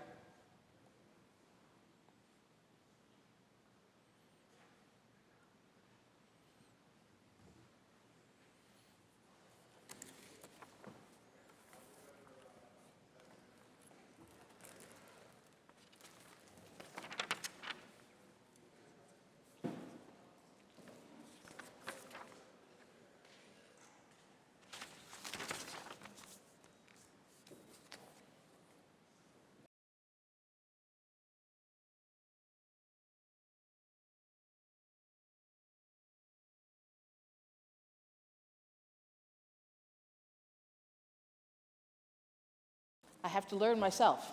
So apparently it is a governor's project. It's in the Bronx. It's a mixed housing project with a significant affordable component. I don't have the percentage or numbers right now. And that's actually what I know. But we will try to get you a better answer because staff is going to go find me better answers and I can get back to you with more later. Thank you, Mr. President. Through you, if the sponsor would continue to yield. Will the sponsor yield? Yes. The sponsor yields. Senator, I also looked it up. I did a quick search on my phone, and I did find it to be a private development, but I find it, again, unusual. And the reason for my question is allocating $55 million for a private development that is not publicly operated seems extraordinary to me, and so I'll await your response. Through you, Mr. President. Most of our affordable housing funds that go through a variety of different programs end up being for private developers building that housing. We have almost done no building of public housing in a very, very long time. Through you, Mr. President, if the sponsor would continue to yield. Will the sponsor yield? Absolutely. The sponsor Well, yields. I understand that there sometimes are opportunities through IDAs and the like to provide either tax benefits or pilots and some sort of incentives. There have been 421A programs, for example, in the past. Right. But would you agree that it is unusual for there to be a specific allocation of $55 million for a project, not facilitating bonding and borrowing, not giving them some sort of tax incentives or a pilot program, for example, but actually allocating $55 million towards a private development project at the governor's request should be reviewed. And so I'll await your response as well. Through you, Mr. President, I don't actually disagree. I'd be surprised if when we learn more information, this doesn't also include tax credits, other categories of funding, because I've never seen any affordable housing project in the state of New York that didn't involve a combination of different funding streams. So I'm going to ask staff to try to get a full analysis of what the story is here, because it's a perfectly reasonable question about this. Thank you, Senator. Mr. President, through you, if the sponsor would continue. Will the sponsor yield? Yes. The sponsor yields. I have a few questions regarding housing, but I'll ask the sponsor to yield shortly. But since we're chatting, I'll ask you, there's an allocation in this budget for $385 million. It's, I guess it's not very specific. It speaks to it being pursuant to plan agreed to by the Director of the Budget, the Speaker of the Assembly, and the President Pro Temp of the Senate. Are you familiar with that allocation? Yes, sir. I believe that is a continuation of a program we have been calling CREST, which is a discretionary capital fund divided three ways: Senate, Assembly, Governor. And if you give me a second, I'll tell you what CREST stands for. I think it's right here. Community, Resiliency, Economic, Sustainability, and Technology. Great when one of us knows the answers. Yes, thank you. Thank you. Mr. President, through you, if the sponsor would continue to yield. Will the sponsor yield? Are you asking Senator Kruger to yield or Senator Kavanaugh on housing? Which one do you No, want? no, Senator Kruger. Senator Kruger, do you yield? We're on a roll here. Yes, sir. All right, the sponsor yields. Thank you, Mr. President. So how is the $385 million allocated between the Senate, the Assembly, and the Governor? It's split three ways. So a third goes to the governor's discretion, a third to the Assembly discretion, and a third to the Senate discretion. And at least here in the Senate, that goes through our leader, Andrea Stewart-Cousins. Through you, Mr. President, if the sponsor would continue to Will yield. the sponsor yield? Yes. Sponsor yields. So roughly, if my math is right, $130 million per for each of the Governor, the Assembly, and the Senate. That's approximately right. Thank you. Through you, Mr. President, if the sponsor would continue to Will the yield. sponsor yield? Yes. Sponsor yields. And so is the $130 million allocated to the Senate, is that solely at the discretion of the President Pro Tem? Is it allocated per Senate district, per senator?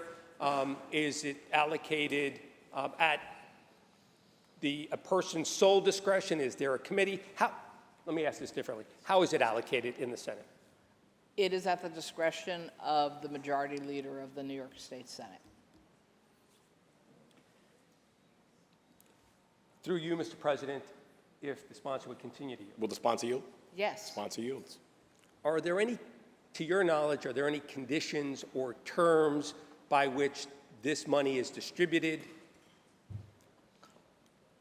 Through you, Mr. President, I do believe that there are specific standards of what kind of projects are eligible, what kinds of, whether it's government affiliated or not-for-profit. Is this the government affiliated?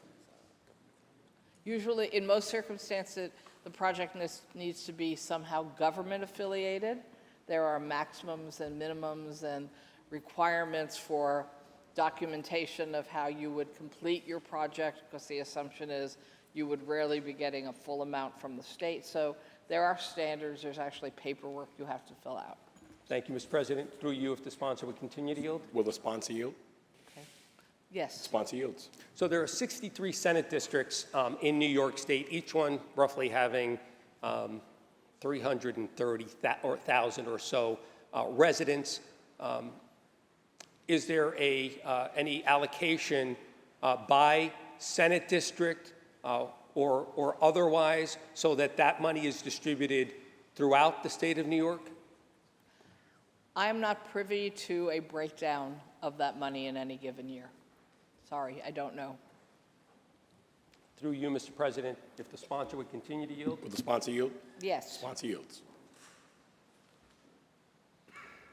Last year, I believe there was a similar $385 million allocated. Would you be able to tell us how that $385 million was allocated with regard specifically to the New York State Senate, 1/3 portion? As chair of finance, I would assume you'd have some knowledge as to how $130 million was allocated by this chamber, and maybe you can share that with us. Through Mr. President, I do not have actually that breakdown. I can request it. It's not something that actually does go through the Finance Committee per se, or me as finance chair, because it is funding through the discretion of the leader. So I don't, and my staff here don't seem to know that information either. Sometimes, as I don't think will surprise any of us, when you do capital awards, it can be years before the actual capital money goes out the door. So even though the question is reasonably on last year's budget, it's quite conceivable that only a small percentage of that capital money has actually gone out to recipients yet because of all the requirements before you get the money. Mr. President, through you, if the sponsor would continue to yield. Will the sponsor yield? Oh, I'm sorry. I just learned we post awards on the website. So apparently we can all take a look once they get approved. I think when they're awarded. Oh, when they're awarded. So we can all take a look. Thank you, Mr. President. If the sponsor would continue to yield. Will the sponsor yield? Of course. Sponsor yields. So, to your knowledge, Senator, have allocations been made to members of the Senate for their districts? In past years, Yes. have allocations been made to members Of the Senate for allocation in their district? Yes. Through you, Mr. President, that the sponsor would continue Not to yield? this year yet. We haven't finished this year. Last year's money. On the answer now, Senator Krueger, will you yield? Yes. Sponsor yields. And so, to your knowledge, were those $130 million allocated to any senators that represent districts in New York State who were elected as members of the Republican Party? Again, I think we need to take a look at the website, but I believe that Senator Stewart-Cousins has said that there is an allocation that goes to the leader of the Republicans in the Senate, and that then he makes those discretionary decisions on behalf of your districts. Mr. President, through you, if the sponsor would continue to yield. Will the sponsor yield? Yes. The sponsor yields. Do you, Senator, know how much is allocated to the leader of, or the minority leader of the state Senate? Through you, Mr. President, I do not. Maybe Senator Martins can ask his leader. Mr. President, through you, if the sponsor would continue to Will yield. the sponsor yield? Yes. Sponsor yields. So it's $385 million. It's $130 million in this chamber. As chair of the Finance Committee, it's a lot of money, and it's a great responsibility to understand how monies are spent in New York State. And certainly, Senator, I know how intelligent and thoughtful you are when it comes to your responsibilities. Are you saying you don't know how much money is actually allocated to the minority in the state Senate from last year's $385 million allocation? Through you, Mr. President, that is correct. And also just to clarify, so the money can be recommended by each leader. It then goes through a formal process outside of the hands of the legislature. Again, as I described, there's an application process. You have to meet certain standards. The entity applying has to meet certain standards. The agencies, and often because this is capital, it goes through DASNY, although it could go through other agencies as well. It has to meet that agency's standards. Again, I'm using the example of DASNY, and ultimately be signed off by the controller. So there are many different government entities with their hands, so to speak, in this process. Thank you, Mr. President. Through you, if the sponsor would continue to yield. Will the sponsor yield? Yes, of course. The sponsor yields. Okay. So, Senator, the allocation is pursuant to a plan by the Speaker of the Assembly, the Division of Budget, which effectively is the governor, and the President pro temp of the Senate. And all three of them have to sign off on this plan in order for the money to actually be allocated. And I'm going to go out on a limb, and I'm going to ask you to go out there with me, because I think we'll both be safe in saying that all three of them know full well how it's going to be allocated, because they require all three of them to sign off in order to disperse the money. Would you agree? All three of them would need to sign off on the dispersal of the money. On a plan, as it's referenced in the legislation? I actually don't know whether this is some kind of three-way MOU, or this is literally, remember the word MOU, we used to use this all the time here, Memorandum of Understanding. I don't know whether it's MOU or it's just, it's in the budget. So then the governor's people know that they have X amount of the pot. The Assembly knows they have Y amount of pot, and the Senate knows they have Z. And I'm not actually sure if we each sign off on it as a group, or it's just sort of one-off by each of those three entities. I just don't know. Do you?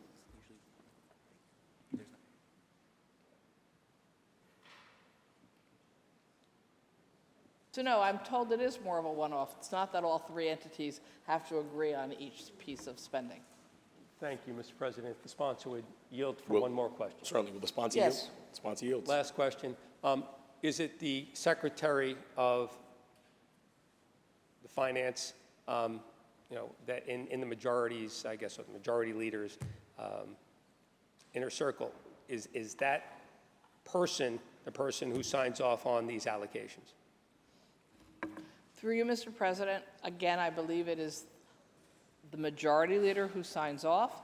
It is staff within the Secretary of Finance who make sure that paperwork is distributed, collected, directed, and very often years later, trying to resolve issues within DASNY or the Controller's Office or some other place. So they end up having the administrative functions to follow the path. Mr. President, I apologize. I said last question, but this is my last question. One more, Senator, if you'll indulge me. Senator Krueger, do you yield? Absolutely. Sponsor yields. So, $130 million, it's a lot of money. Is it your expectation that that money will be used throughout the state, regardless of partisan affiliation, of representatives of this chamber, for the best interest of the districts they represent and the people they represent? Is that your understanding as well, Senator? I hope that is the goal of this chamber. I actually know that I have, quote unquote, gone to bat to follow through on money for a number of my Republican colleagues for money in their own districts, including recently $5 million for a project in your district, Senator Martins, that I was able to help one of your towns get completed. Much appreciated, Senator. Thank you. Mr. President, how much time do I have left? Senator Martins, you roughly have 5 to 6 minutes left. We'll give you a little appreciate extra time because of the substitution. I thank you very much. And with that, I will ask my colleague on some housing issues if he will yield to a few questions. Certainly. Senator Kavanaugh, do you yield? Happily, Mr. President. Senator yields. Thank you. I see that there's about $1 billion that's allocated for the city of Yes out of the state budget. Is that correct? There's about $1 billion .025 that was allocated and was announced in connection with the City of Yes program. It doesn't, there's nothing in the budget that kind of makes it directly related to implementing the items that were part of the land use and zoning reforms in New York that were called City of Yes, but it was announced in the fall as part of that, and it was proposed in the executive budget as part of that, as in connection with that. So yes, by my count, there's about $2.6 billion of capital for housing and community development in this program, and about $1 billion of it was initially designated as related to, in support of City of Yes. Since I only have about 5 or 6 minutes, I'm just going to ask a few quick questions. Mr. President, through you, if the sponsor would continue Will the sponsor yield? Yes, Mr. Sponsor yields. So the money we're investing in, the $1 billion we're investing in New York City for housing, which is, from what I can tell, significantly more than we are spending for the rest of the state combined. That $1 billion, is it subject to a project labor agreement, and will that work be conditionally done with local labor? Through you, Mr. President, I know my colleague has limited time, but it is not significantly more than is being spent in the rest of the state. There's $2.6 billion of capital for housing and community development in the state. Some of that non-City of Yes money will be spent in New York, but by my count, the City of Yes money is 39% of the capital being spent statewide on housing and community development in this budget.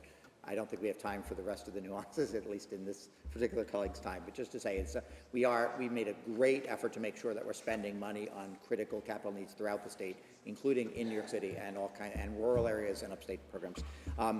This money will be divided into a wide range of programs in New York, including capital for public housing, capital for Mitchell-Lama. Those monies will be spent kind of in the normal way those are spent to support that housing. There's also $500 million for new construction in New York, and there's very little detail in this budget about what those programs look like or what the labor standards or anything else will be. Mr. President, through you, if the sponsor would yield the sponsor yield? the Yes. same question, which is are there PLAs tied to the work, and will this work be done with project labor agreements to ensure that it's done with union labor and local labor? Through you, Mr. President, again, we're talking about 12 or 14 different kinds of funding. I mentioned half of that is in a program that has been designated for construction of new housing without any detail whatsoever. So there's certainly no detail about the labor standards that will be spent, although I suppose that'll be developed as programs are developed. Generally speaking, work in public housing is done with unionized labor. Generally speaking, some of the Mitchell-Lama, I say the Mitchell-Lama money varies, which is a significant chunk of this, but I think it's going to vary depending on the program into which this money is being inserted, most of which are existing programs. Thank you, Senator. Mr. President, on the bill? Senator Martin's on the bill. Briefly, I would just ask that whether it's the City of Yes, whether it's housing programs, whether it's the Sustainable Futures Program, where there is, again, another $1 billion that is being spent. If we're going to make billions of dollars of infrastructure investment in New York City and in New York State, that we prioritize doing so pursuant to PLAs to ensure that not only is it done for a fair wage, but that it's being done by local New York residents who are going to then spend those monies in our communities and supporting our local economies. Thank you, Mr. President. Thank you, Senator Martins. Next up, Senator Matera. Great. Why do you rise? Thank you so much, Mr. President. And I would like to please the sponsor for Sustainable Futures Program. Sustainable Futures Program. I believe that's going to be Senator Harkin. Senator Harkin, do you yield? I absolutely do. Senator yields. How are you, Senator? Good to see you, Senator. Yeah, good to see you also, too. The legislative modifies the executive all funds recommendation of $1 billion by suballocating funds in the following manner: $450 million for building decarbonization, $50 million for EM Power Plus, $50 million for clean green schools, $200 million for thermal energy networks, public and state-owned buildings, $40 million for municipal thermal energy networks, $250 million for zero emissions transportation, including 100 million for school buses and charging, 50 million for fast charging, 50 million for charging ready, 200 million for renewable energy projects. Is there any language, PL language, to protect organized labor, union construction workers with the building trades with all of these projects?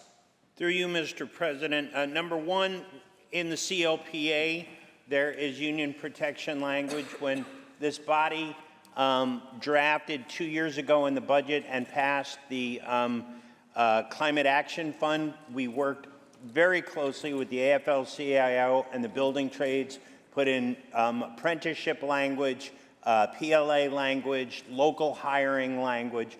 The whole purpose of the CLCPA was to lift all boats and include organized labor. And a lot of this is public spending, so it will be prevailing wage and union. So for instance, the thermal energy projects are shovel-ready projects, SUNY and CUNY. Actually, a lot of your members will benefit from that work. That will be pipe trades and plumbers and steam fitters, electricians, the installing the fast charging. Again, those are public contracts, either through NYSERDA or NYPA or through local municipalities. So really, with the exception of the purchase of the school buses that has been discussed during the education session, and those we don't control the labor on those, although I do have a bill on that as well, to your point, for the future we can discuss. But basically all of this, with the exception of the purchase of the school buses, is for organized labor, PLA, and the such.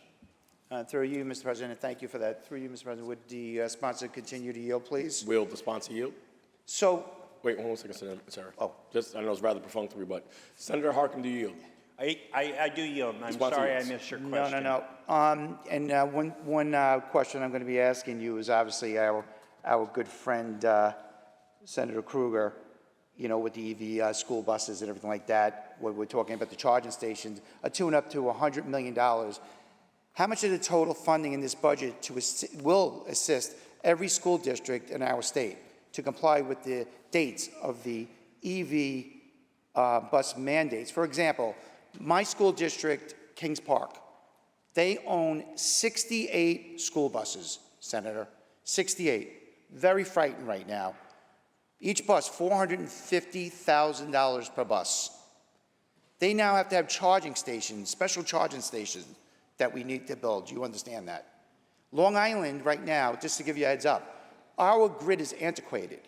But how is this money, is it first come, first serve? You, Mr. President, number one, your school district, who you referenced, by the time we finish voting this, will have an opportunity for $100 million more than they did this morning, and all our school districts will. This is through application through NYSERDA. And we recall last year, through the good work of Senator Mayer, we set up in the budget in the office of NYSERDA an office for this school district transition to help with the transition, to point out sources of money. So we had, as discussed before, $500 million in the Bond Act, $100 million now. There are tens of millions in federal money that's already come to New York and is in school districts. So some of my school districts have gotten federal money. Some of the bus companies have gotten money for buses to distribute to districts. Let's hope the federal government does not cancel that program. So no, there is not enough money today for every school district to completely comply with this demand. But as Senator Mayer mentioned, we've now put in 4 years worth of waivers to get us there. And we fully recognize that this is a process. There are going to be ups, there are going to be downs. You know, the goal is not to penalize our school districts. I hear the same thing from my school districts as well. We have an antiquated grid. You know, if we weren't doing anything with clean energy, through you, Mr. President, we would still have to upgrade our grid because our grid is so antiquated in all of our districts. So, you know, we are in the process of creating a new economy. We're trying to do things that much of the rest of the country and much of the rest of the world have a year head start on all of us. But we will get there, and we will continue to collaborate with our districts to get there. Okay, thank you. And through you, Mr. President, would the sponsor continue to yield, please? Will the sponsor yield? Absolutely. So on the 200, and thank you so much, Senator, on the $200 million for renewable energy projects in this section, what projects are being targeting in this? Because, you know, we have very, very interesting Energy Committee meetings. I don't know, pretty much everybody loves to go to them lately because they're very interesting.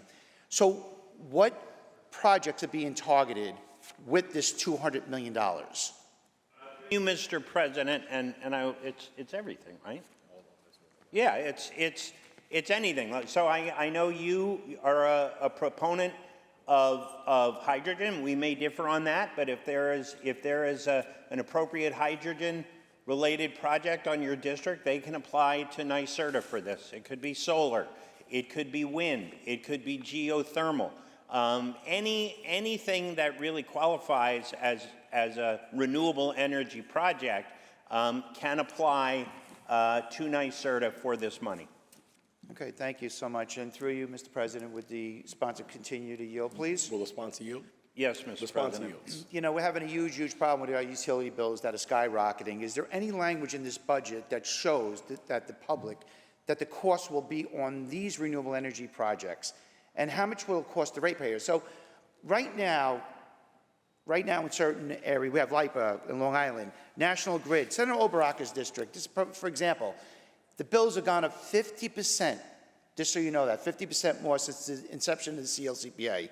NYSEG, Senator O'Mara's area, Finger Lakes, over 100% has gone up with the utility bills. If you look at the line items, is there anything in this bill that is going to offset it so it's not going to be costing the ratepayers for all that is happening here with New York State with renewable energy? Through you, Mr. President, yes, there are several answers. Number one, this money is flowing in the same mechanism that the cap and invest funds should have. And I should have started with that in the beginning, that this $1 billion is replacing the revenue that we would have gotten through cap and invest that we passed into law 2 years ago that the governor postponed. That would have been anywhere from $3 to $10 billion a year. Within that is an analysis that said the impact to New York's gross domestic product because of cap and invest would be 0.02 of 1% on gross domestic product. Number two, there is money that will go for home efficiency for moderate and low-income households to reduce their energy bills. And number three, and this is something that I've said before in this chamber, that a kilowatt of clean energy is less expensive than a kilowatt of fossil fuel energy. And the upgrades to the grid we would need to make if we weren't adding a single solar panel in the state of New York. Much of that is going to maintain an antiquated natural gas network.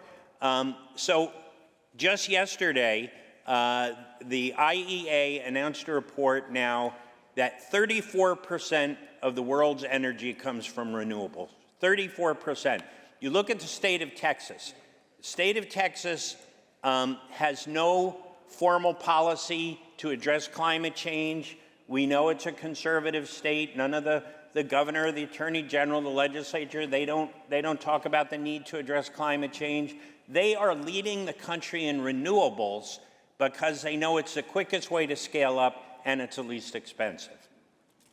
Through you, Mr. President, would the sponsor continue to yield? Will the sponsor yield? Yes. Sponsor yield. So, you know, we've been talking about different renewable energies, and I hope you're open-minded to retool in our existing power plants. Obviously, we have this money that's allocated to retool our existing power plants and with carbon capture. I don't know if you realize, and the whole New York State realizes right now, we care about clean energy, we care about our environment.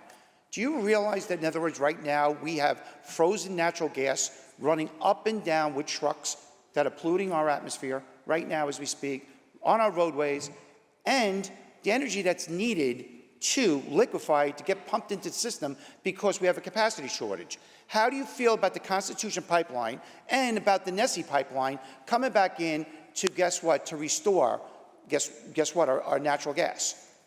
Through you, Mr. President, natural gas pipelines are not contemplated. This is renewable energy. And so natural gas pipelines are not contemplated in this legislation. Well, through you, Mr. President, would the sponsor continue to yield? Will the sponsor yield? Absolutely. So what we're talking about is retooling our existing power plants, which is the most economical way and the most efficient way to move forward. We could talk about this all day long, proven. So my question is, that would be our very clean burning natural gas.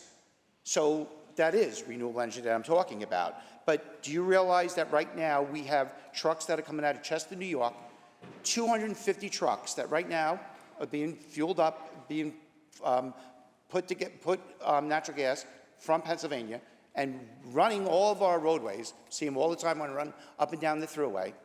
But again, nobody is even talking about this, but this is something so important. Could we look into this, please? I would appreciate that. Through you, Mr. President, number one, I agree with the senator that we should not be having, we want to reduce truck traffic. You know, we have an asthma problem in this state. We have respiratory illness problem in this state. You know, one of the goals of the CPA, take away climate, is public health. And yesterday, we had a lengthy debate on the health budget that by cleaning our air, by 2030, we can save over $7 billion in healthcare costs, asthma, emergency room visits, excess heat. Wouldn't that be great if we could plug that money back into some of the programs that we were talking about yesterday? But through you, Mr. President, I don't accept the statement on fact that natural gas is the best way to go to retool our power plants because it's not as cost effective as renewables. A kilowatt of renewable energy is less expensive. And what is driving the cost of our utilities is our antiquated gas network. And what's happening is we're spending forcing our ratepayers to pay billions of dollars a year just to maintain this antiquated distribution system with gas when it is much cheaper to electrify and use renewables, as we're seeing in places like Texas, which is the heart of the fossil fuel industry, and they're now leading the nation in renewables. Through you, Mr. President, would the sponsor continue to yield? Will the sponsor yield? Absolutely. So, you know, it's amazing that you're saying that Texas, well, we don't have that kind of environment here in New York State. But, you know, to go and sit there and say that we don't have transmission lines that are coming from other states, that I hope that, in other words, with this money that we're looking at, we have transmission lines coming from Jersey, Connecticut, right, Pennsylvania, and no one ever talks about that.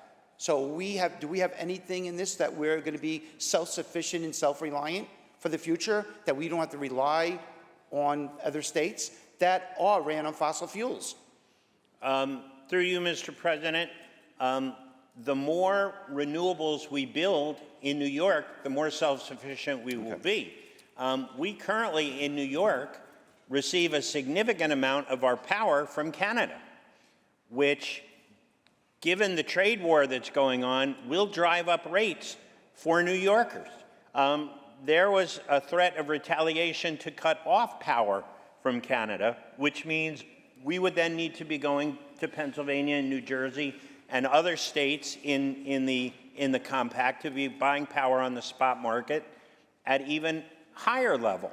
So the more renewables we have here in New York, and believe me, I hear colleagues loudly and clearly when they say we don't want to build on our farmland, it should not be all upstate. I agree, we need to do more with our renewables near where our power centers are. I carry a number of bills on that, but it's much more efficient to generate renewables where the power is needed, close to the population centers. So the more power we can generate in New York, to your point, sir, the more self-sufficient we will be. Okay, and I thank you so much. And through you, Mr. President, thank you so much, Senator. You answered my questions. Please, may I have the sponsor for the Housing and Community Renewal, please? Certainly, Senator Matera. Senator Kavanaugh, I believe, would be the person to answer that, I guess, depending on what part. You know what part it is? What part? This is actually, Senator Martins was actually speaking a little bit on this. So this is actually... Certainly. So will be Senator Kavanaugh. Senator Kavanaugh, do you? Yes. Senator yield. And I thank you. Thank you, Mr. President. And through you, Mr. President, you know, Senator Martins just asked a quick question about the project labor agreements we have $500 million proposed for capital subsidies to fund the New York, construction and affordable housing of City of New York, and $200 million for the purposes of capital projects and other improvements at the housing developments owned and operated by New York City Housing Authority. My question is, I didn't hear the project labor agreements. This is obviously, taxpayers' monies. How are we guaranteed with the trades that they will be working? Because construction is the backbone of the economy. And I didn't really hear your answer, if it was correctly, that these projects will be done with the trades, with the building trades of New York City. President, again, this budget contains about $2.65 billion in capital spending on housing and community development. My colleague is talking about, about 20% of that. This budget bill does not provide the specifics as to the largest item my colleague mentioned, the $500 million for new construction in New York City, how that will be spent, what those programs are, what kinds of housing will be built, what scale, and without that detail, there is also very little detail as to what the labor standards will be in those programs. Notwithstanding that, large-scale construction in New York, particularly large-scale construction of residential buildings, and one assumes that if you're spending $500 million to produce housing, you'll probably be producing some large buildings. In most circumstances, that is done with union contractors, with union work associated with those projects.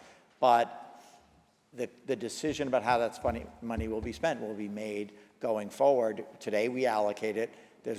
People are going to figure out how to divide that into actual programs through RFPs and other items that can, that can make sure that housing gets produced. And those documents will specify the terms. I, as I think my colleague knows, have always been a very strong supporter of our organized labor. And I will just note that, again, there are $2.65 billion of capital spending in this. There are not provisions related to the labor requirements of any of those programs in the budget bill that is before us, but that does not mean that there's not a lot of union labor going into those projects. It's just not something that is provided for in the budget today. Through you, Mr. President, would the sponsor continue to yield? Will the sponsor yield? Yes, So pretty much out of the answer, I'm getting no, there is not a project labor agreement. So I have something here called a peace agreement that is actually in the draft bill. Can you explain what that is? What is a peace agreement? Mr. President, I couldn't hear too well there. I'm not sure. Can my colleague repeat what he's referring to and where it is? There is actually in the bill draft, it says a peace agreement. So I'm through you, Mr. President. Certainly. So the sponsor will clarify, I guess, the question. So Yes. But actually, Senator Matera, did you have a question? Another No, question? he didn't hear me say peace agreement. Okay. So Senator Matera. I'm sorry, the senator. Not he, the senator didn't hear. No, all good. By all means, rephrase. Senator Kavanaugh. Mr. President, is my colleague referring to a specific provision of this bill? Yes. So in the bill, it shows that there's like a peace agreement, because obviously there's not a project labor agreement. So if there is some kind of a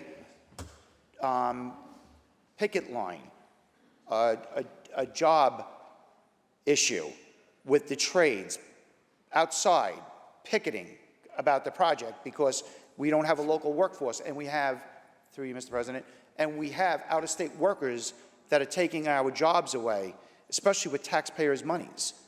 Who do we go to?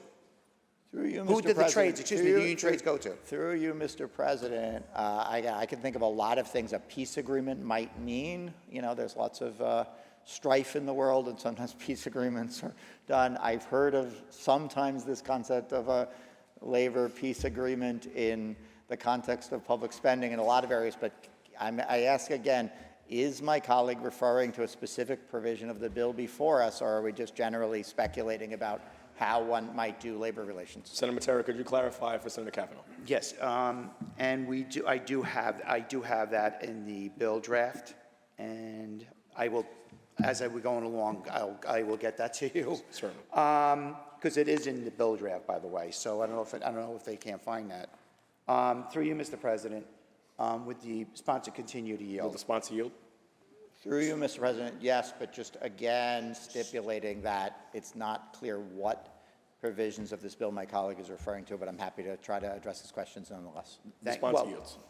So now, if there is any kind of a job stoppage, my question again to you, Senator, is there any, like, okay, the building trades, Gary LaBarber, President Gary LaBarber, gets involved. Who would he go to, especially with something like this, to come up with, something to make sure that we get the workers on these projects, the union workers on these projects with this money? Through you, Mr. President, the gentleman that my colleague refers to certainly has my phone number and probably many of our phone numbers. But the question of how these capital projects are going to be developed is going to be subject to subsequent decisions about the terms of particular programs. There are many provisions of state law that have labor standards in them, and if this money goes to a program that has existing labor standards, and those standards will apply. If the city or the state put out an RFP with some of this money, perhaps those will have labor standards. But until that happens, it's hard to say how the particular needs of workers will be covered by this provision any more than it is unclear, for example, whether these will be very low-income developments or middle-income developments, where they'll be located, how tall they'll be. There are lots of details to be worked out, particularly about the $500 million that my colleague referenced earlier. It is an important step forward to make $500 million available for this construction, along with the other $2.15 billion that we're making available in this budget. But I do not believe that there are provisions in this bill that relate one way or the other to the important question of how we'll make sure that the workers are properly treated in these projects.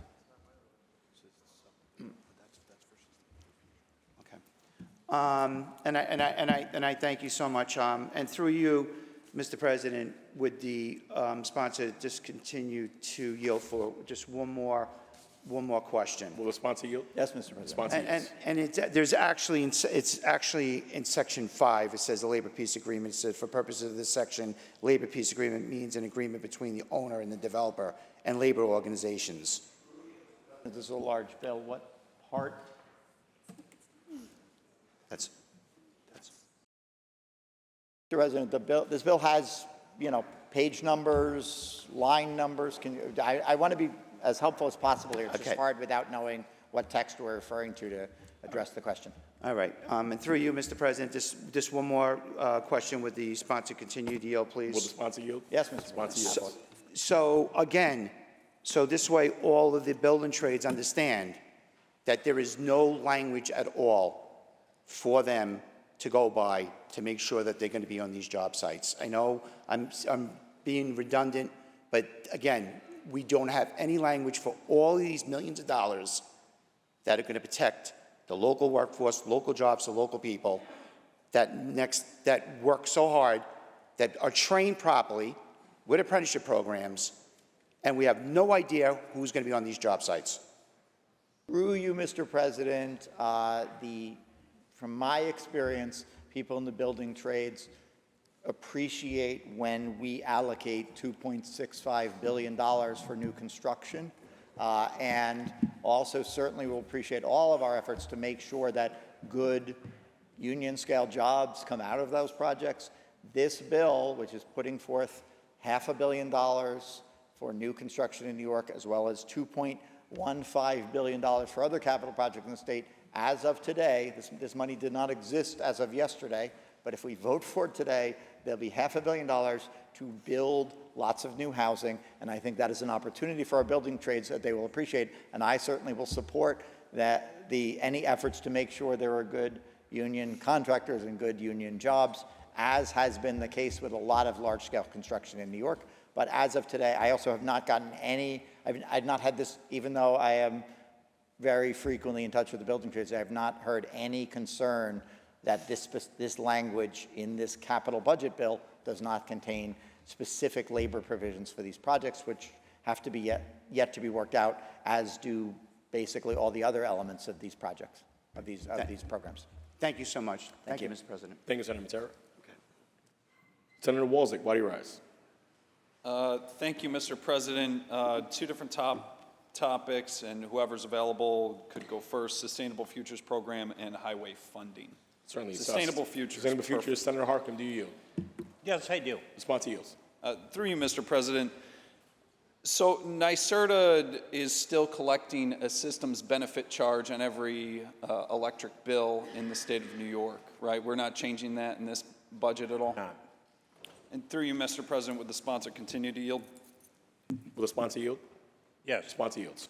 But we're allocating an additional, on top of the fee that they already extract from every New Yorker on their energy bill, we're allocating another $25.8 million in tax money to NYSERDA for their operations in this capital bill as well.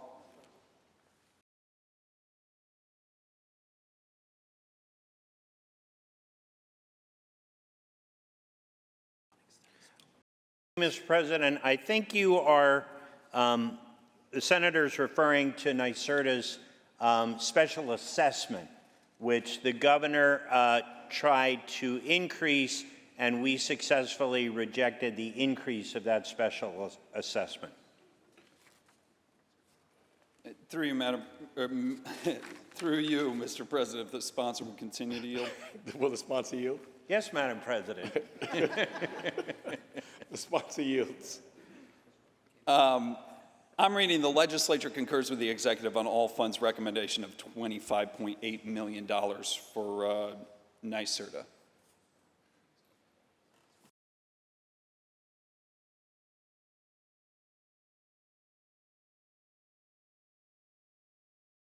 Through you, Mr. President, I believe what the senator is referring to is a state share of a federal program for Western New York that is not part of the Sustainable Futures Capital.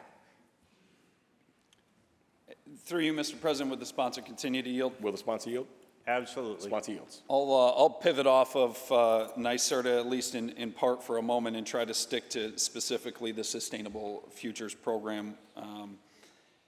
So this is a $1 billion program, is that correct? Through you, Mr. President. And through you, Mr. President, would the sponsor continue to yield? Will the sponsor yield? Absolutely. Sponsor yields. How much was allocated in last year's budget of taxpayer dollars for the Sustainable Futures Program?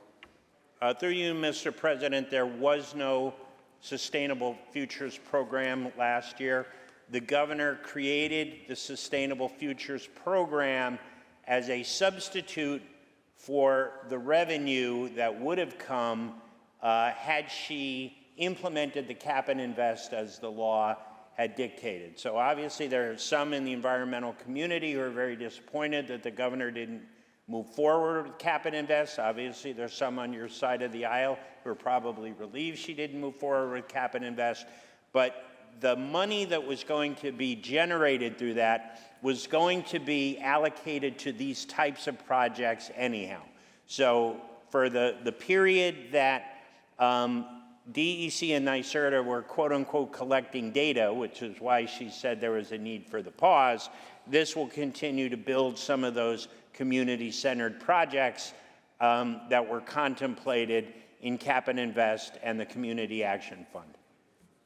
Through you, Mr. President, will the sponsor continue to yield? Will the sponsor yield? Absolutely. Sponsor yields. So why was Cap and Invest delayed? Mr. President, I think you'd really need to get that from the governor. We were all aware that DEC and NYSERDA last year had issued preliminary findings on 3 different levels of the program, high, medium, and low. It was sort of common knowledge in the environmental community that the regs were ready to go. So this was a decision the governor made. Publicly, they have said that they want to do 2 things. They want to collect emissions data so they know how to better administer the program, and 2, they want to spend time educating the public as to what the program is going to entail. And so that was the reason the second floor publicly gave. Mr. President, will the sponsor continue to yield? Will the sponsor yield? Absolutely. Sponsor yields. So if we're implementing the program using instead taxpayer money for this $1 billion program to do what Cap and Invest would have done, the investment portion now shifting onto the taxpayers, is Cap and Invest gone? Is it unnecessary at this point? You, Mr. President, no. Number one, Cap and Invest is still the law, and the governor and the state are being sued by a number of environmental groups for the second floor not implementing. Number 2, this is a one-time $1 billion. Cap and Invest was at the low level would bring in $3 billion a year. At the high end, could bring in as much as $10 billion a year. And so all of the kind of energy efficiency things we talk about, the grid upgrades we talk about, more clean energy, buying heat pumps for folks who can't afford them, all these kind of things were supposed to come out of this money.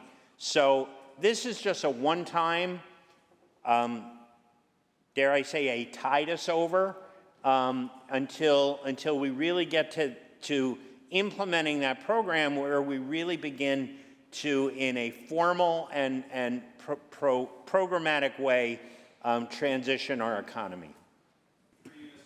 Sponsor continue to yield. Will the sponsor yield? Yes. The sponsor yields. I'll save the follow-up question on the one-time. For next year's budget, we have a history of creating programs that we say are going to be one-time, and then reallocating monies and taking additional taxpayer monies. But I'll save that follow-up for next year. How will this $1 billion investment of taxpayer money lower energy costs for New Yorkers? Through you, Mr. President, there are a couple ways. Number one, there's money in here for energy efficiency for low and moderate income homeowners. That will save them money. There's money in here for community solar, which will save them money. There's money in here for the Clean Green Schools program, which will make heating and cooling of schools more efficient and therefore more affordable, and help on the tax side there. So there are a number of initiatives in here that will help. And then getting back to Senator Matera's point, when he asked a question, through you, Mr. President, about will the clean energy generation impact ratepayers, when we deregulated the grid, we separated generation from transmission. And so the utilities cannot generate and will not be able to increase for transition there. So, and as we said in the last debate, kilowatt of clean energy, less expensive than a kilowatt of fossil fuel energy. So in the macro sense, ultimately costs come down. But there are some micro things, there are many micro things in here that will help. And as we said, this money will be invested back into communities. These jobs will be given to our local trades folks. The companies will be local companies. So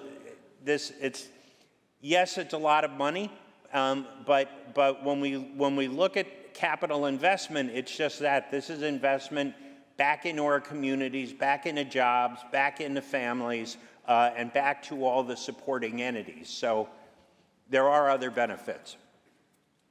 President, would the sponsor continue to yield? Will the sponsor yield? Absolutely. Sponsor yields. Yeah, I know sometimes in the parlance of government here, when we say invest and we're talking about taxpayer money and we're going to save this group or that group a little bit of money.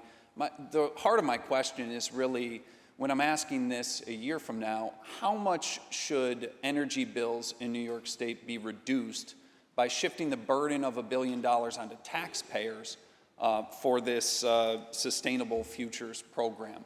How much can every resident in the state of New York expect their energy bill to drop over the next year? Through you, Mr. President, I don't think it's realistic that this $1 billion investment will drive everyone's energy bills down, especially given so many utilities have rate cases before the PSC or will be announcing them very soon. And as we just mentioned, generation is decoupled from utility pricing. But these are investments that we need to begin to make in terms of changing our economy. So for instance, we have heard, and I'm sure you have heard, concerns from folks who own trucking fleets with the truck mandate about the lack of heavy-duty charging infrastructure for trucks in New York State. We have allocated $100 million for that purpose, to begin to build out that infrastructure to show industry that we have skin in the game. So by making these investments, we are starting down a path that ultimately will transform our economy in the process. Mr. President, will the sponsor continue to yield? Will the sponsor yield? Absolutely. Sponsor yields. I'll go down that path with you. So if we're talking about fast chargers, you've got allocated out here within the Sustainable Futures program of $1 billion of taxpayer money, $100 million, $50 million for fast charging and $50 million for Charge Ready. How many fast chargers and chargers will that equate to? How much can the taxpayers expect to see as far as charging stations go for $100 million? We can get you that. I mean, obviously, the heavy-duty chargers are more expensive than the fast chargers, but we will get a calculation. Unfortunately, I don't think we can get it to you for this debate, but we'll get you a calculation. Will the sponsor continue to yield? Will the sponsor yield? Yeah, and if you can hold on one sec, do we? Senator Walzer, he's looking for further clarification to your questions. Harrison. Standing by.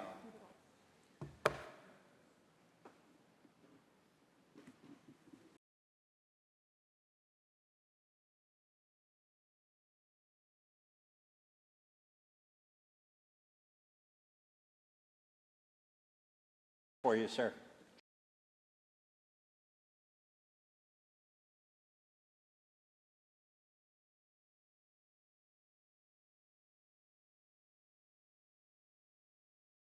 All right, so we don't take up any more time. They're working up some very rough calculations, but I don't want to hold up your questioning and your time. So please go ahead, and when we get the numbers, we'll get them to you. Senator Harkin yields to your next question, Senator Walzer. Excellent. I'll move on to the next portion that I wanted to chat with you about, because I was listening to your debate with my colleague earlier, talking about the $200 million that is broken out from this $1 billion taxpayer fund for NYSERDA called the Sustainable Futures Program. And I was really curious to see how the $200 million of renewable energy projects would be defined. So if you could provide some clarity for me there, that I would love that. Would this include biomass projects as renewable?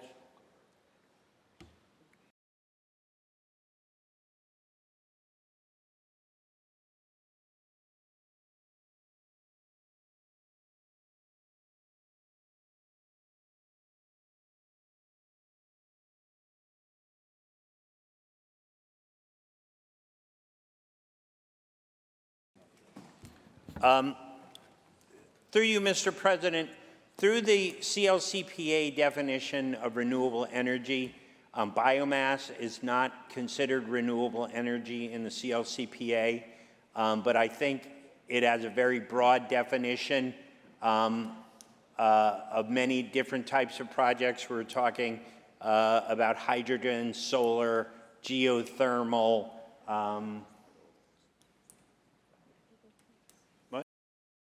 voltaics, photovoltaics, a fairly broad array. Through you, Mr. President, will the sponsor continue to yield? Absolutely. Will the sponsor yield? Sponsor yields. So you mentioned hydrogen as being renewable. Would that be hydrogen manufactured through steam methane reforming, which is the common way to manufacture hydrogen? Through you, Mr. President, hydrogen would qualify if it's green hydrogen, i.e. produced with renewable energy, as opposed to as we know, hydrogen is an energy-intensive process, and there are a number of different processes. Some have successfully used excess solar capacity to generate hydrogen. That's considered green hydrogen, or wind. That would count. Through you, Mr. President, would the sponsor continue to yield? Will the sponsor yield? Absolutely. Sponsor yields. The governor proposed in her initial budget a plan for nuclear, a overall plan for nuclear power in the state of New York. Would that be eligible for the renewable energy projects here in the Sustainable Futures Program? So in the special assessment that we discussed earlier, there's an allocation of, what was it, $7 million to study nuclear in New York, particularly the newer, smaller systems, the modular systems, some people call them. The governor has taken an interest in this technology, and so the legislature agreed to that, but we wanted to ensure that in addition to just testing the technology, or not testing, but analyzing the technology, they were also sufficiently analyzing environmental protection, public safety, and cost, because the reason nuclear had been successful for years past was the vast amounts of government subsidies that they received. So these systems are still very, very expensive, and you talk about, rightly, taxpayer money when we make these kinds of investments, so we wanted that included in the study as well.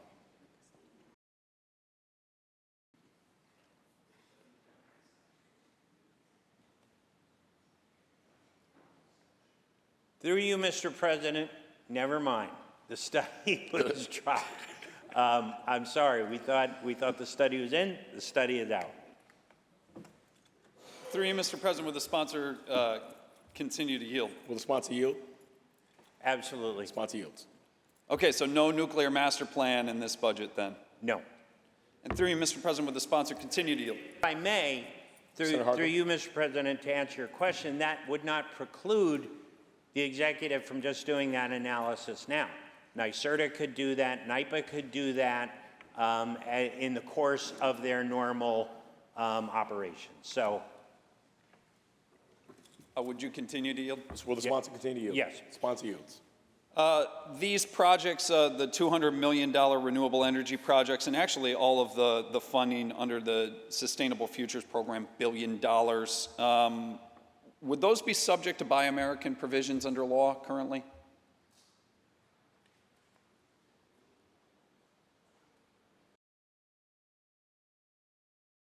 through you, Mr. President, everything in this provision is subject to Buy American. Mr. President, will the sponsor continue to yield? Will the sponsor yield? Absolutely. The sponsor yields. Can you guess which country makes 85% of the world's solar panels? I would tell you, Mr. President, that is China. And through you, Mr. President, I would also say that is a reason for us to continue to invest here in New York and bring this technologies and these companies here to New York, the more we spend, whether it be on heat pumps, solar panels, or the like, we're then creating jobs here in New York, and we're not reliant on the international trade pipeline. And through you, Mr. President, would the sponsor continue to yield? Will the sponsor yield? Absolutely. I know you've mentioned heat pump technology a couple of times. Is there something for homeowners in this $1 billion investment of taxpayer money? Because I know that's something people are concerned about with the electrification of the state of New York, and whether they'll be able to even convert their home to electric, if they even have the capacity. Is there something here specifically for homeowners? Because you keep mentioning heat pumps. Mr. President, there's $50 million for home efficiency and also electrification that is in here. And this is on top of additional home energy efficiency programs and incentives that NYSERDA and local utilities currently have. And through you, Mr. President, would the sponsor continue to yield? Will the sponsor yield? Yes. Sponsor yields. So with a $200 million renewable energy project allocation here, you know, we saw the Empire Wind project just get on pause, maybe canceled. That was a $5 billion project. How many megawatts could the ratepayers, could we expect to see from New York State with a $200 million investment? Through you, Mr. President, that's a good question. I don't know if we have that calculation because it could be for different types of renewable energy.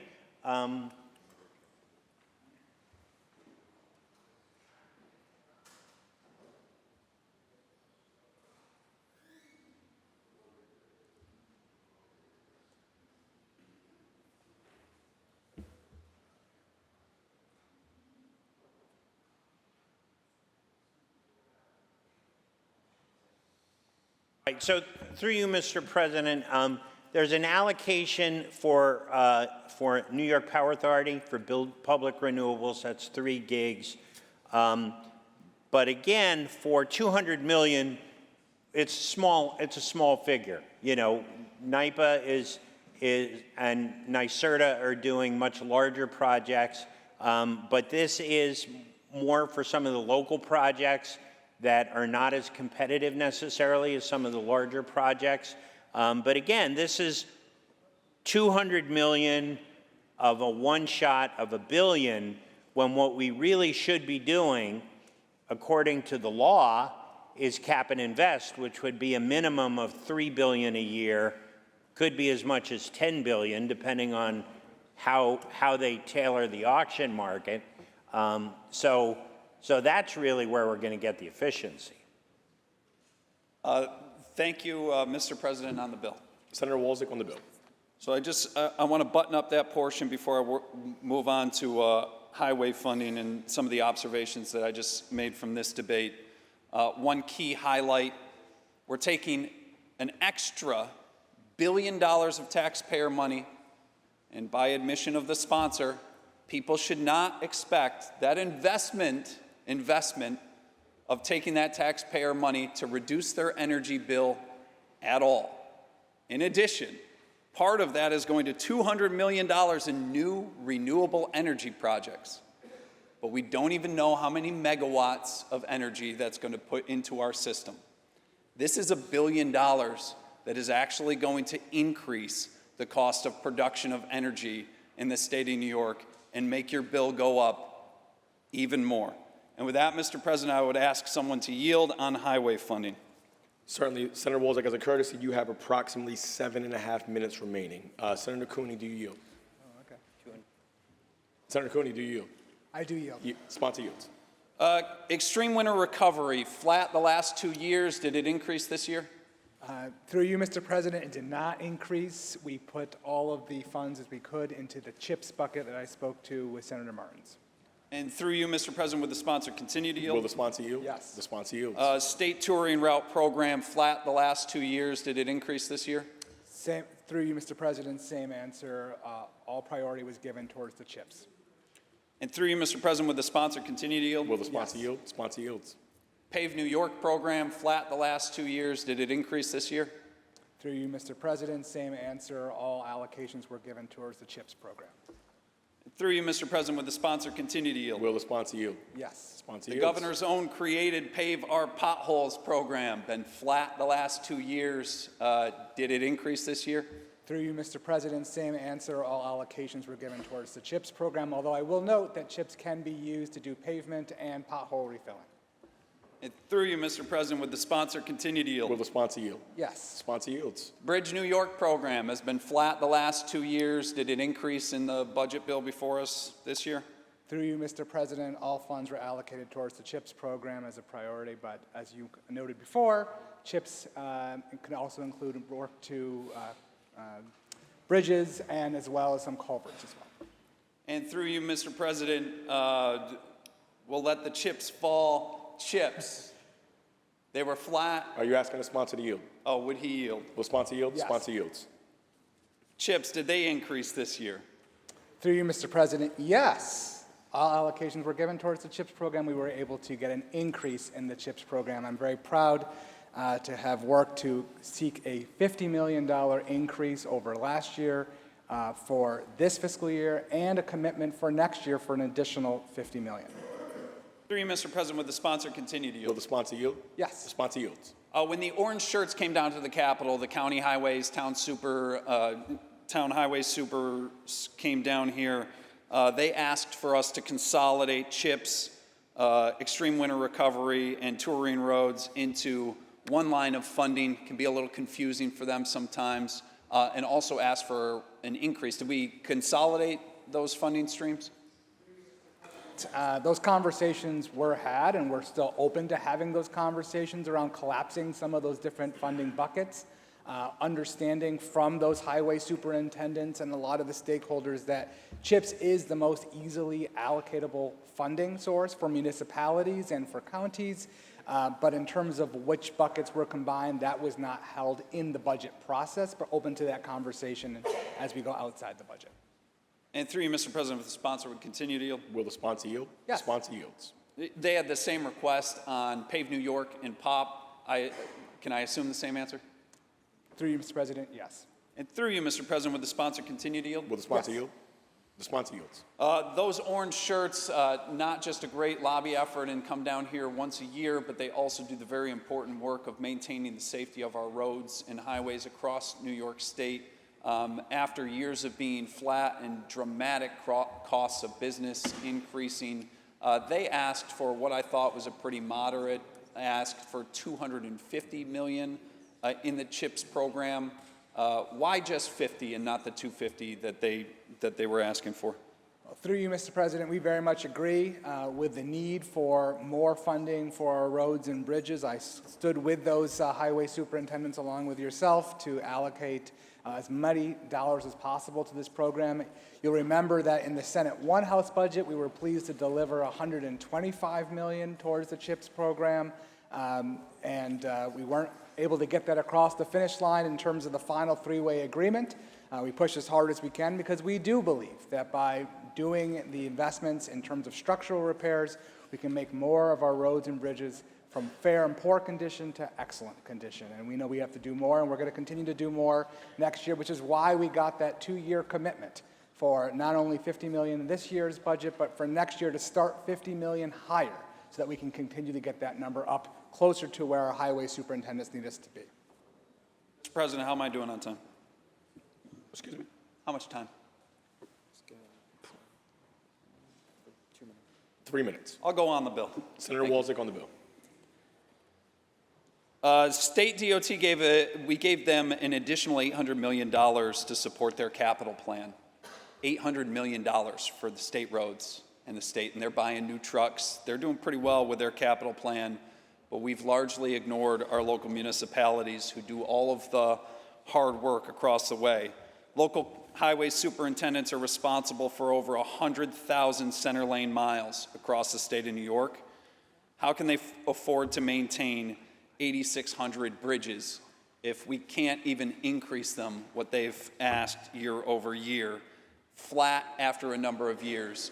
And $50 million is a lot of money, but when you're throwing $20 million at a World Cup that's not even coming to the state of New York, and $20 million at a hip-hop museum that nobody asked for, I think you could probably afford $50 million for the roads and the bridges that make sure that our state police and our EMS get where they need to go, get the products to your homes and your grocery stores that you depend on in your lives every day. In fact, this costs New York State a lot more in the long run, our municipalities and the state, if we're not able to maintain our roads and our bridges with some simple maintenance and paving some more miles each year. As your roads degrade, they only get more expensive to rebuild in the long run. So in addition to that, you've certainly shown what your priorities are in this capital budget bill. We've got a bailout for Buffalo's Parking Authority, but nothing for the city of Little Falls. We've got $1 billion for NYSERDA, but nothing that is going to reduce the costs of energy for New York State's ratepayers. We've got $3 billion for New York's MTA, and little but peanuts for our local roads and bridges, and we've got $335 million for the City of Albany's rescue plan, when what the City of Albany, this capital, really needs is respect for their police department and support of policing. Thank you, Mr. President. Thank you, Senator Walzig. I would note that the Hip Hop Museum has affordable housing, and hip hop is New York's homegrown art form. Senator Canzoneri Fitzpatrick on the resolution. Excuse me. Senator Canzoneri Fitzpatrick, why do you rise? Who are you asking to yield? Thank you, Mr. President. I would like to ask some questions on the Sustainable Future Program. Certainly. Senator Harkin, do you yield? Senator Walzig got me worked up saying nobody asked for the Hip Hop Museum. You know, because if it wasn't for the Bronx, Senator Walzig. Excuse me, Senator Harkin. Whoever I am. I've been called much worse. Yes, Mr. President. Through you, Mr. President. We're all a little tired, but through you, Mr. President, I'd like to ask a few questions specifically regarding the $200 million for renewable energy projects. I'd like to know if it's been determined how that money will be spent. I believe there was some discussion before about it, sort of a first-come, first-served process, but I'd like to know how it will be determined where this money is spent throughout the state.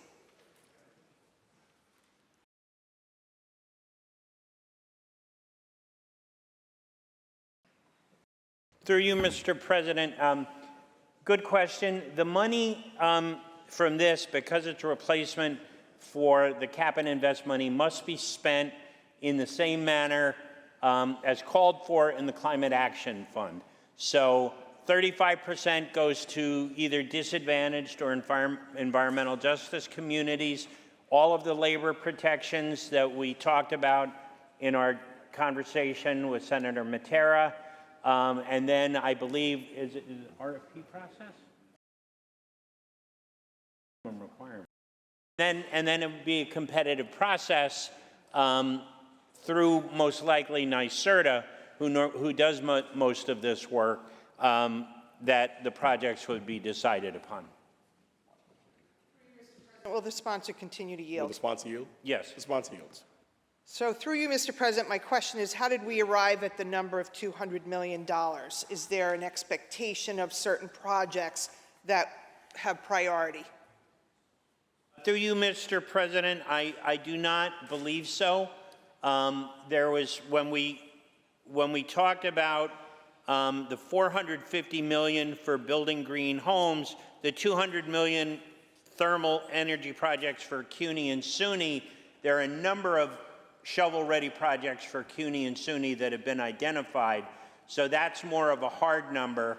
And I think the other renewable energy project number, that $200 million, was more of a percentage of the funding as opposed to, you know, either the legislature or the governor has 13, 14, 20 projects in mind.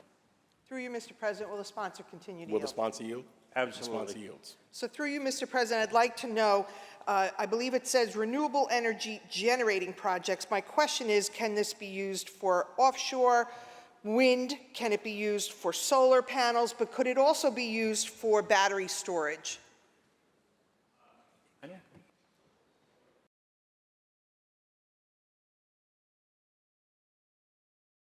Through you, Mr. President, it theoretically could be used for battery storage. Mr. President, will the sponsor continue to Will yield? the sponsor yield? Absolutely. Sponsor yields. So if we look at this with, in combination with the RAPID Act, which was previously passed through the budget process, my question is, what input will local communities have regarding whether or not these projects are cited in their communities?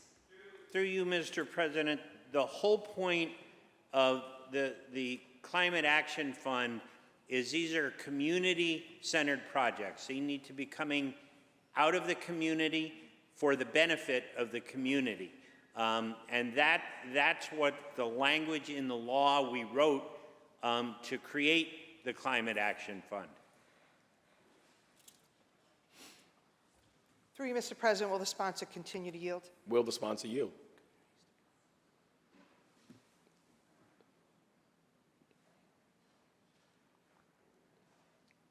Senator Harkin, do you yield? I do. The other thing I would like to add is that, Senator, you mentioned the RAPID Act. Battery storage is not in the RAPID Act. So any electrical battery storage project in New York must get complete local zoning and planning approval. The state has no say in that. Through you, Mr. President, will the sponsor continue? Since the senator's already yielded, you may proceed with your Yes, question. I yield. Thank you. So if I understand what you were saying, we can use this funding for solar panels, for offshore wind, for battery storage, but that the RAPID Act would potentially impact the solar and the offshore wind piece, that we could override local control, but that the battery storage location would not be subject to the RAPID Act. Theoretically, yes. What we're talking about, though, here are smaller projects. As Senator Walczyk mentioned in his questioning, you know, when we're talking about wind, we're talking about billions of dollars or hundreds of millions of dollars. If we're talking about, you know, a battery storage complex of utility scale, that's hundreds of millions of dollars. This total pot is only $200 million.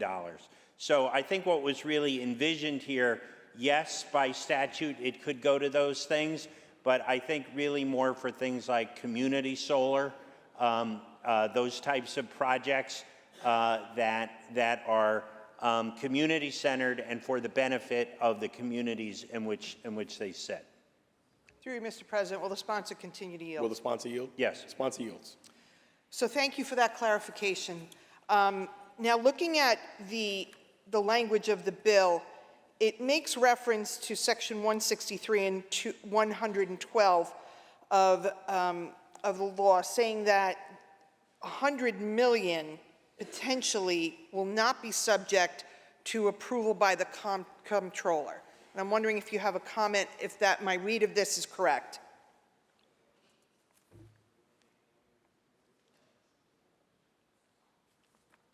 And I apologize, I was referencing the state finance law.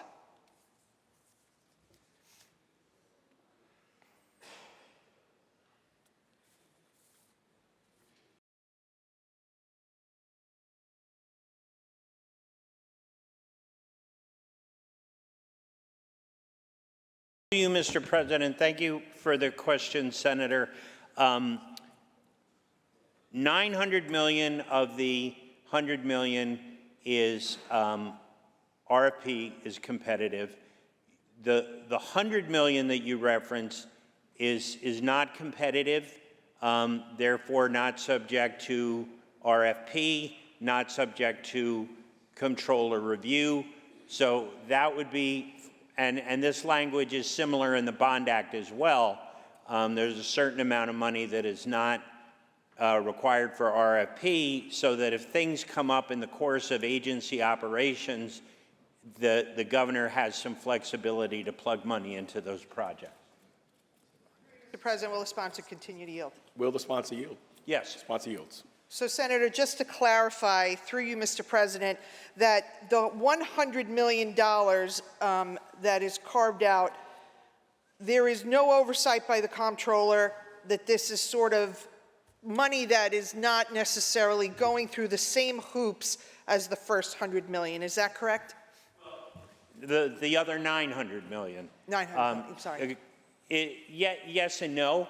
This is the same, there's precedent for this. This is the same language that we have in the Bond Act, the same percentage that we have in the $4.2 billion Environmental Green Jobs, Green Communities Bond Act that the voters passed. And again, there will be oversight in the fact that this stays on book. This is not like NYSERDA money that is off book, like through the RGGI charges. So we will be able to track this money through our normal oversight activities of the agencies. Through you, Mr. President, will the sponsor continue to yield? To that? All right, and the governor on these projects also needs to submit an annual report and the plans to the finance director as well. So there will be that level of oversight. I'm sorry. Senator Yes. Harkin, do you yield? I do. Sponsor yields. Thank you, Mr. President. Through you, I just wanted to ask, why would the legislature consider $100 million an amount that they were comfortable with not having comptroller oversight?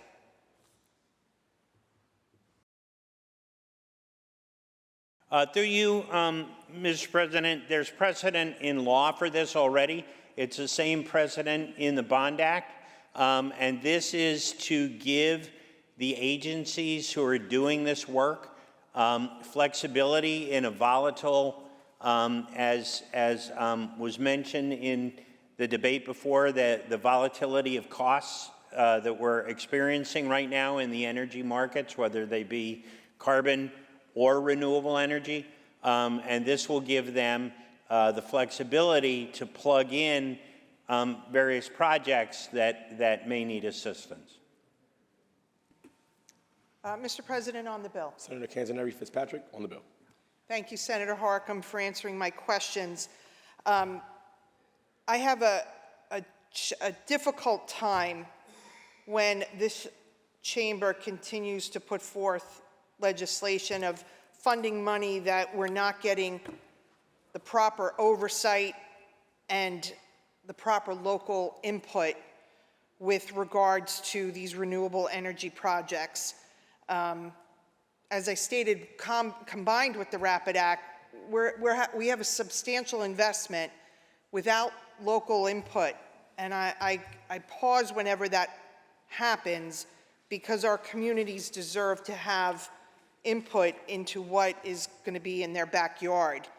You know, we've seen what happens when the state lacks appropriate oversight by the comptroller. We had the Buffalo Billion scandal under the former governor. We've had reports of hundreds of millions of dollars to state payments for COVID tests, allegedly steered to a donor of the current governor. And this body needs to do more to make sure that we have appropriate oversight of taxpayer dollars. Mr. President, I'd like to ask a few questions about the funding for NUMIC, which I believe is $50 million. I'm not sure who I'd ask that to. Senator Canzoneri Fitzpatrick, she's asking about the funding for NUMIC. Is NUMIC, the National Medical County? Sure.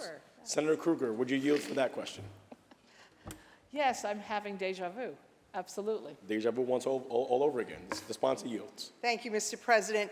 Through you, yesterday Senator Krueger was reading from an article that was an opinion article, an editorial from Newsday that was dated May 6th, the day before we actually were presented with the bill. So I was wondering how it is that Newsday knew about it before the members of this chamber. But my question to Senator Krueger is the fact that $50 million we discussed yesterday for a distressed hospital, yet it's going to be capital money, not money that they can use for their operating expenses. And I'm wondering why that money was allocated in that way. Mr. President, the $50 million is capital money, so we haven't gotten to that bill yet, and it will be lined out in that bill. So that's why it was being budgeted that way. It's for capital costs, not operating costs. Through you, Mr. And I President, will actually respond to don't remember continue. whether the editorial was May 6th or a little earlier, because that folder's in my office, because I didn't know we were doing that discussion again today. Certainly. Through you, Mr. Mr. President, will the Yes. sponsor continue to yield? Will the sponsor yield? I will. Sponsor yields. So, Mr. President, I believe we are talking about the capital projects bill, which is why I asked the question. And I know that we've been at this a long time, so it's easy to get confused, Senator Krueger. My question, though, following up on this $50 million is, why would we give money to a distressed hospital for a capital investment when typically a capital investment is going to create more operating expenses, and you indicated that this hospital is in such trouble and is having such a difficult time. Why would we further burden the operating expenses of a distressed hospital by requiring them to improve their capital and their structure? For you, Mr. President, my understanding from the governor's people and from various articles, including the editorial reference yesterday, is that they have a very serious structural problem with the hospital that needs to be addressed with capital money almost immediately. So you can have distressed hospitals with operating deficits, which it does have, but you also can't have a hospital that continues to function if it's structurally unsafe. Thank you, Mr. President. Thank you, Senator. Senator Rhodes, why do you rise? I just wanted to Can we have some order in the chamber, please? Excuse me. Can we have some order in the chamber? Thank you. Senator Rhodes. Mr. President, I was hoping that Senator Krueger might yield to a few more questions on Newmick. Will the senator yield? Absolutely. Senator yields. Thank you. Through you, Mr. President. Senator Krueger, would you mind elaborating on what this urgent structural repair is that has to be made to Newmick? Because this is the first I'm hearing about it.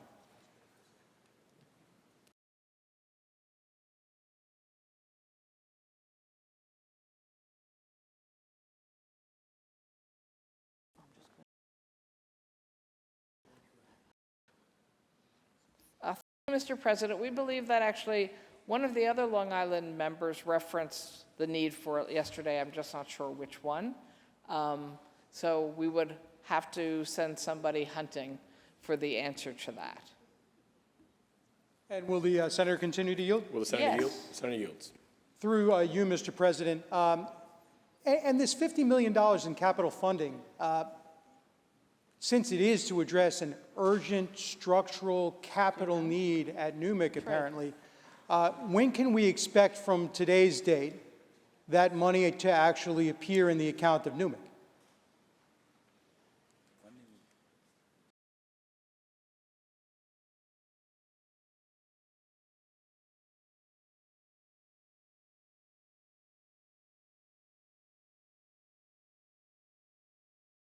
For you, Mr. President, my understanding is that, again, in this budget document, even though it's separated into several different sections of the budget, first there would be the changes in the leadership, who is the board, who's running the hospital. Then they would submit their plan for how they would use that money to Division of Budget. Then Division of Budget would approve that money to be spent as specifically itemized and requested by the new board leadership of the hospital corporation.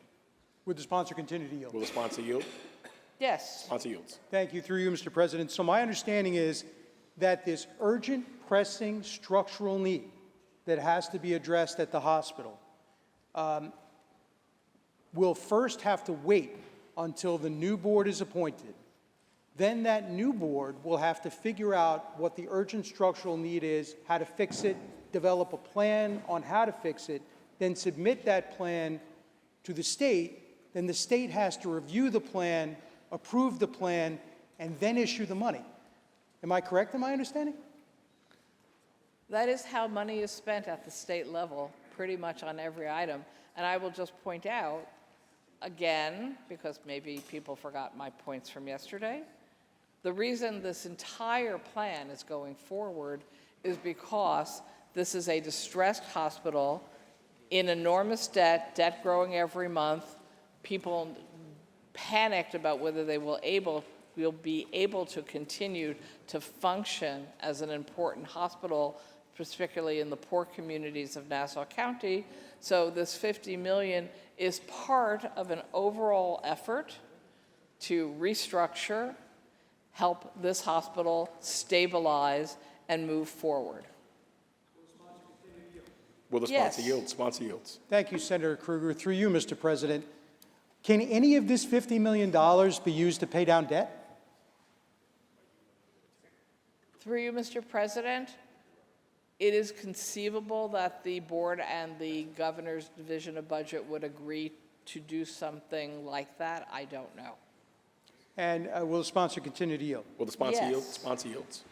So can any of this, through you, Mr. President, can any of this capital money be used to help with the hospital's operating expenses? No. President, it's my understanding that as capital money, that would not be a recognized use of the money. But of course, there's another section of the state budget that has significant new monies for distressed hospitals for operating costs. And I don't believe there is anything within that language that would prevent NUMC from applying for some of those funds as well. Will the sponsor continue to yield? Yes. Will the sponsor yield? The sponsor yields. Thank you, Senator Kruger. Through you, Mr. President, is there any other money in the budget that would be used, for example, to enable NUMIC to meet its operating expenses? I believe that's the question I just answered. There is money in the budget for distressed hospitals. We believe NUMC definitely meets the definition of a distressed hospital, and so it could be eligible to apply for some of the distressed hospital funding for operating costs. Will the Yes. sponsor continue to yield? Yes. Will the sponsor yield? The sponsor yields. Thank you, Senator Kruger. I'm a little bit confused by your answer, only because National University Medical Center has been a distressed hospital for the last several years, has applied for distressed hospital funding certainly over the course of the last 2 years, and at the discretion of the governor and the Department of Health has received a grand total of 0 in distressed hospital funds. So while you're saying they may be eligible to apply for those funds, is there any commitment that you're aware of from the governor or from the Department of Health to provide any distressed hospital funds in any amount to NUMIC? Mr. President, it's our understanding that NUMIC was refusing to provide documentation to the governor's office and the Department of Health to complete their application for distressed hospital funding, which is why they did not get approved for any, and I believe correlates to another article I referenced yesterday that the then head of the board had an interesting robbery in his house where the only documents stolen were those documents that were not being provided to the State Department of Health to answer those kinds of questions. Will the sponsor continue to yield? Will the sponsor yield? Yes. The sponsor yields.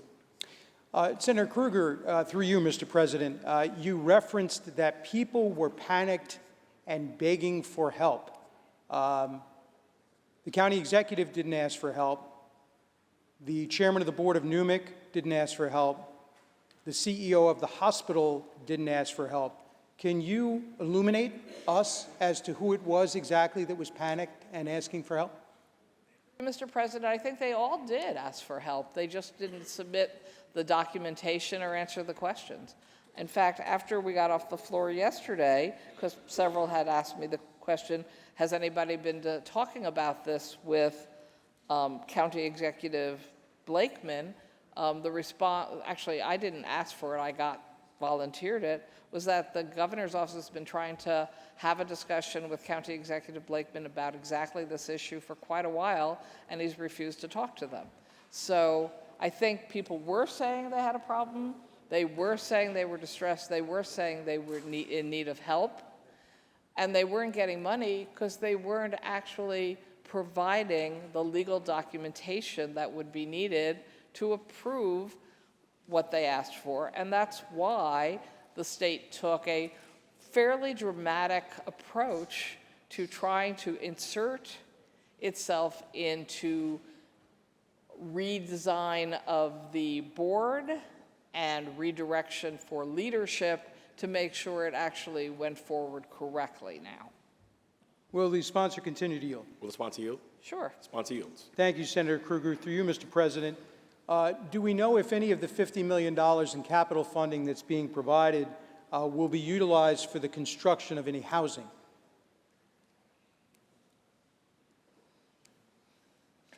I don't know, but I guess I could ask, if you don't mind, the questioner.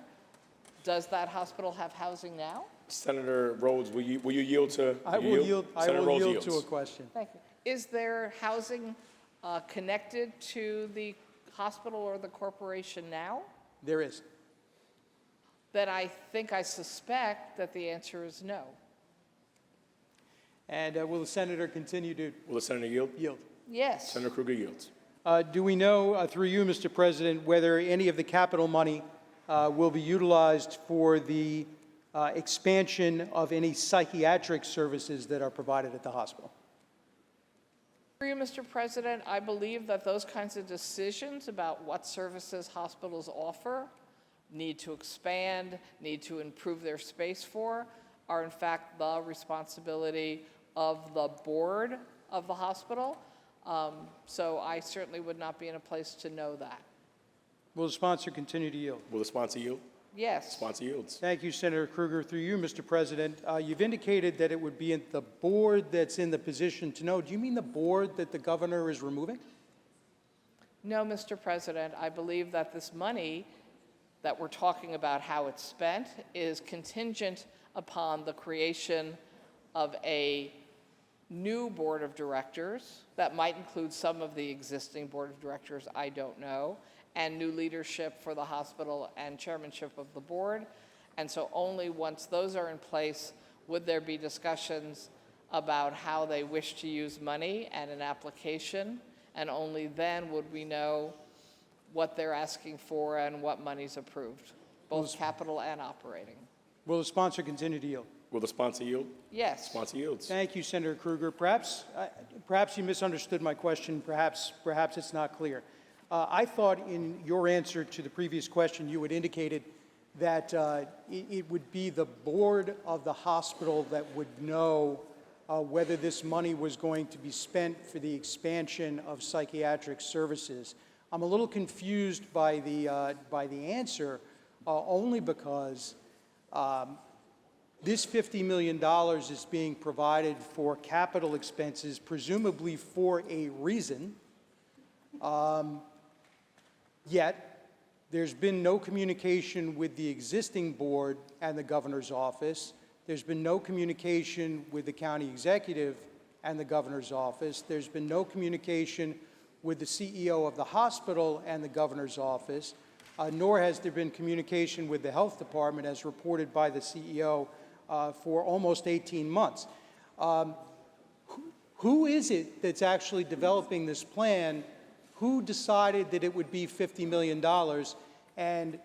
Or are we to believe that this $50 million is being given to the hospital with no plan to actually spend it? Through you, Mr. President, I actually think I was quite clear.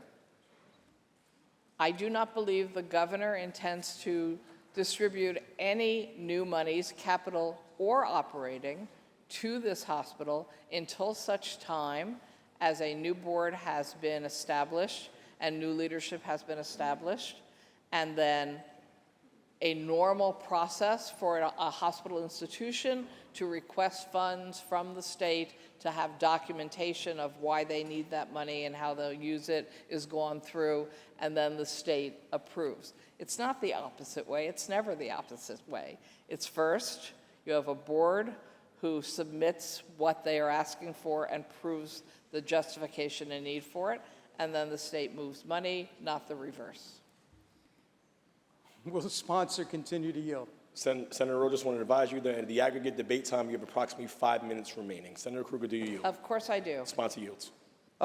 My understanding of how this process is supposed to work is that usually there's a request for capital money for a designated purpose. That request is then considered, and then funds are allocated to actually fill that request. Am I correct in that understanding, or is this process working in reverse where we've determined an amount without knowing what it's for? Mr. President, no, I think we both agree that's the process. The dilemma is I believe the state doesn't believe it has a partner working in good faith at this time to get us the information, to document what they're asking for and how it would be used.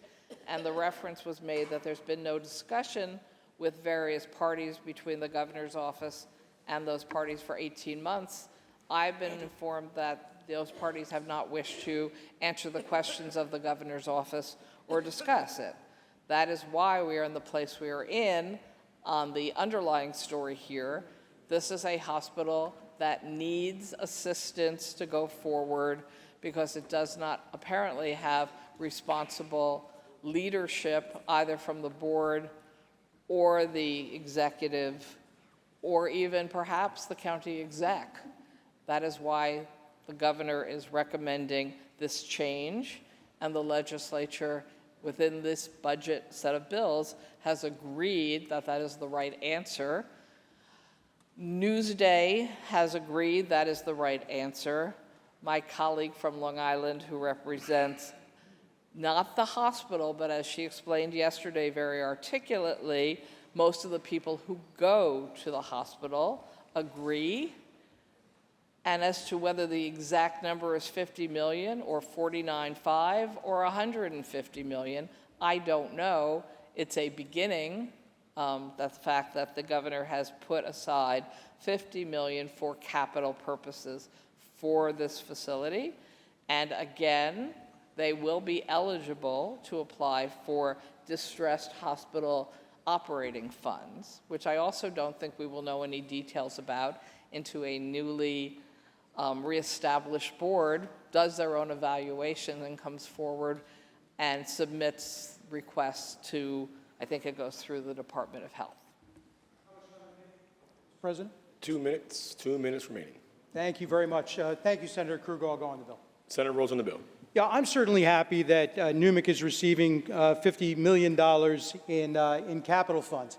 But I think what's concerning to me is that this is the sort of latest salvo in what appears to be the governor's Newmic scam that's going on here.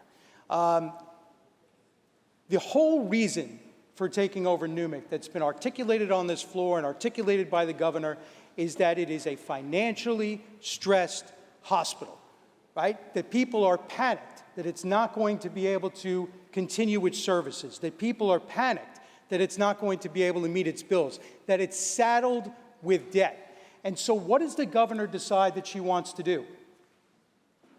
She wants to provide $24 million in funding to the Hempstead School District, but she provides zero in funding to actually help with any of the operating expenses of Nassau University Medical Center. The problems with that hospital actually have little to do with operating. It's projected that the hospital will actually make a small surplus, despite $1.5 billion having been taken from that hospital over the course of the last 2 years. This was all about, and continues to be about, nothing more than control. What the county executive refused to do, what the board refused to do, was to vote itself out of existence and give the governor the power to control the board while county taxpayers are on the hook That's why the governor snuck this into the budget instead of going through the normal legislative process. And unfortunately, this Senate and the Assembly across the hall are co-conspirators in that plan. So thank you, Mr. President. Thank you, Senator Rhodes. Debate time has elapsed. Debate is closed. Secretary will ring the bell. Read the last section. Section 3, this action will take effect immediately. Call the roll. Addabbo, Gianaris Kruger, Ort's Cousins White. Senator Kruger to explain her vote. Senator Kruger not to explain her vote. Senator May to explain her vote. Thank you, Mr. President. I rise to crow about a wonderful win for a big area of New York State in this capital budget.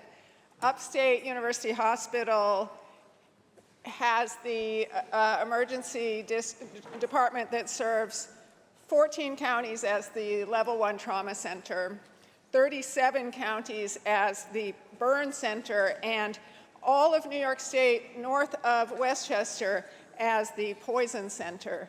But this emergency department, the people who work there are incredibly skilled. They do a great job, but they work in the most cramped and difficult conditions you can imagine. And this money will build a new emergency department for upstate, and it will make a difference for people all over upstate. I also want to crow about one other thing, one other capital victory. This is an update on a capital project that we funded several years ago, and the state put $72 million into renovating Central Tech High School in Syracuse into a countywide STEAM school. That STEAM school is going to open in September with its first class of 9th graders, and because of what we got in the budget to make sure that BOCES funding for CTE can go to teaching 9th graders in CTE programs, that school is going to get the funding it needs to really be a success from the outset. So capital funding we put in years ago, that's going to really be used well because we're doing good policy to shore it up. So I proudly vote aye on both those cases. Thank you. Senator May to be recorded in the affirmative. Senator Bino to explain her vote. Thank you, Mr. President. I will be voting affirmatively on this bill, particularly because it's going to make a $50 million investment into Nassau University Medical Center. So Nassau University Medical Center has really been highly, highly overlooked in any investments over the years, in so much that the facade in front of the building is crumbling.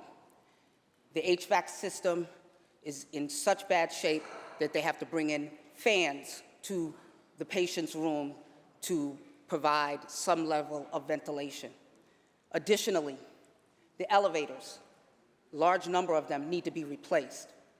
Nassau University Medical Center has been highly neglected by the Nassau County Administration and the Nassau University Medical Board, insomuch that $1.5 billion that they could have accessed year after year for distressed hospital funding to offset their deficit and pay down their debts was prohibited because they were not in compliance with the Department of Health. So I think that this is a great step forward. We're going to be able to invest in the infrastructure, and we'll be able to hopefully be able to do routine maintenance that has been neglected over the years by accessing the $1.5 billion in distressed hospital fund. And I want to thank leadership yet again, because it was the $500 million of a state one-house budget request that bolstered that $1 billion commitment from the governor to make it 1.5. So I say again, this is unfortunate that we're in this space, but I'm happy to see that Nassau County and the communities that rely on that hospital and the staff that work there will finally will get the relief and will turn the corner on the neglectful practices under Nassau County administration. Thank you. Senator Bynum to be recorded in the affirmative. Senator Myrie to explain his vote. Thank you, Mr. President. I will be voting in the affirmative for this in large part to be in solidarity with SUNY Upstate, who has been fighting for this capital investment for quite some time. But I want to express my disappointment and concern that there is no new money for downstate, particularly after this governor came to the first advisory board meeting for the future of downstate and promised $450 million in additional funding. The SUNY chancellor subsequently made a similar promise that there would be additional funding separate from the $750 million tied to the outcome of the advisory board. And I want to make clear that when we passed legislation last year to determine the future of downstate— Senator Myrie, 1 second. Please, please, gentlemen, ladies, we need some order in the House while people are explaining your vote. Thank you. Senator Myrie, continue, please.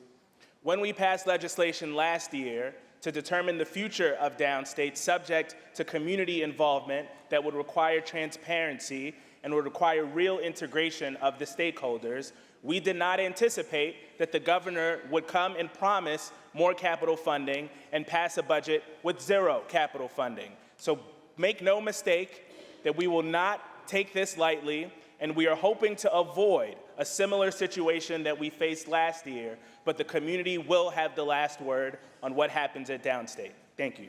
Senator Myrie to be recorded in the affirmative. Senator Cooney to explain his vote. Well, thank you, Mr. President. This budget is a forward thinking about the future of infrastructure in New York, and as the chair of transportation, I'm so proud that we are investing the resources that we can in the CHIPS program, which of course improves our local roads and bridges. $50 million increase this year, $50 million committed for next year's increase as well, giving New Yorkers the kind of safe and efficient system that they deserve for transportation. We're also making lasting investments in the DOT capital plan, including an additional $800 million to fund projects across the state. These are the core road projects that our constituents consistently talk to us about.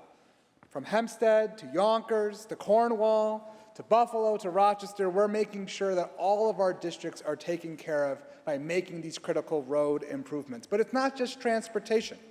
We're investing in large-scale infrastructure projects. We are building again in New York, including a $59 million investment for the modernization of the Joseph A. Floriano Rochester Riverside Convention Center in downtown Rochester, my district. This large investment by the legislature has devoted to the Convention Center for growth in our community, and I'm just so grateful for the support of Governor Hochul as well as the entire Rochester delegation who worked so hard to bring this around. Capital projects mean construction jobs. They lead to improved infrastructure, but they also create opportunities for work, for apprenticeship programs, and these projects lead to growth in our communities, both upstate and downstate. I'm proud of the investments that we continue to make here in the Senate on behalf of all New Yorkers, and Mr. President, I am proud to vote aye. Senator Cooney to be recorded in the affirmative. Senator Kavanaugh to explain his vote. Thank you, Mr. President. Again, we are spread across a few bills, really continuing our efforts to use all tools at our disposal to address the housing crisis and the affordability crisis that we have throughout the state. This bill, of course, is a key part of that. As I mentioned before, there is $2.65 billion of funds in this budget for housing and community development. That includes $306 million for public housing, which is a relative high relative to other years we've done recently, $160 million for Mitchell-Lama developments, $600 million for new housing and community development right here in the Capitol, including some sites very nearby here that are expected to be redeveloped. And we're refunding a few programs that the Senate successfully advocated for last year, including the Vacant Rental Improvement Program, which renovates 1- and 2-family homes throughout the state, upstate, and basically all of the localities outside of New York City, and an additional $30 million for Block by Block, which builds 1- and 2-family homes to infill neighborhoods that have lost housing over time. Both of those were included last year, particularly through the advocacy of Senator Sean Ryan. We are also adding something that has been very important to me, which is a few years back we had a hearing on lead poisoning. It is still a scourge throughout our state. Every year we've been doing $20 million outside New York City as a result of that hearing, but we are adding this year $20 million for lead abatement in New York City. Abatement is the thing that is really necessary in that circumstance. We also have about $70 million for small towns and villages and rural areas in various programs, including the Small Rental Housing Development Initiative, which again was funded through the advocacy of Senator Hinchey and others in this chamber. And so all told, this is a budget that really is intended to address housing needs throughout the state in a very substantial way, and I'm very proud to vote aye. Senator Kavanaugh to be recorded in the affirmative. Senator Serrano to close. Thank you very much, Mr. President. As chair of the committee that oversees parks, I am very proud to vote aye on this bill, as it has a good amount of capital for our beautiful park system throughout the state of New York. We have, I believe, the best park system anywhere in the nation. We have some of the best hiking trails, camping facilities, you name it. Connecting to the great outdoors is something that is really important here in the state of New York. And the pandemic taught all of us how important our green spaces are. We flock to them as a safe way to all congregate and be out together and be in nature. It was important for our mental health as well as our physical health. But our park system is an aging one. It needs constant repair and upgrades and infrastructure. And I'm very happy to see that the capital funds in this budget will go to enhancing our park system in ways that allow us to connect even more New Yorkers to our beloved parks. I proudly vote aye. Senator Serrano to be recorded in the affirmative. Announce the results. In relation to calendar 972, senators voting in the negative are Senators Borrello, Canzone Fitzpatrick, Chan, Gallivan, Griffo, Helming, Lanza, Martin, Spatera, Murray, Oberacker, O'Mara, Ort, Steck, Tedisco, Walzik, and White. Ayes 45, nays 17. The bill is passed. Senator Gianaris, that completes the reading of the controversial calendar. Mr. President, I have a couple of motions here. On behalf of Senator May, I offer the following amendments to calendar 941, Senate Print 1541, ask that said bill retain its place on the third reading calendar. The amendments are received and the bill shall retain its place on the third reading calendar. On behalf of Senator Fahey, I offer the following amendments to calendar 944, Senate Print 4879, and ask that said bill retain its place on the third reading calendar. The amendments are received and the bill will retain its place on the third reading calendar. Please call on Senator Lanza. Senator Lanza. Oh. Thank you, Senator Gianaris. There will be an immediate meeting of the Republican Conference in room 315. An immediate meeting of the Republican Conference in room 315. And Mr. Senator President, Gianaris. an immediate meeting of the Democratic Conference in room 332. And we will stand at ease until 6 o'clock, at which time we will come back and take up the remaining budget bills. The Senate will stand at ease until 6 p.m. The Democratic Conference will meet in room 332. The Senate will stand at ease. Senate will return to order. Senator Gianaris. Madam President, we are going to call an immediate meeting of the Committee on Rules, followed by a meeting of the Committee on Finance, both in room 332. So I would ask members of those committees all to head there at the same time, because rules will be very brief. There'll be an immediate meeting of the Finance Committee, followed by an immediate meeting of the Rules Committee in room 332. The other way around, Madam President. Rules Excuse first. me. The immediate meeting of the Rules Committee, followed by an immediate meeting of the Finance Committee in room 332. Thank you, Madam President. Senate will stand at ease. The Senate will stand at ease. Will return to order. Senator Gianaris. Madam President, I believe there's a report of the Rules Committee at the desk. Please take that up. The Secretary will read. Senator Stuart Cousins from the Committee on Rules reports the following bill. Senate Print 7797. By Senator Kruger, an act making appropriations for the support of government. Bill reports to read to third reading. Rules Committee. All those in favor of accepting the report of the Rules Committee, please signify by saying aye. Aye. Opposed, nay. The report of the Rules Committee is accepted. Senator Gianaris. Please take up the report of the meeting of the Finance Committee. The Secretary will read. Senator Kruger from the Committee on Finance reports the following bills. Senate Print 3000D, budget bill and act making appropriations for the support of government, state operations budget. Senate Print 3001A, budget bill and act making appropriations for the support of government, legislature and judiciary. Senate Print 3003D, budget bill and act making appropriations for the support of government, aid to localities. Senate Print 3009C, an act to amend the tax law. Senate Print 7798, an act to amend a chapter of the laws of 2025. Bills report direct to third reading. Move to accept the report of the Finance Committee. All those in favor of accepting the report of the Finance Committee, please signify by saying aye. Opposed, nay. The report of the Finance Committee is accepted. Senator Gianaris. Let's take up supplemental calendar 49B, please.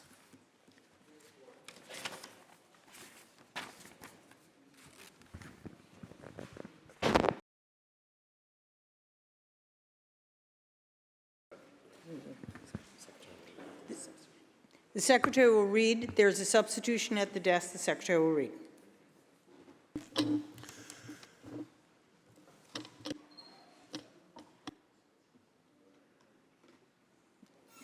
Senator Kruger from the Committee on Finance. Senator Kruger moves to discharge from the Committee on Finance Assembly Bill number 3009C. Is substituted for the identical Senate Bill 3009C, third reading calendar 974.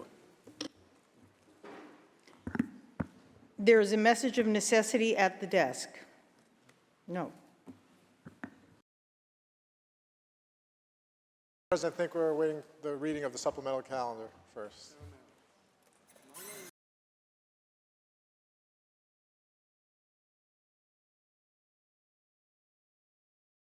Just tell them to do it.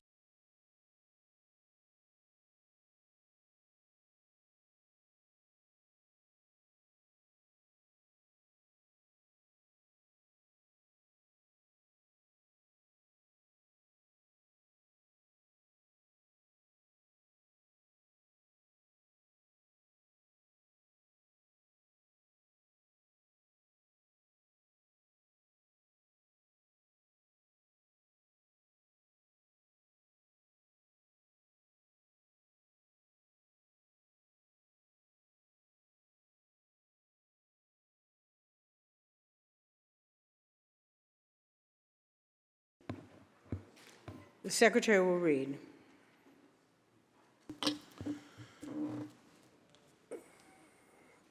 Calendar number 969, Senate Print 3000D, an act to make making appropriations for the support of government. Calendar number 970, Senate Print 3001A, an act making appropriate. 969, let's lay that aside temporarily as we are awaiting a message from the governor on that bill. The bill is laid aside temporarily. The Secretary will read. Calendar number 970, Senate Print 3001A, budget bill, an act making appropriations for the support of government. Is there a message of necessity at the desk? There is a message of necessity at the desk. Move to accept the message. All those in favor of accepting the message, please signify by saying aye. Aye. Opposed, nay. The message is accepted and the bill is before the House. The Secretary will read. Calendar number 971, Senate.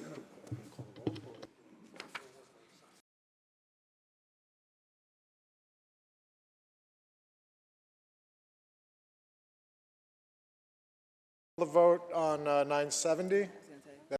Decide. Read the last section.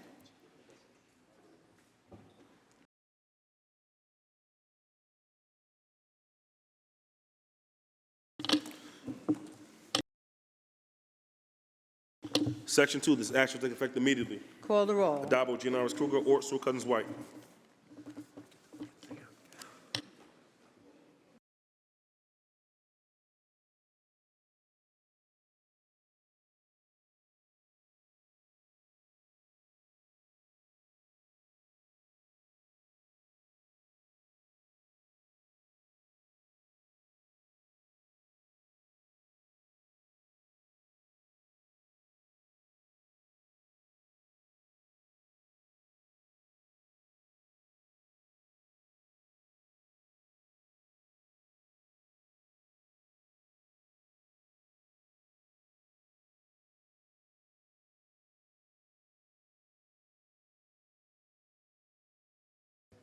Yeah. Announce the results.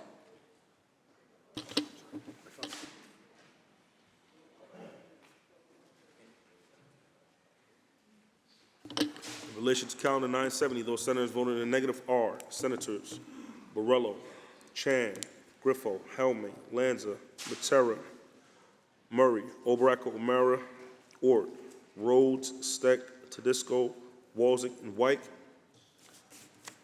Ayes 47, nays also. Senator Gallivan. Ayes 46, nays 16. The bill is passed.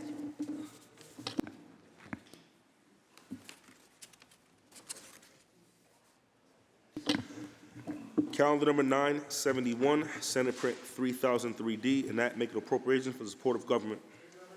At the desk. There is a message of necessity at the desk. Move to accept the message. All those in favor of accepting the message, please signify by saying aye. Opposed, nay. The message is accepted, and the bill is before the House. The bill is laid aside.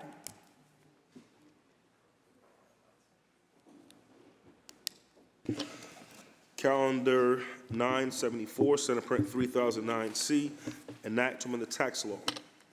A message of necessity at the desk. There is a message of necessity at the desk. Move to accept the message. All those in favor of accepting the message, please signify by saying aye. Opposed, nay. The message is accepted. And the bill is still before the House. The bill is laid aside. Senator Gianaris, that completes the reading of today's calendar. Okay, we now move on to the controversial calendar, beginning with calendar number 974. The Secretary will ring the bell. The Secretary will read.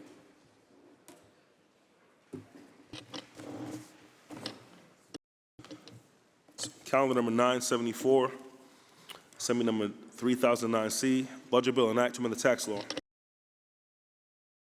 Thank you, Madam President. Would the sponsor yield for some questions on section Part VV, as in Victor, Victor? Senator Krueger, do you yield? Yes, I do. The Senator yields. Thank you, Madam President.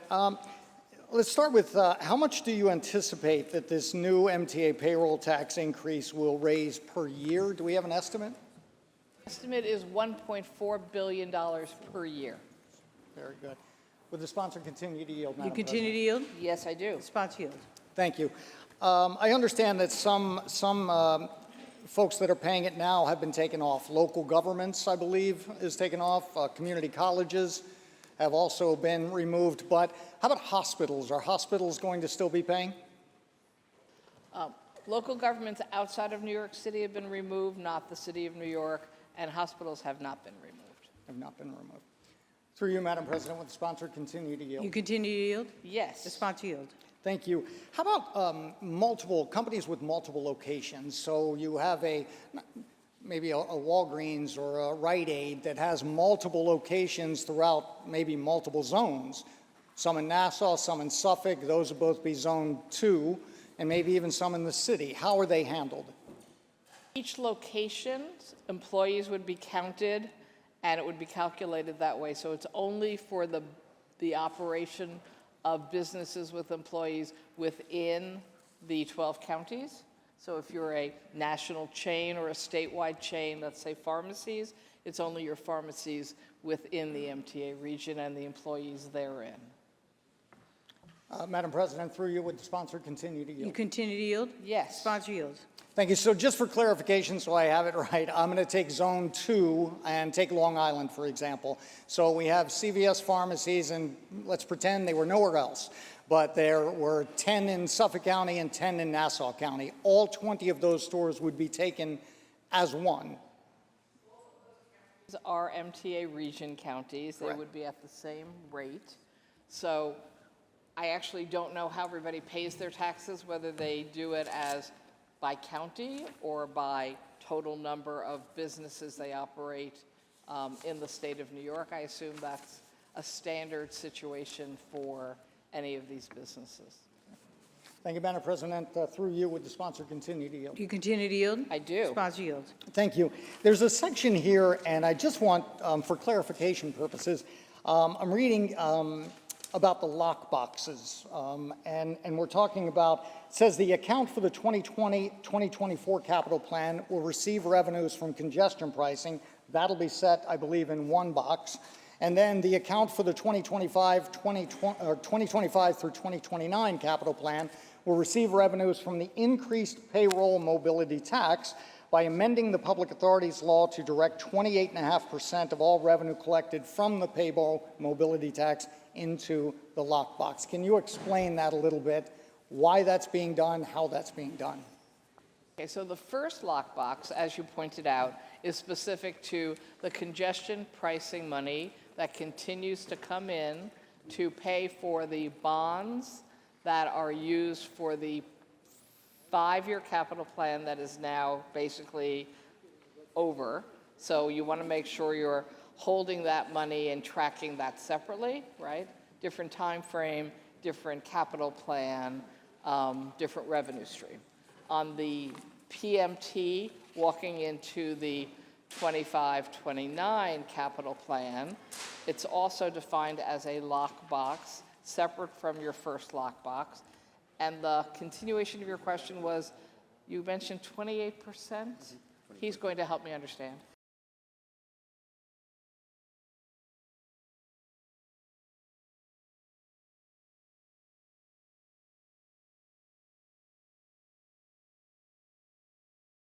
That's so handy.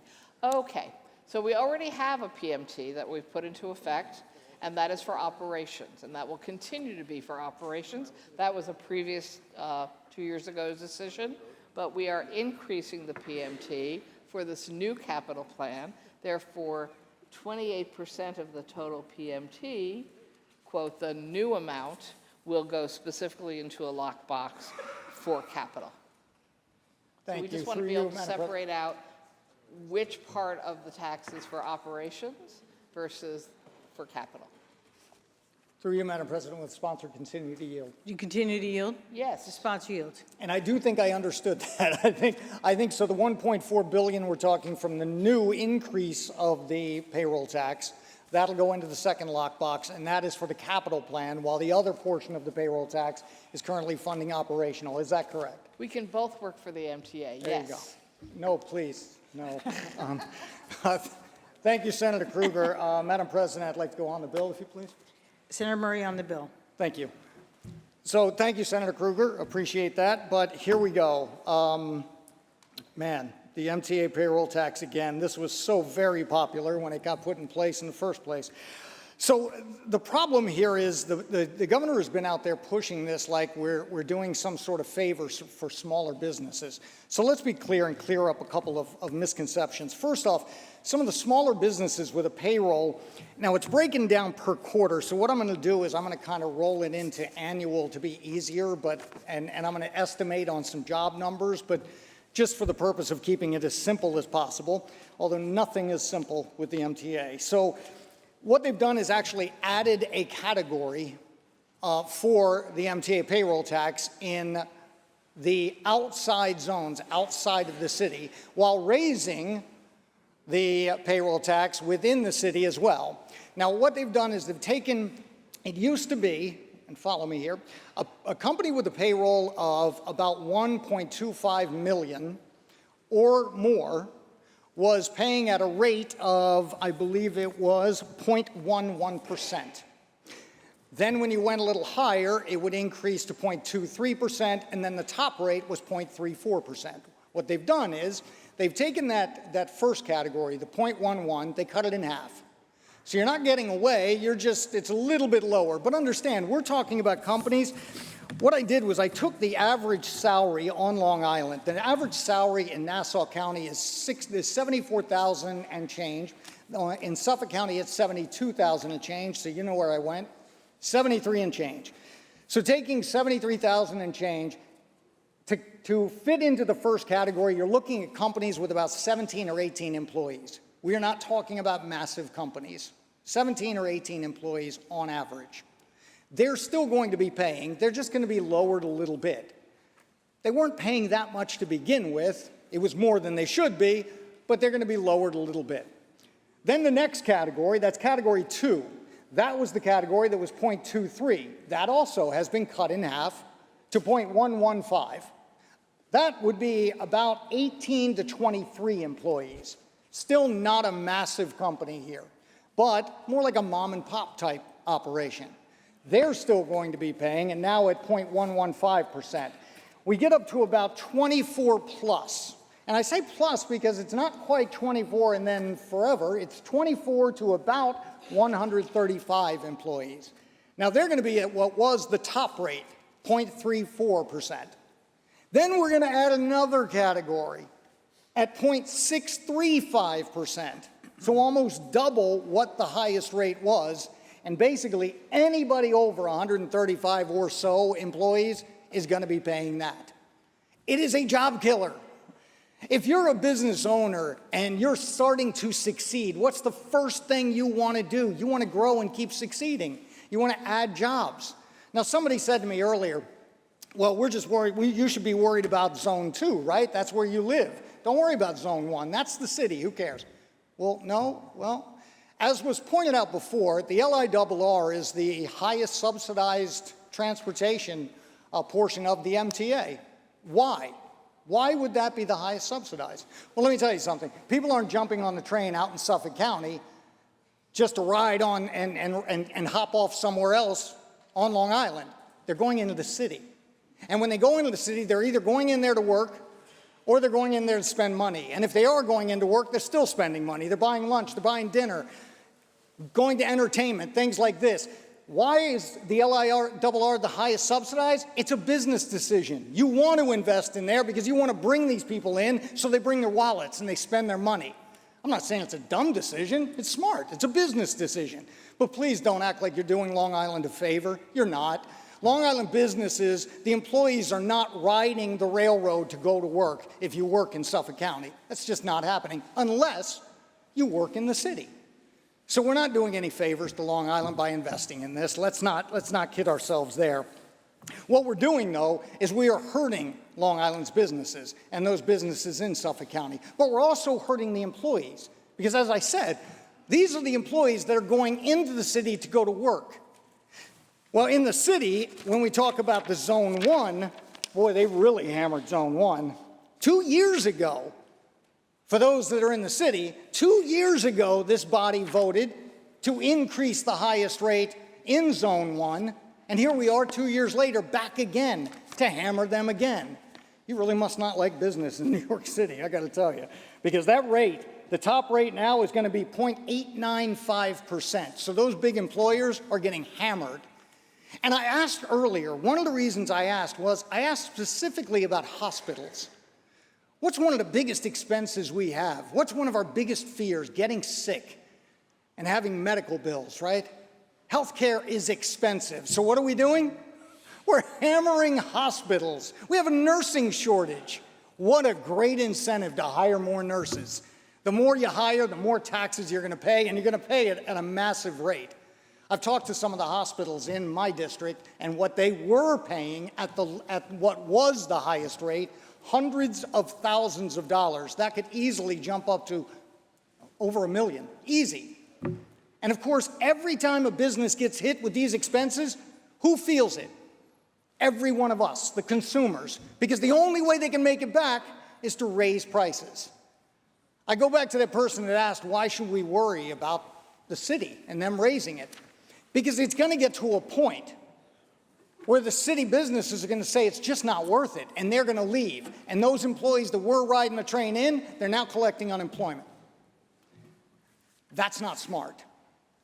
By the way, while I was calculating these up and I was running the numbers on the figures, I said, well, I was started at 73,000. And then I said, well, I really wasn't in the middle. Let me go to 73.5. I was amazed at what a big difference that made when you start getting up into the higher numbers. So when you get into the third or fourth category, where it's talking about more employees, one pay raise to a group of employees can put you over that mark and put you in a whole nother category and could cost the company thousands, tens of thousands, or in some cases, hundreds of thousands of dollars just for giving pay raises to hardworking employees. That's what we're doing. Well, now I want to look at the fact of where this money's going. Where's it going? We talked about the capital plan. First, all of this argument about congestion pricing, everybody's upset about it. I am too. But everybody was kind of led to believe, every story you read, they would talk about this new capital plan of $68.4 billion. And they said, well, we're short. We have to fund it. And everyone was led to believe that was what congestion pricing was going to do. No, no, no, no. In fact, as you just heard, not a penny of congestion pricing is going to that capital plan. You know where that money's going? Now and forever forward, for the next 20, 30 years, it's to pay off the bonds that they got for the 2020, 2024 capital plan. So we're actually putting congestion pricing in place to pay off debt. So how are we going to fund the $68.5 billion capital plan moving forward? You got it. Find a new way to raise revenue so we can get more debt. So if you think this MTA payroll tax might be temporary, no. The plan is to use this as an element to bond out. And then we're going to have to use this to pay off those bonds for 20 and 30 years. And what happens when some of those businesses do start leaving? You can bet your bottom dollar, if you have a dollar left, you can bet we're going to come back here again and raise those rates again and continue to chase more out of here. And again, it wouldn't be so bad. It wouldn't be so bad if you thought, well, that investment, that money we're spending is going for something really good. They're spending it wisely. They're doing a lot of good things with it. Okay. As I mentioned earlier, yesterday, I believe, well, I forgot I had 2 minutes to explain my vote and got cut off. So for an MTA that is so desperate for money, year after year they come back. Let's talk about fare and toll evasion. I brought up the number that in 2017 they lost $150 million to toll and fare evasion. Well, again, if you're hurting for money, that's a pretty good amount. You should probably find a way to solve that problem and collect the money that should be coming to you. Again, they're not asking for anything extra. This is just collecting the money you're supposed to be getting for the service you're providing. That sounds pretty darn simple. Most businesses do it well. Well, not the MTA, because the very next year, that number almost doubled. $290 million the very next year. And you think, surely the alarm bells went off now. Surely they got the message. We're hemorrhaging money here. And yet we keep coming back to the taxpayers and everybody else asking for more. We'll fix the problem. The very next year, 2019, they lost $525 million to toll and fare evasion. Well, that's when the pandemic hit, so it steadied out for the next couple of years. It was 525 again the next year and around 500 million.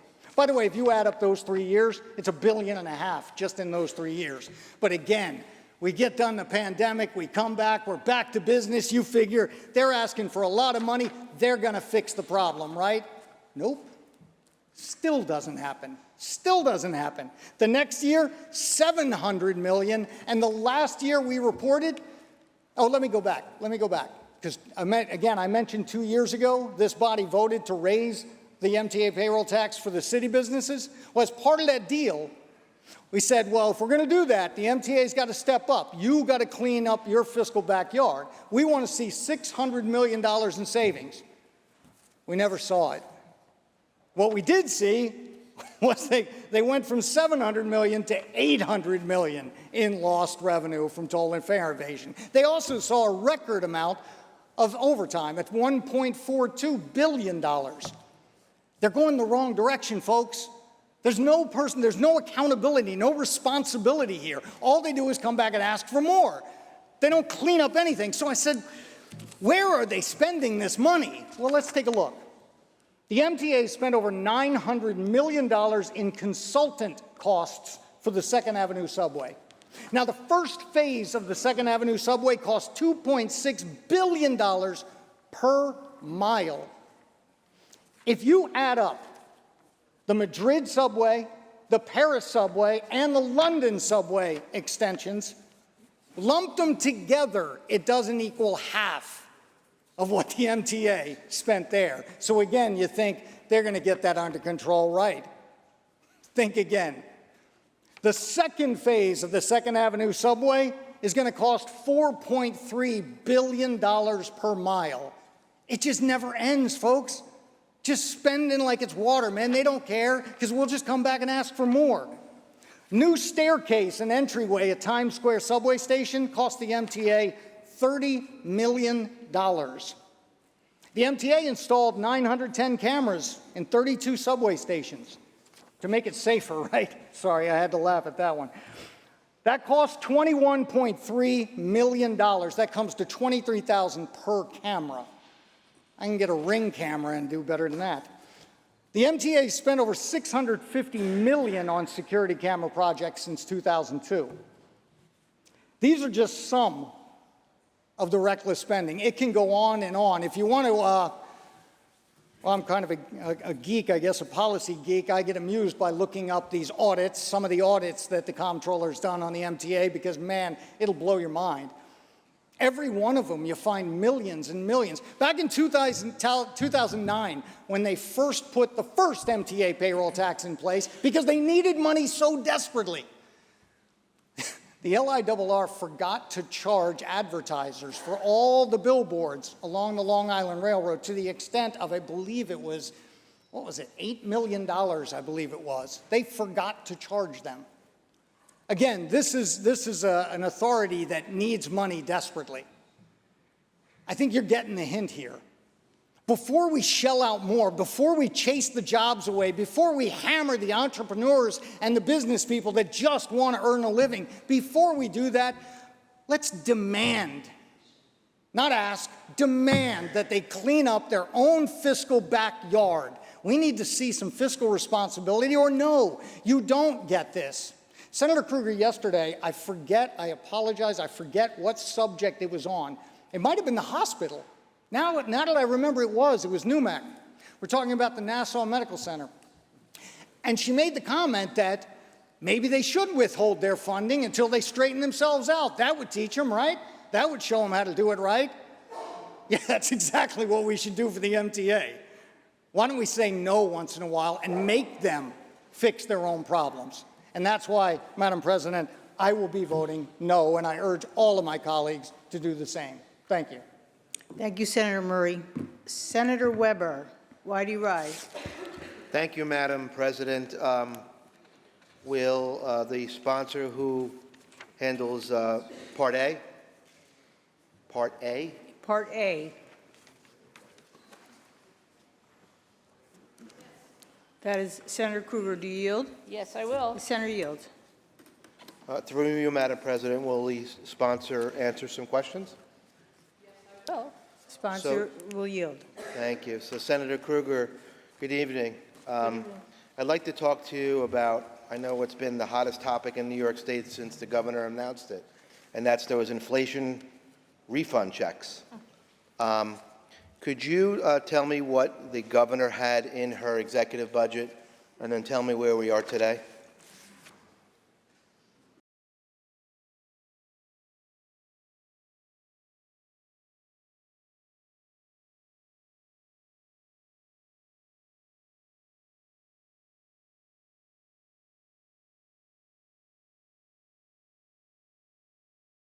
Madam Vice President, under the original proposal of the executive, if you were a married filer with income below $300,000, you would be getting a $500 check. And if you were a non-married filer below, below $150,000, you would be getting a $300 check.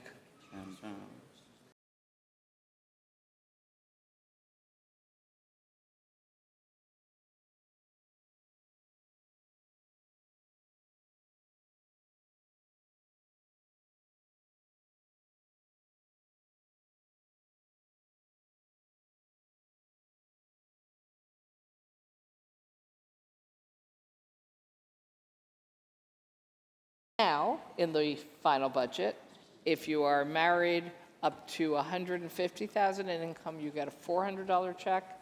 And if you're a single filer, no?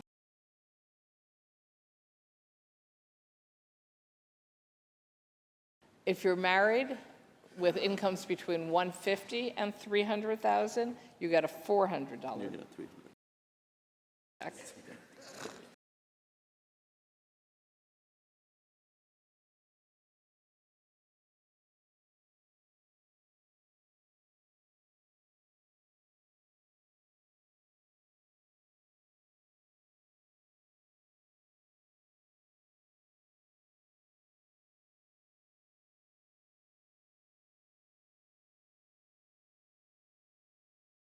we covered married. So the refund will be $400 for married filers with combined household incomes between up to $150,000. For married filers reporting between $150,000 and $300,000, the refund will be $300. And for single filers, individuals making up to $75,000 will get $200. Single filers making between $75,000 and $150,000 will get $150. Thank you. And through you, Madam President, will the sponsor continue to yield? Do you yield? Yes. The sponsor yields. Thank you, Senator Krueger. How much in total was the original executive budget's estimate for the inflation refund checks, and how much are they today? The governor's original proposal, the cost was going to be $3 billion, and in the final agreement, it's $2 billion. $2 billion. Yes, sir. And through you, Madam President, will the sponsor continue to yield? Yes, I will. Continue to yield? Yes, the sponsor yields. Thank you. So what happened?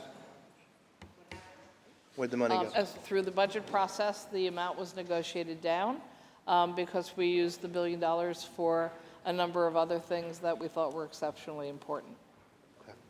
And through you, Madam President, will the sponsor continue to yield? You continue to yield? Yes, the sponsor yields. So, Senator Krueger, I have some questions on Part B. I don't know if that would be you as well. Right, so I know the governor mentioned, and I know a lot of middle-class taxpayers in New York State were excited to start hearing about the always promised middle-class tax cuts. And from what I understand, in the final budget, the middle-class tax cut has been delayed. Can you clarify and discuss that a little bit? Yes, it has been delayed from 2025 to 2026. And through you, Madam President, will the sponsor continue to yield? You continue to yield? I will. As the senator yields.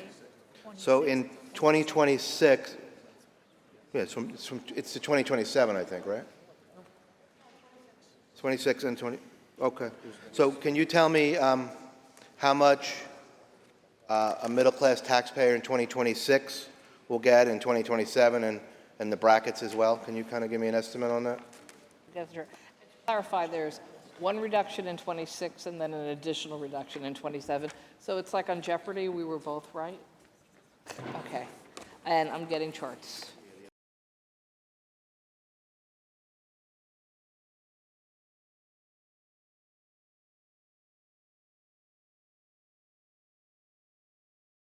Three different levels of filers, so the chart's fairly extensive.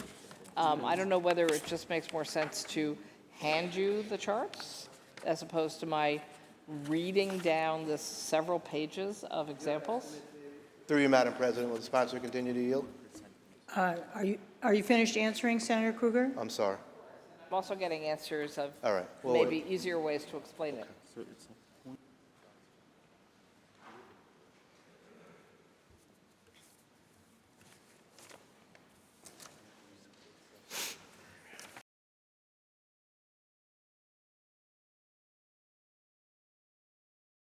Rate cut. For the bottom income bracket. For the bottom four income brackets. Which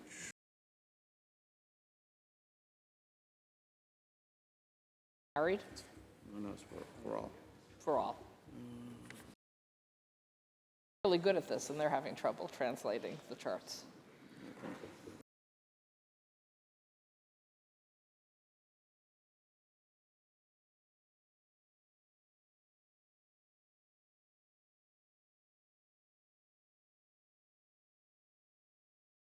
For married couples, it's people who has income below 323,000.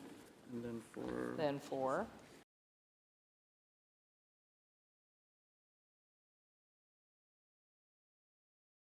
household filers, it's under 200 and what thousand? 69.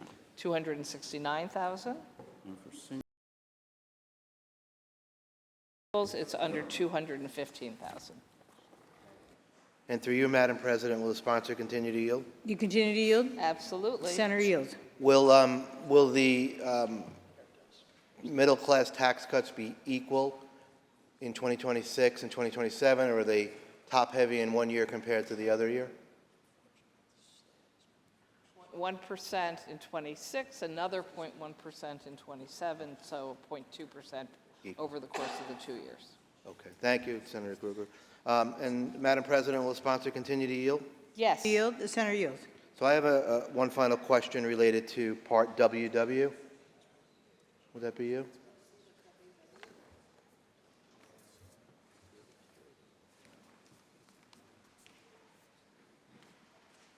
MTA sales tax redirect. Yeah.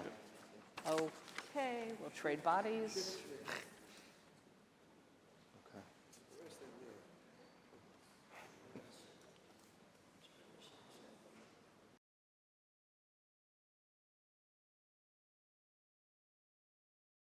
Okay, ready. Senator Krueger, can you explain kind of what's going on here? It looks like the sales tax brought in vis-a-vis, the sales and use tax actually brought in by the MTA was an additional 3/8%, and it's now being redirected. Can you kind of explain what's going on with that?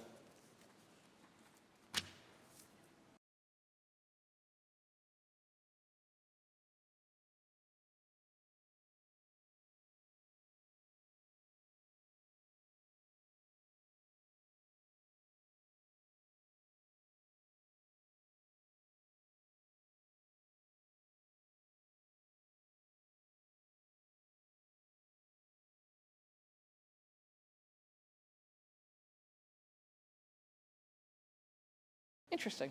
So it's going from one type of account to another, with the advantage being this will actually allow them a better bond rating when they go to the bond market and actually expand their room to bond, because if it goes in one direction, it gets counted against the bond camp, and if it's in this other direction, It still does, it just gives them a better coverage. better coverage. So they're saving money, is the technical answer. They're saving money. Thank you, Senator Krueger. Madam President, will the sponsor continue to yield? You continue to On yield? WW, or are we changing topic?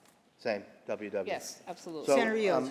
I had done some research on this myself, and it looks like the sales tax kind of had been all going into this Metropolitan Commuter Transportation District, or Mass Transportation Operating Assistance Fund, and now it's kind of being split, where 85% of it's basically going to go to New York City, and the other 15% is going to go everywhere else. Am I reading that right? Yes, you're reading that correctly. Okay. Through you, Madam President, will the sponsor continue to yield? You continue Yes. to yield? I do. Sponsor yields. So 85% of the money is now going to go towards New York City, and everyone else gets 15%? What's the rationale on that? That's always been the historical share for New York City, so it doesn't change that. I'm sorry, could you repeat that? That's always been the historical share for New York City, 85%, so it does not change. 85, okay, fine. All right, thank you, Senator Krueger. Madam President, on the bill? Senator Weber on the bill. So, Madam President, here we are, in May, I think, as Senator Krueger would say, with March, I don't even know what it would be at this point, but we're in May. People expected, or at least counted on, inflation reduction, refunds. They at least plan to hopefully get a middle-class tax cut, not this year, but at least next year. And it seems to be the old game where things get kicked down the road. We have the residents of Rockland paying congestion pricing now. We have the residents of Rockland and the businesses in Rockland who are going to be now subject to the MTA payroll mobility tax. It just keeps getting worse and worse for the residents of Rockland. And I will be voting against this budget bill, this revenue bill, because the taxpayers in Rockland can't pay anymore. You know, there's that old slogan, you can't get blood from a stone. Well, New York State continues to try even more and more in Rockland. So I'll be voting no on this revenue bill. Thank you, Senator Weber. Senator Martins, why do you rise? Thank you, Madam President. If the sponsor would yield on just a few questions on Section VV. Senator Krueger, do you yield? VV, MTA payroll mobility tax, sure. Yes, the senator Seems to be yields. a theme here. As it should be, Senator, as it should be. Through you, Madam President, if the sponsor would yield. Will you yield? Yes. The sponsor Thank yields. you. Senator, do you have a sense of how many projects have yet to be completed in the pipeline from 2010 through through the present that have been approved as MTA projects? Do you know how many are still pending and have not been commenced? So that would be two, oh, you have the answers? You want to offer me the answers? The comptroller in a March Yes. 2025 report, through you, Madam President, excuse me, indicated that there are $34.2 billion worth of capital programs since 2010 that remain to be committed. That's nearly $35 billion since 2010. So, Madam President, through you, if the sponsor would continue to yield, my question is, has anyone gone back, to your knowledge, at the MTA, or have we requested that they go back to look at the nearly $35 billion that are still to be started out of the capital programs over the last 15 years to see whether or not they're even necessary, whether or not they're going to be included with regard to the $64 billion MTA capital plan that we're currently considering and trying to fund? Has that analysis been done to your knowledge? So, obviously, we know capital projects can take years and years and years. So it is quite conceivable that some of the projects that got started or in the 2010 capital plan started at perhaps the very end of the plan. Hence, the real question is not why are we still not completely done with previous projects. It's really, can we account for the money that was promised and then used? And I think that is an important question. Because I believe the MTA dashboard does allow you to track the money on each project and where it came from. And it often is overlapping, I believe the word in economics is trenches, for how many different trenches are continuing with a specific project. For example, we did the East Side Access Project for Long Island. It ended up costing us $12 billion. It took many more years than anyone imagined, frankly, because a variety of reasons. I never understood how we were doing that for $12 billion. And we then hit COVID, and so we know that that put us back several years starting in 2020. So you would almost have to ask me, can I pull up the dashboard for each individual project?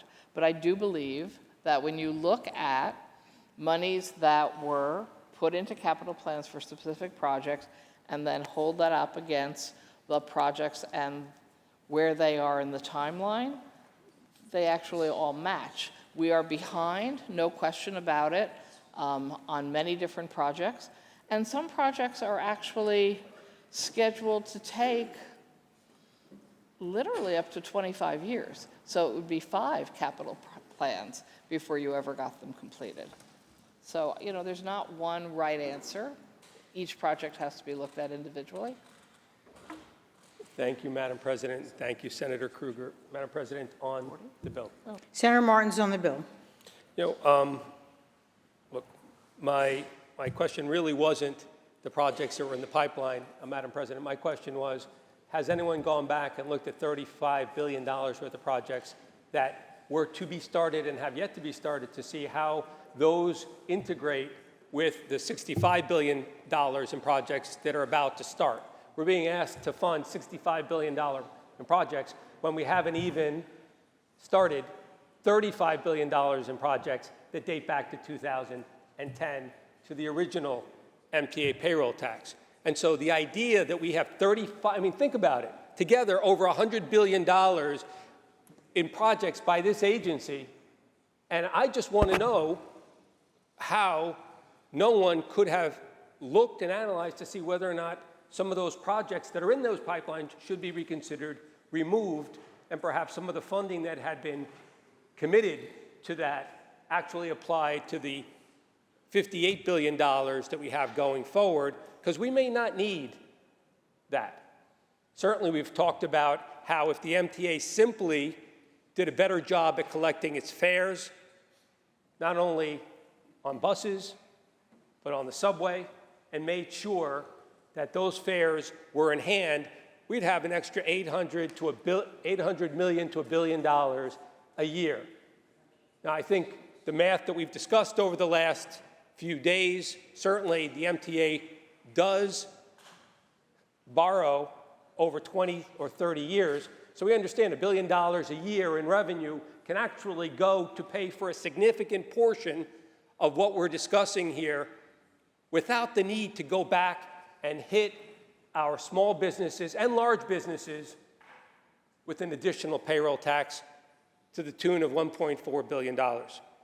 So I'm concerned about management. We've talked about that before. We've talked about the management and the leadership at the MTA, and I just want to make sure that as we go forward, we don't just take it for granted that a 15-year-old project that maybe made sense in 2010 perhaps doesn't make sense anymore. So why are we still committing resources there as opposed to looking, and I have not heard from anyone that, first of all, that there was $35 billion in projects that had yet to start.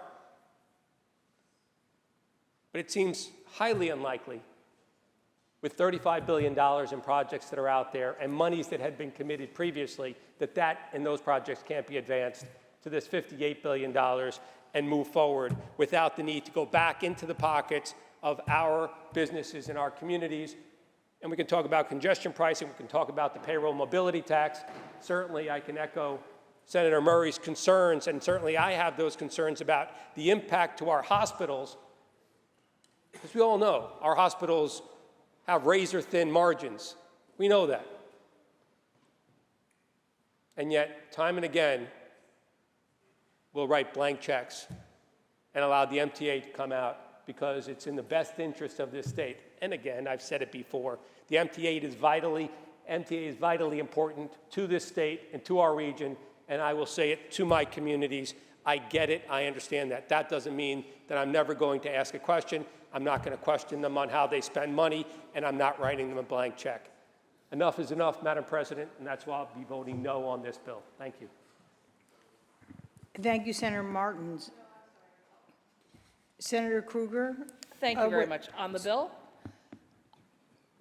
Okay, So Senator I feel that Krueger I on the did bill. not explain my answer to Senator Martins correctly, so I wanted to make sure I did go on record with this. If $35 billion over 2 capital plans, 10 years, so it's about $3.5 billion a year, there is constant auditing. We know some of those numbers because the state controller did audit. There is constant review, and the board actually can and does make decisions about reallocating priorities for MTA projects. Just because we put it in a capital plan doesn't mean we went and borrowed the money and hence owe the money back. It was just a capital plan giving them the authority to borrow if they needed. So I have no question that if a project was started or on the boards in 2010, but not completed by 2024, that somewhere along the line somebody said, maybe we're not doing this, or maybe we have a better way to do this, and they shifted that in their plans publicly in their dashboard with board approval. So I think there's a big difference between having a plan where it shows there's $32 billion over 2 plans over 10 years, $3 billion a year in capital that maybe didn't get spent exactly on time, but may have been used for different purposes. But again, just to reinforce, we don't go to the bond market and borrow that money and owe it back unless we're actually spending it on projects moving forward. Thank you, Madam President. Senator Krueger. Senator Comrie on the bill.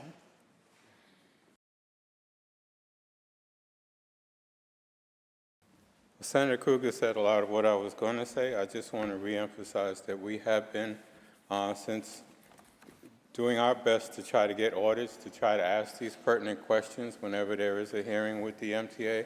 The MTA has been doing projects on time and on budget. They did the Long Island Railroad Station in Elmont on time and on budget. They brought in Grand Central Madison earlier on time, a little late, but they finally got that together and got that within their budget. They have been more transparent. They're the most transparent state agency. Not saying that that's a good thing because we need a lot more, Senator Martins. I agree with you. We want to make sure that the MTA is spending their dollars wisely, but we can't forget that the MTA is dealing with a system that's hundreds of years old with 20 years of neglect when they weren't fully funded. The previous administration underfunded the MTA to a point where we had power outages in, I think, the summer of 2017. We're still recovering from that. We're still recovering from the flooding that happened due to the last 3 floods that hit the city. The MTA is still recovering from that. We're recovering from the time during COVID when the fares were free and people are still believing in their minds that they should ride the system for free. That's why we have a high issue with fare evasion. And then we also, frankly, on this side of the aisle, don't want everybody arrested for taking the subway because there are a lot of people that are indigent and they need to get that free ride so that they can get to work. And that's a problem we've all been grappling with. It's not a fair problem, but it's a reality in New York City. So I agree with you, Senator Martins. We need to make sure that the MTA is as transparent as possible. We are doing everything we can on this side of the aisle to be more transparent. We're working on focusing on looking at their projects, and I want to thank the staff, the finance staff and the staff that looks over transportation, because they have been helping to bring up a better level of scrutiny. When we bring board members before us, we ask them to make sure that they're part of that scrutiny and that they report back to us about the activities of the MTA. And yes, they are moving projects that they said they were going to do in 2011 to now 2025. There's a lot of budget fooling around, I think, at the MTA, based on my personal opinion, looking at it as chair, and we need to illuminate that as much as possible so that we can stop the madness. We need to make sure that we have a system that's functioning. It requires a lot of repair. As you may know, the entire area under Grand Central is literally falling apart, if anyone has gone there. We also have other locations within the system where they can't operate to fix the trains anymore because the new trains that are coming in are too big for the repair depots that they're supposed to fit in. So there are a lot of structural problems, there are a lot of infrastructure problems, and we need the MTA to run, but we also need to, as Senator Krueger said, make sure that we do the things necessary to ensure that everybody's comfortable with how we're giving $64 billion in capital money to. And unfortunately, I just want to remind folks, the congestion pricing dollars is only going to pay off the debt for the last bonding plan. And that's going to run for at least another 10 years that we're using congestion pricing dollars to pay the bonding. So we will be back here next year or the year after looking for more money for the MTA. We will be back here trying to make sure that the MTA is being more responsible within that time. And I look forward to working with all my members to raise the level of MTA responsibility. Thank you, Madam President. Thank you, Senator Comrie. Are there any other senators wishing to be heard? Seeing and hearing none, debate is closed. The Secretary will ring the bell. Read the last section. Section 3, this act shall take effect immediately. Call the roll. Adabo, Gianaris Kruger, Ort, Saw Cousins White. Senator Ryan to explain his vote. Thank you. In this bill, in section PP, there's a section that allows the city of Lackawanna to come into the old brownfield tax credit for what's called the Renaissance Commerce Park. And that has been a priority of my county executive, Mark Poloncarz, for the last several years. This is a highly contaminated site on the old steel plant site, Bethlehem Steel, and we've been working very hard to get that parcel back on the tax rolls and to get private activity going there. So I'm happy to report that we're going to allow them to maintain entrance into the old program, and that was under the leadership of County Executive Poloncarz and his team, Andy Frederick and Ben Swanekamp, who worked very hard on there, and my legislative director, Sarah Lesser. So thanks to all them for getting this done. I'd be happy to vote in the affirmative. Senator Ryan to be recorded in the affirmative. Senator Rose, his vote.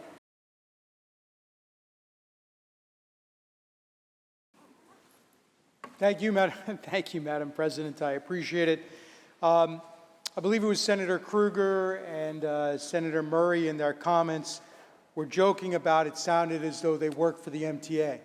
Trust me, you may not get a paycheck from the MTA, But if you live in Nassau, Suffolk County, if you live in Westchester, Rockland, if you live in Orange County, if you live in the 5 boroughs of New York City, you may not get a paycheck for the MTA, but trust me, you are working for the MTA.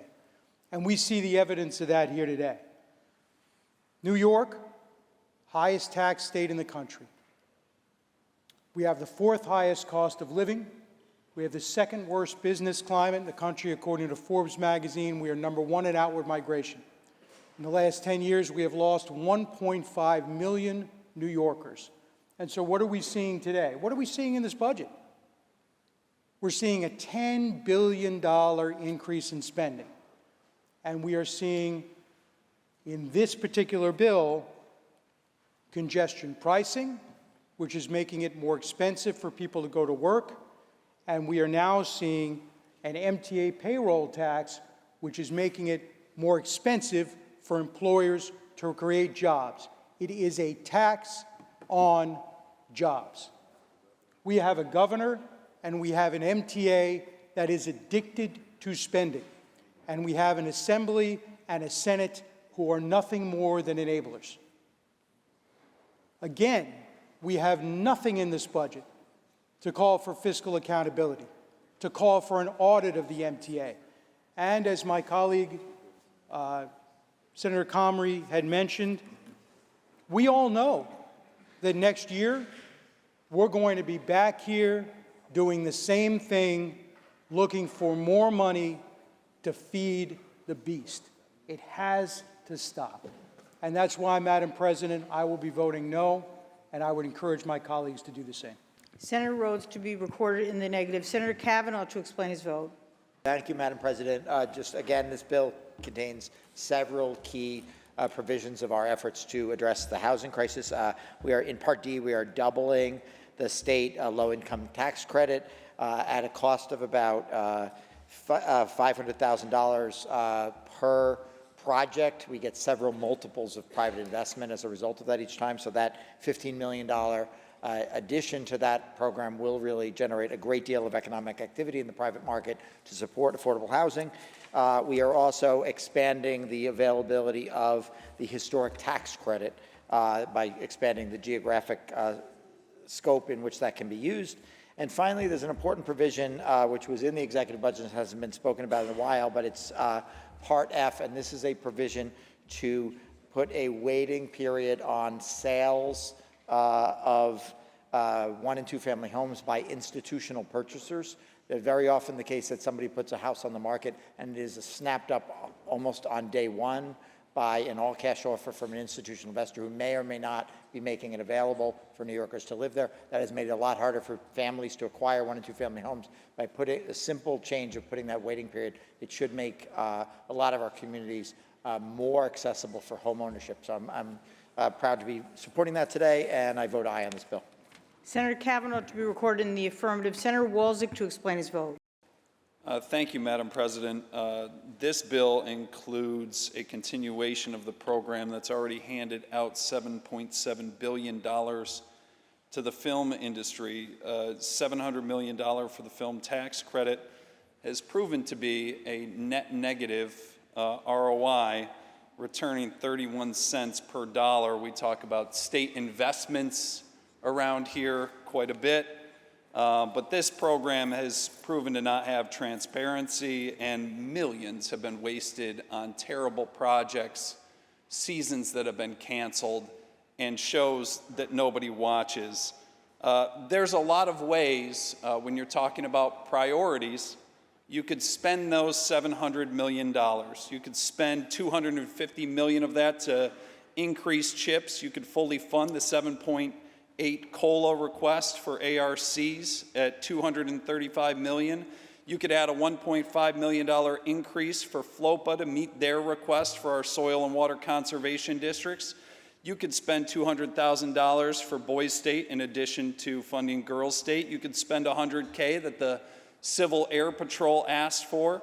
$40 million for Centers for Disability Services that was lacking, $5 million for our YMCAs that was missing, $70 million for certified home health agencies, $1.5 million for farm to school grants, or 20 million and 20 million for EMS Medicaid emergency response rates.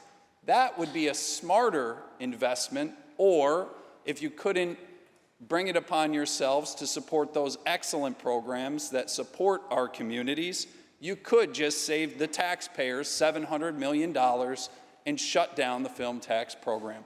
Thank you, Madam President. I vote no.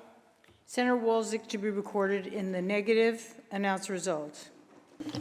Excuse me, sorry. Senator Brisboard to explain his vote. Sorry. Okay, thank you, Madam President. I rise with the grave awareness that the billionaire class now has a near total chokehold on our federal government. At the same time, they are working to control our individual states as well. This budget is the product of their influence over Governor Hochul. It is past time we begin naming out loud the billionaires quietly pulling the strings at every level of government.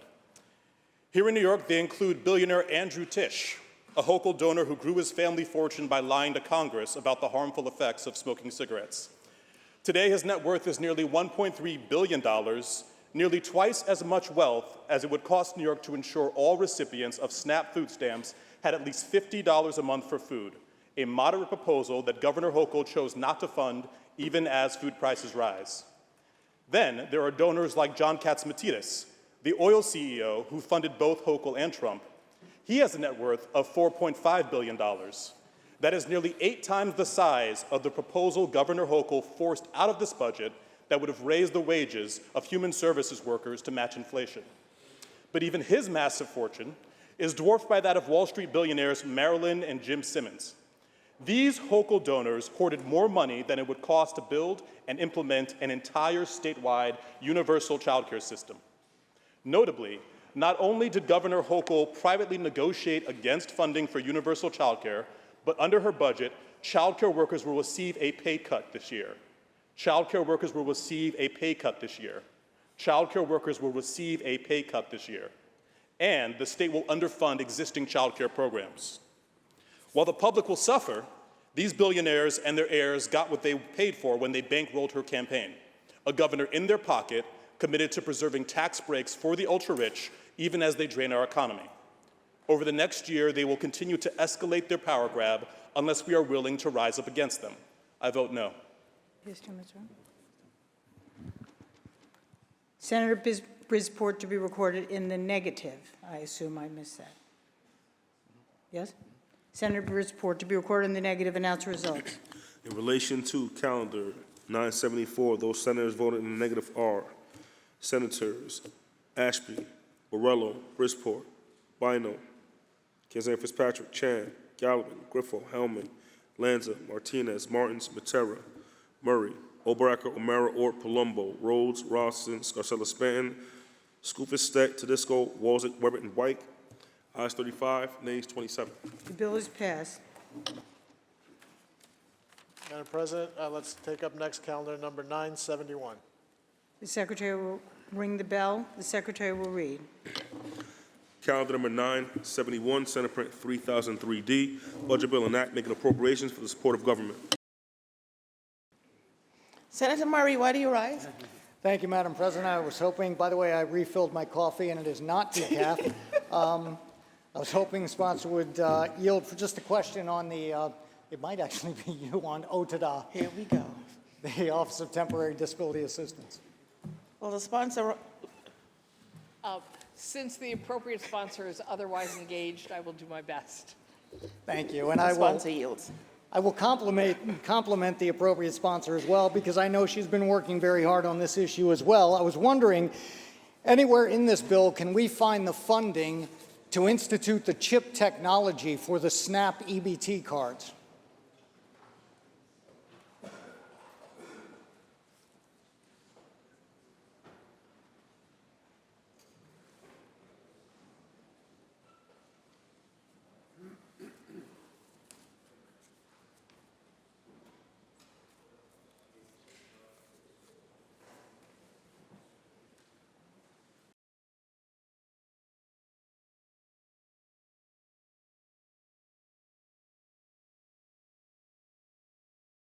Madam President. So one, We agree, of course, that we should be trying to move as quickly as possible to get chip cards in the EBT system because, as we've all discussed before, there are, I guess, criminals who have figured out how to steal the benefits from poor people off of the cards because the official EBT card, electronic benefit transfer, used for SNAP and public assistance, and maybe WIC now, doesn't have a chip. And yet all of our credit cards have chips. And there's a reason they have chips, because it helps secure, make it much tougher to sort of steal off of those cards. First off, if there was money in this budget, it would not be in this bill, it would be in state ops, because this is aid to localities, and it's not something that would be handled on a county-by-county basis, but a state basis. But we will get to state ops, and the answer would be the same. There is not money in the budget for this. There's the state continues to work on trying to get a contract done to get this done. We all want them to move faster. We are advised that it would be at approximately $48 to $50 million cost to get it done. And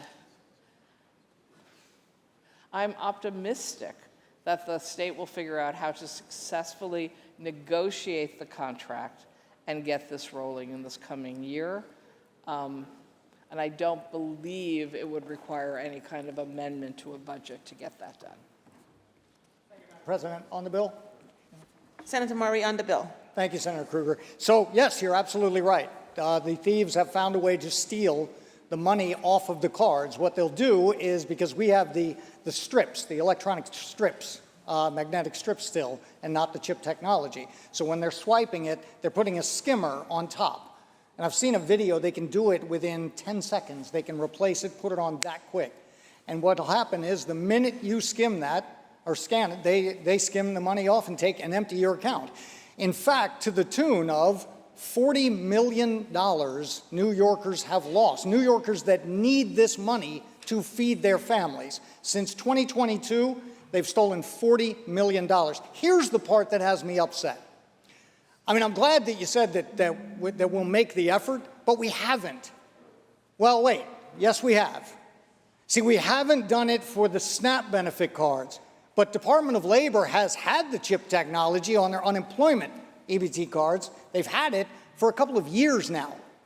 And they use a vendor called Conduent. Ironically, OTDA had Conduent as a vendor and just switched vendors. So they could have made this switch. Something else that's interesting, the number I got quoted was $40 million would be the cost. The feds split that 50-50 and have said they will. So that would be $20 million is what we needed. Senator Walczyk read off a list on this last bill of all the different things we could have done. $20 million in a $254 billion budget to make sure New York families get the food they need. Listen, I applaud all of you, all of us, for passing the bill that gave universal free meals for our children in schools, because they need to be fed. But we don't need to feed them there so they can go home and be hungry there. That's absurd. We have the fix. We know what the fix to the problem is. We're already doing it through the Department of Labor. There is no excuse for it not to be in this budget, which is another reason I will be voting no, but I pray we get our act together and find that money and get this done. Thank you, Madam President. Thank you, Senator. That's it, right? Are there any other senators wishing to be heard? Seeing and hearing none, the debate is closed. The Secretary will ring the bell. Read the last section. Section 2, this action will take effect immediately. Call the roll. Adabo, Gianaris Kruger, Ort, Sue Cousins White.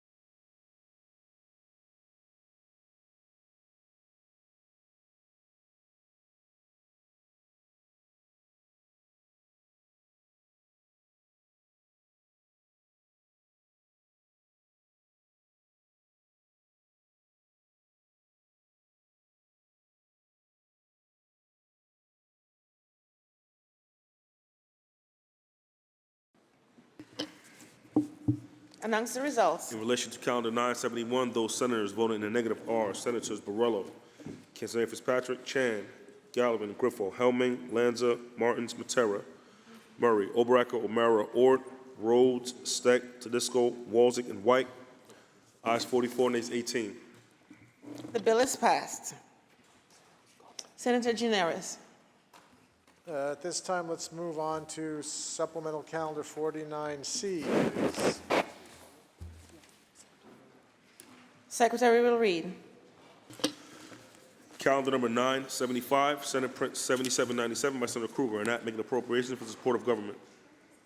Is there a message of necessity and appropriation at the desk?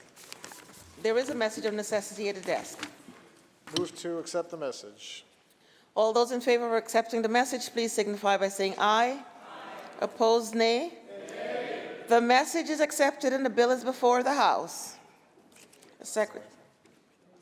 Read the last section. Section 12, this action will take effect immediately. Call the roll. Adabo, Ginaris Krueger, Ort, Sue Cousins White. Announce the results.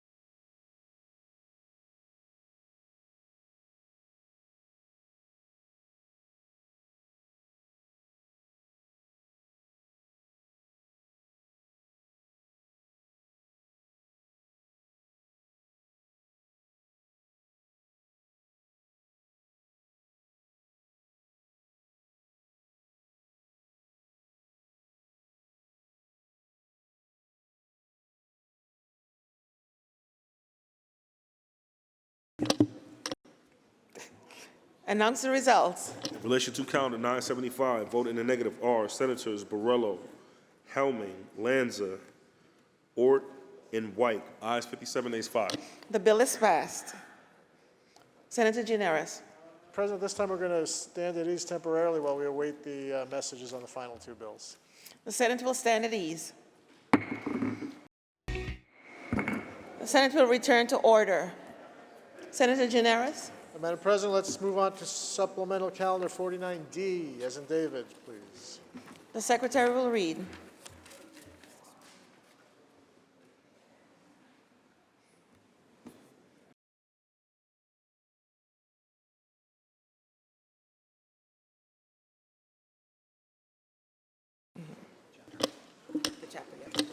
Calendar number 976, Senate Print 7798, Budget Bill enactment, a chapter of the law 2025.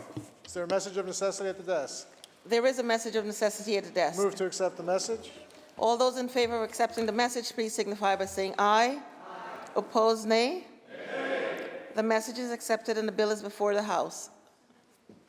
Secretary will read. Read the last section. Section 2, this action will take effect immediately. Call the roll. Adabo, Ginaris Krueger, Ort, Sue Cousins White.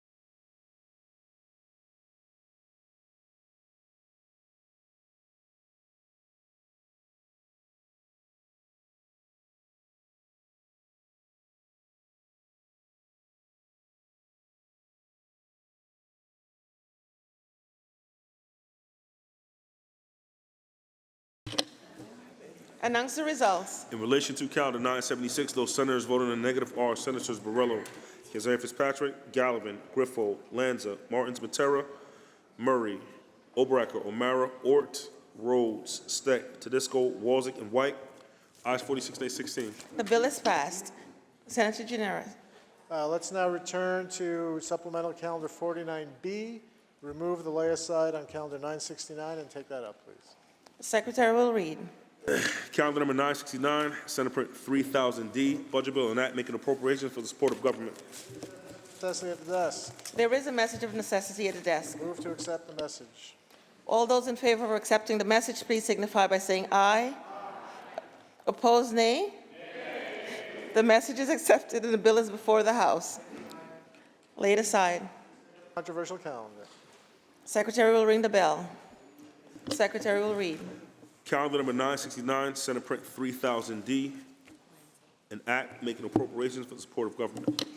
Senator Lanza, why do you rise? Thank you, Madam President. Would the sponsor yield concerning the appropriation for $10 million for attorney fees? Will the sponsor yield? Yes, I do, Madam President. The sponsor yields. Through you, Madam President. Senator Kruger, is it true that this legislation would take $10 million from taxpayers to create a legal defense fund for elected officials? Through you, Madam President, this would be sorry. Theatrical drama. It is true, it is a $10 million line item. It would be used to provide for legal representation in certain situations for any state employees, I believe including elected officials. Yield? Yes. Sponsor yields. Through you, Madam President. Senator Kruger, do you know who requested that this appropriation be placed in the budget? The executive requested this, Madam President. Through you, Madam President. By that, you mean the governor, Governor Hochul? Yes, the sponsor governor yield? is the executive. Thank you. Would the sponsor yield? Does Yes. the sponsor yield? The sponsor yields. Through you, Madam President. So I think you said this. So the governor, I'll just, for the purpose of brevity, I'll do the list. And if anyone on this list does not belong, you can correct me. But so the governor, a senator, the attorney general, the state comptroller, they would all be able to avail themselves of this $10 million? Yes, again, I believe almost all state employees would be covered by this. We're all state employees. Would the sponsor yield? Does the Yes. sponsor yield? The sponsor yields. Thank you. Through you, Madam President. Would that include mayors across the state? The mayor of the city of New York, the mayor of Buffalo, for instance? My understanding is exclusively to cover the situation for state employees. I don't think any mayors in New York State are also state employees, although I can't say that for sure. Would the sponsor yield? Does the sponsor Yes. yield? The sponsor yields. Through you, Madam President, what about a state employee that works at OCS, someone who helps keep the building working, somebody in maintenance, just an average worker that takes a state paycheck? Yes, it would cover all state employees, just a regular worker getting a paycheck. Would the sponsor yield? The sponsor yield. The sponsor yields. So this would, there would, thousands of state employees, in other words, would be able to receive $10 million, up to $10 million for, to pay for private attorneys? Hopefully, we wouldn't have thousands of state employees that were facing this unusual situation that is of concern to us all now. Would the sponsor yield? Yes. The sponsor yields. So continuing with that, through you, Madam President, is it a one-time $10 million appropriation? What if 5 different elected officials were accused with 5 different crimes? Would they each be able to receive $10 million for their attorneys? It's not $10 million per case, it's a $10 million appropriation. So the maximum that would go out the door is $10 million, not on a per-person situation. Sponsor yield? Sponsor Yes. yields. The sponsor yields. So just to clarify, if 10 different elected officials were charged with 10 different crimes and hired 10 different attorneys, the total outlay would be $10 million, perhaps, just for argument's sake, to make the math easy. Each would get $1 million to pay for their attorneys?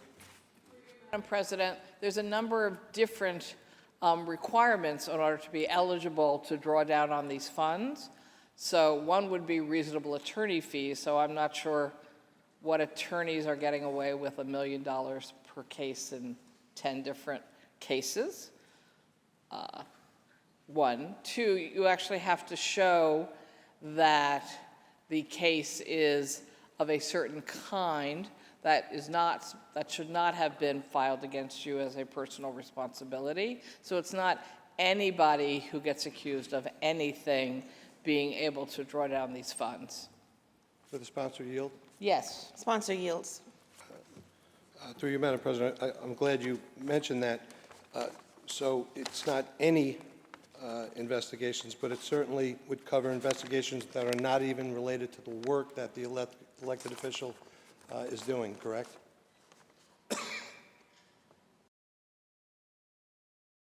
It could be for issues outside the scope of their official responsibilities, but of course, under public officers law, if you're an elected official, there are a variety of scenarios where the state already does have to represent you, so that's not even new. This is additional new situations.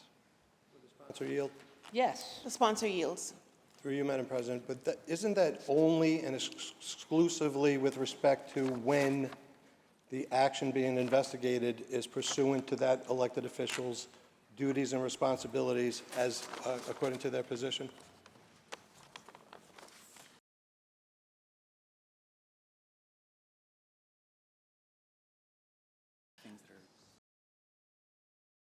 So current law covers situations that are specifically related to your official duties. This situation would be you're accused of something that may be correlated to being an elected official, may not be at all, but it's not a per se crime that should be, or a civil charge that should be handled on a personal level. For the sponsor yield? The sponsor yield. The sponsor yields. Yes, I'm happy to answer questions. Through you, Madam President. I'll give you an opportunity, if you'd like, to clarify what you mean by correlated, but maybe I can help. Wouldn't this legal defense fund be available to any state elected official or employee that is being investigated for instance, any crime, even when that crime was committed outside their official responsibilities?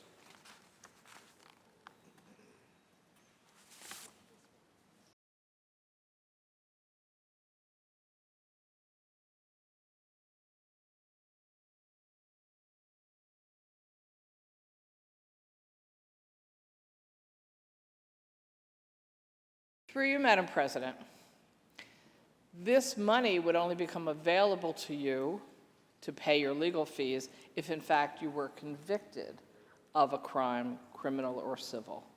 Is that correct, gentlemen?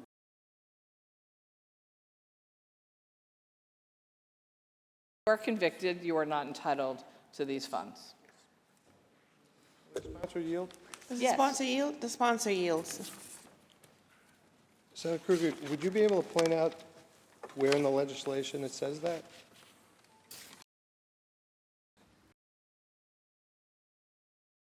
We don't have a printed version, so we're working off a laptop.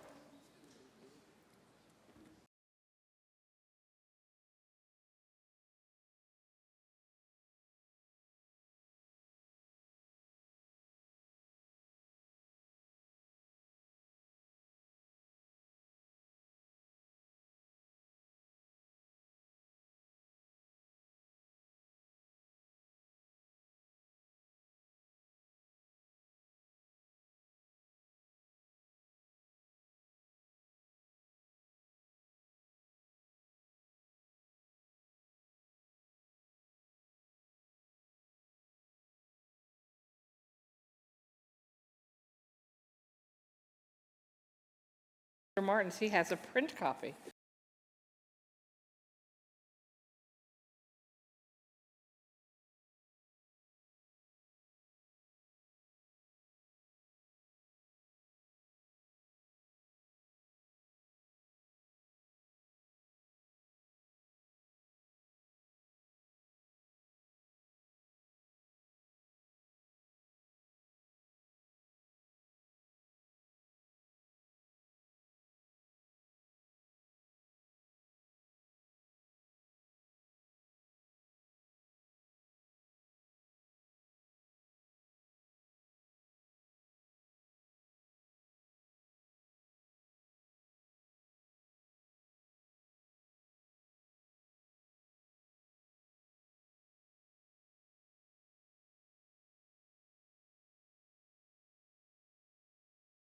section, which in my printout now is on page 833, starting with sort of line 1 going down, that the Attorney General's determination by the governor that the Attorney General's determination was reasonable, that is, the subject matter of the process relates to the employee's state employment or duties. The employee has acted outside the scope of their state employment and or duties.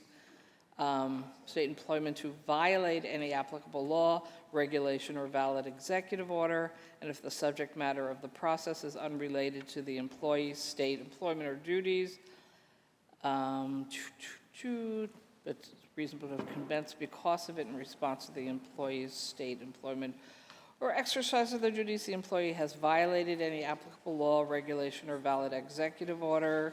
The employee has failed to cooperate with the state in connection. This is a list of reasons why they would not be eligible for the reimbursement or legal costs. So it goes down to line 35.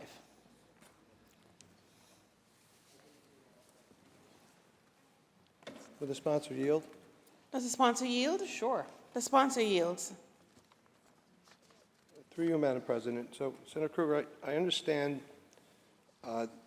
that you might be interpreting that provision or those lines in this legislation to mean that if the employee or the elected official is found guilty, that would provide the opportunity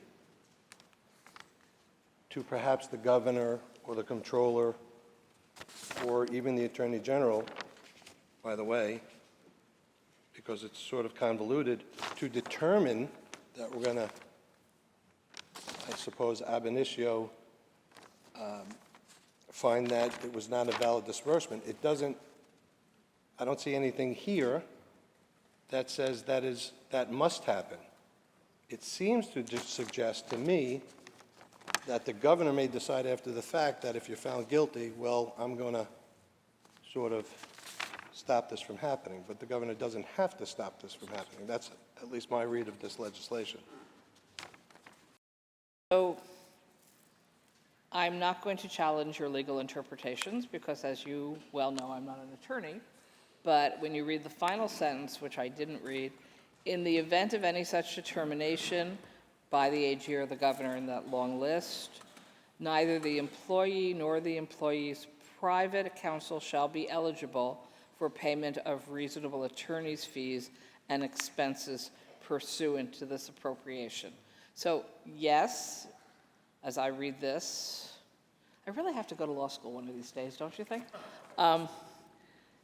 Either the AG or the governor would have the ability to make that determination and evaluation based on this law, but if they find that you didn't meet these standards, then the state is not paying.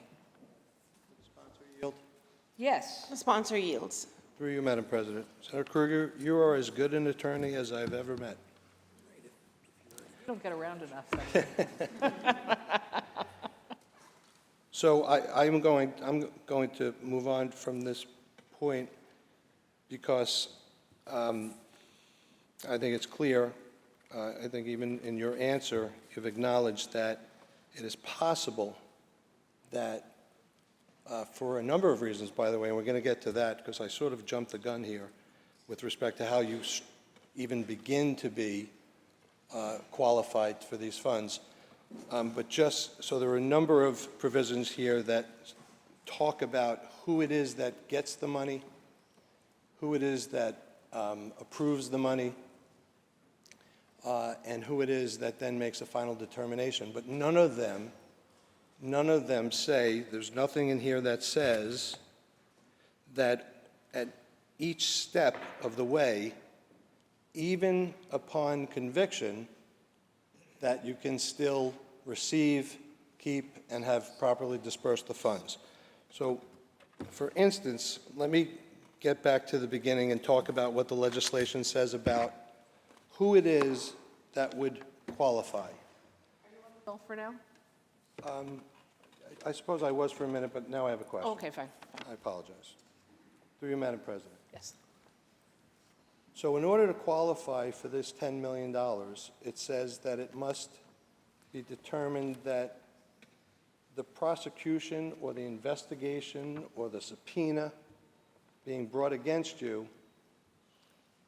was motivated, or that it is reasonably likely that it was motivated because of your work in your official capacity or because, for instance, of your political position. Is that true? Yes. Would the sponsor yield? The sponsor yields. Yes. Through you, Madam President. I've always found that reasonableness is determined or is in the eye of the beholder. In this instance, in this legislation, which eye or eyes will make that determination?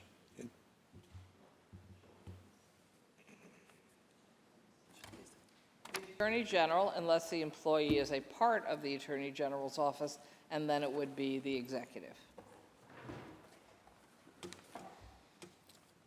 Would the sponsor yield? Yes. The sponsor yields. Would you agree with me, Senator Krueger, that the Attorney General, whomever that might be,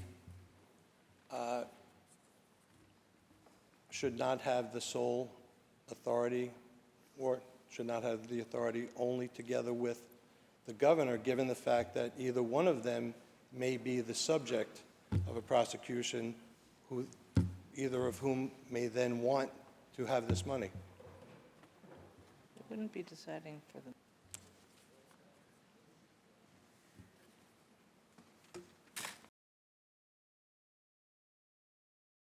This wouldn't apply for the Attorney General or the executive to approve money for themselves.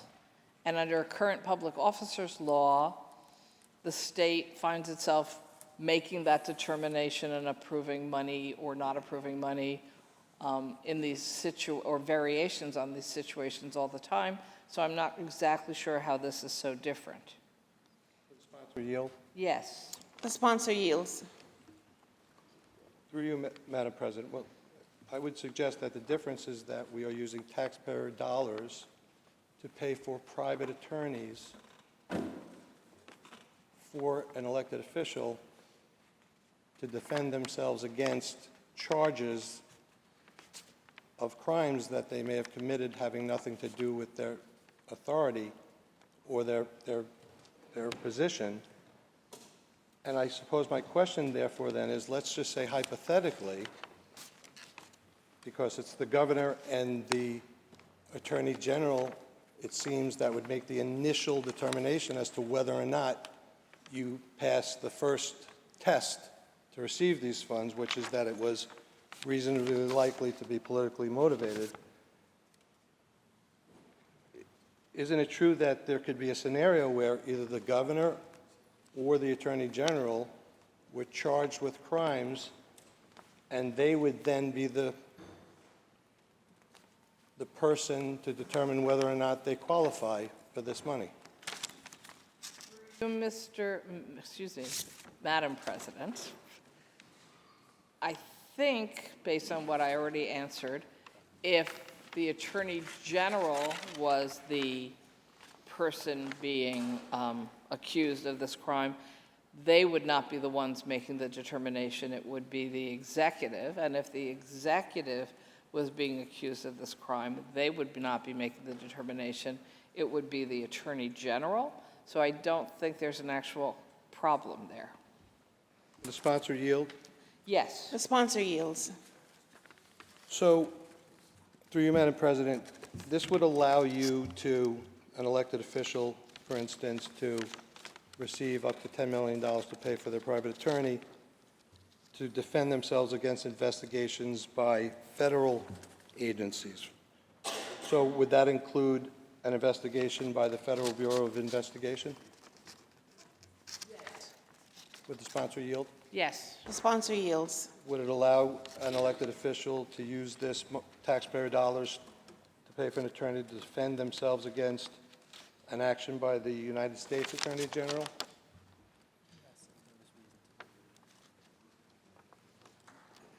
Yes, if there was reason to believe that the investigation was related to their service as an elected official.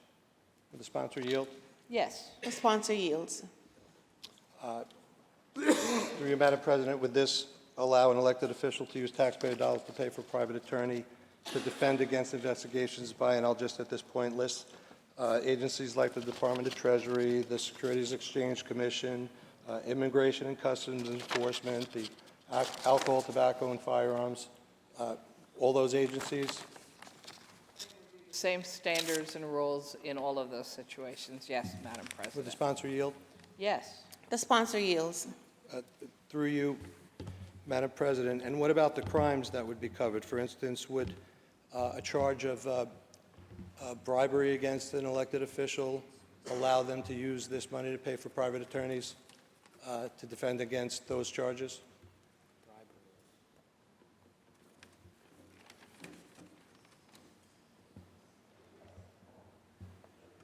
So bribery is not a recognized allowable activity by an elected official. Therefore, this would not apply because it wouldn't have been their official duties to be taking bribes. Would the sponsor yield? Yes. The sponsor yields. Through you, Madam President, I know we had a brief exchange over that, but I think it's clear that that determination is made down the road with respect to the process. And so the very purpose, it seems, as stated in this legislation, is that this money is available to elected officials so, in fact, they can defend against allegations of crimes or other infractions that do fall outside their official capacity. Through you, Madam President, the accusation couldn't be false. So it's not the question of did your behavior fall outside the scope of your professional duties.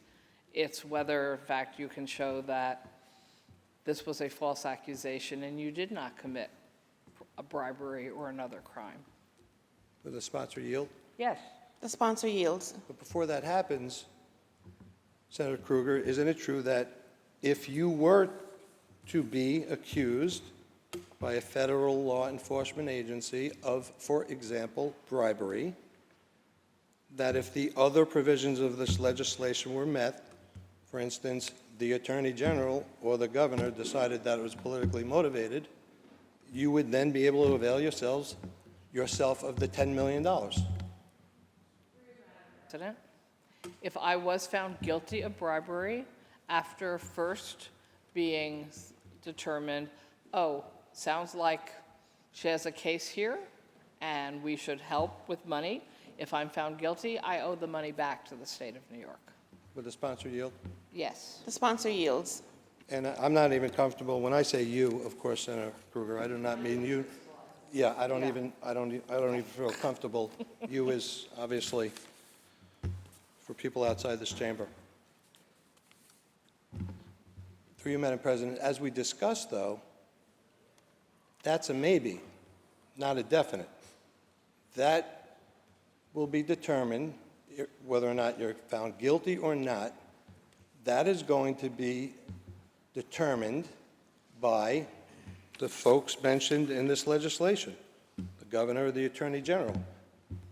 Through you, Madam President, it would be the state through either the Attorney General or the executive making an initial determination that their reading of the charges in the case lead them to believe it is an appropriate use of state money to assist. If, despite that, I'll make it me again, I am found guilty in court, then the original conclusion that I should be helped financially would be reversed into us having to give the money back. The sponsor yield? I don't know how anyone in our government could actually know that answer before the case was determined in a court. I'm sorry. Yes, Senator Krueger? sorry. Does the sponsor yield? Yes, of course. The sponsor yields. So through you, Madam President, Senator Krueger, as I've suggested, reasonableness and all the triggers, all the things you need to satisfy in this legislation are up for interpretation and are a matter of opinion. So, for instance, very famously, the President of the United States was prosecuted by state officials and state law enforcement in the state of New York.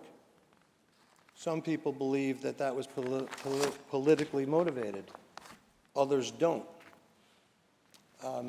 And so it is true, isn't it, that an elected official can be charged with, let's say, insider stock trading by federal law enforcement.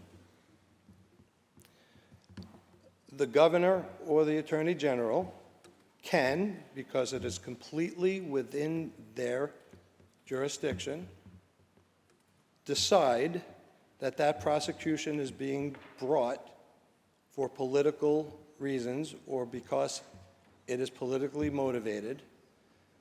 They would then get up to $10 million to hire an attorney. There would ultimately be a prosecution.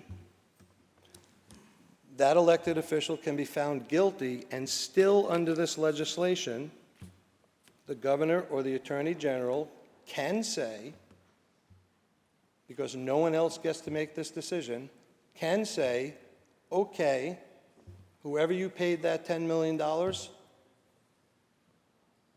they can keep it.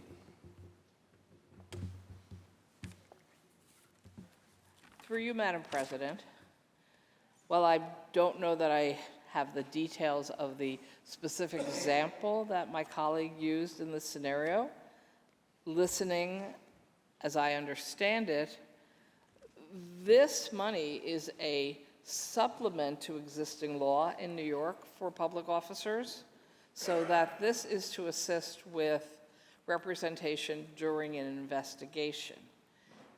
If it actually goes into a court case where you need, obviously, legal representation, that's already covered under existing law for public officers. So this is a supplement to be able to ensure someone who may be investigated for political reasons by some agency of the federal government, who we, I think, all agree has basically endlessly deep pockets to do this kind of work, that they are not left out there high and dry without the ability to have legal representation. If it continues on into a court case, public officers law kicks in for assistance with representation. If they lose the case and are found guilty of the charge, they would owe that money back to the state. I'm not sure there's anything particularly inconsistent with this law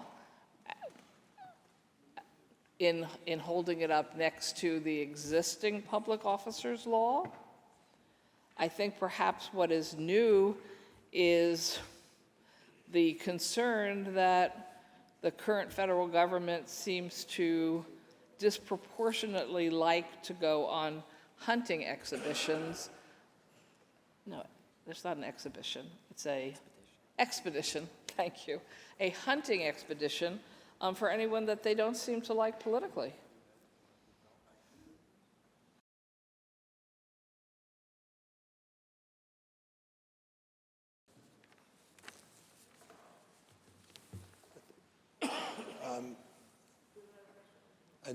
I do. Oh, sure. Yeah. Would the sponsor yield? Does the sponsor yield? The sponsor yields. Through you, Madam President, I think that the very clear distinction, though, is the present system allows for the defense to be covered when the actions being investigated are those that fall within the exercise of your office. And this clearly says where it is unrelated, but is reasonably likely. I have a few more questions. Senator.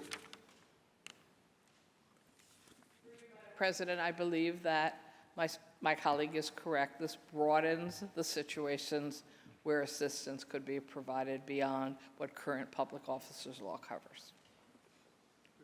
Would the sponsor yield? Yes. The sponsor yields. Through you, Madam President. Can you hire any attorney with this $10 million? Your friend, a relative? Senator? Language that the fees would have to be reasonable. So I suppose if your friend or relative is a qualified lawyer and has reasonable fees, this doesn't prevent you from paying them, right?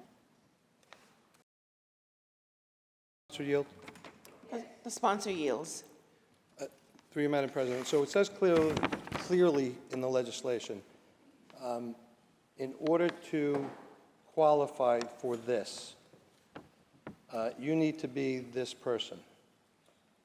And it reminds me of an old show I used to like, Name That Tune. As I read this, if you can name the song, stop me. It's a person who has previously initiated or otherwise participated in or supported a criminal or civil investigation or prosecution of the United States government or a United States government official. Come on, you know the song. Whether the employee is currently or was previously involved in an investigation by the United States. I'll stop there. This sounds very specific and vaguely, if not very familiar. Was this legislation created for a certain elected official?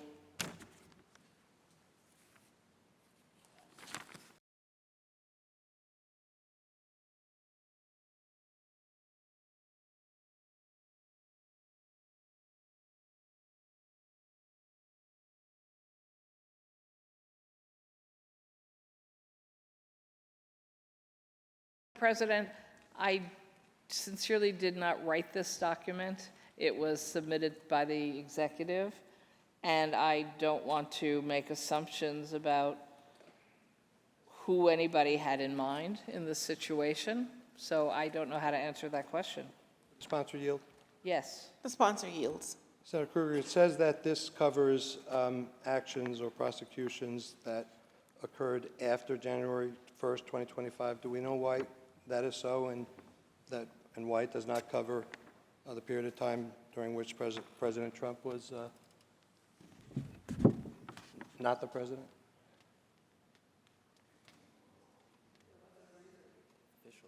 There wasn't a reason or a belief that state officials would be targeted by the President of the United States, who consistently declares in public that he's going to get his revenge on anyone who hasn't supported him. So I think the world did change on January 20th, 2025, Madam President. Sponsor yield? Yes. The sponsor yields. I'll take that as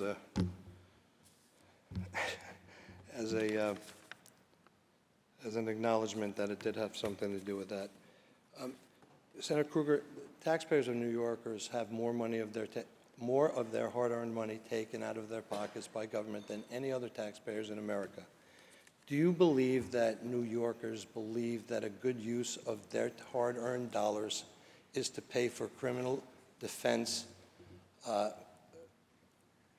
for elected officials, to be given to private attorneys to pay for the defense of elected officials who are being charged with crimes having nothing to do with their office? Do you think New Yorkers think that is a good use of their money? Through you, Madam President, again, if the official is found guilty of the crime, the taxpayers' dollars weren't being used because we will require the money back. And I think most taxpayers in New York State actually believe that their elected officials should feel that they are free from risk of retaliation and threat when they try to do their jobs representing their constituents, the 19.5 million New Yorkers, our Constitution, our laws. And so I think most New Yorkers, if you divide 19.5 million across the 10 million, what is it, 50 cents per New Yorker, I think most of them would say 50 cents to try to make sure that our elected officials are not wrongly accused and threatened by the federal government based on trying to do their work on our behalf. I don't know, we could ask them. I'd spend the 50 cents. On the bill, Madam President? Senator Lanza on the bill. As always, thank you so much, Senator Kruger. We're going to have to disagree on that last point. I can't imagine a majority of New Yorkers not being outraged that their hard-earned dollars that go to the government are now being used or can be used to pay for private attorneys to defend public officials against charges of crimes that they committed having nothing to do with their elected position. In fact, I would venture to say that I am certain that the overwhelming number of New Yorkers are disgusted by this. If you're an ordinary citizen in New York and you're charged with a crime, where's your $10 million to pay your buddy who happens to be an attorney? Listen, I know we live, Madam President, in strange times, but this really is, and I'm not suggesting on behalf of my good friend Senator Kruger, but this certainly is the height of hypocrisy. Having come from a place where we all know, because it's written right there, we all know the song. It's almost autobiographical. It's almost an autobiography. And it's why people are just sick and tired of what government is doing to them. Everyone saw what happened a few years ago. There's no one, I don't care what people say, neither Democrat or Republicans in New York know that certain prosecutions about certain people now in the White House were politically motivated. Everyone understands that. And now the source of those politically motivated prosecutions all of a sudden wants to throw up a flag and say, hey, wait a minute, if somebody wants to prosecute me, I want taxpayers to pay for it. So I'm going to vote in the negative. This is just, I bet most of my colleagues, even across the aisle, don't think this is a good idea. I know New Yorkers know it's not. Thank you, Senator. Senator Walczyk. Thank you, Madam President. Would the sponsor yield? Does the sponsor yield? It's on the indemnification section.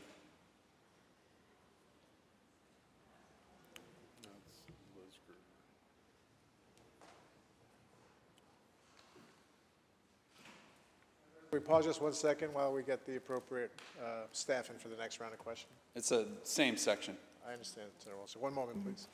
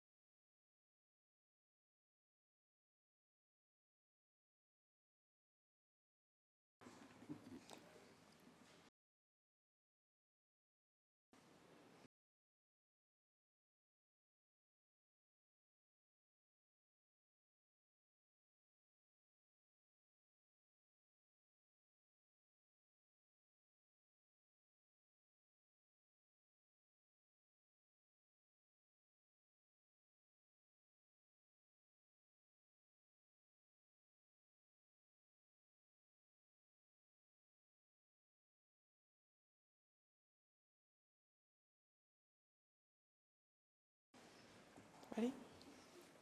Senator Walczyk, I'll do my best to answer your questions. The sponsor yields. Thank you.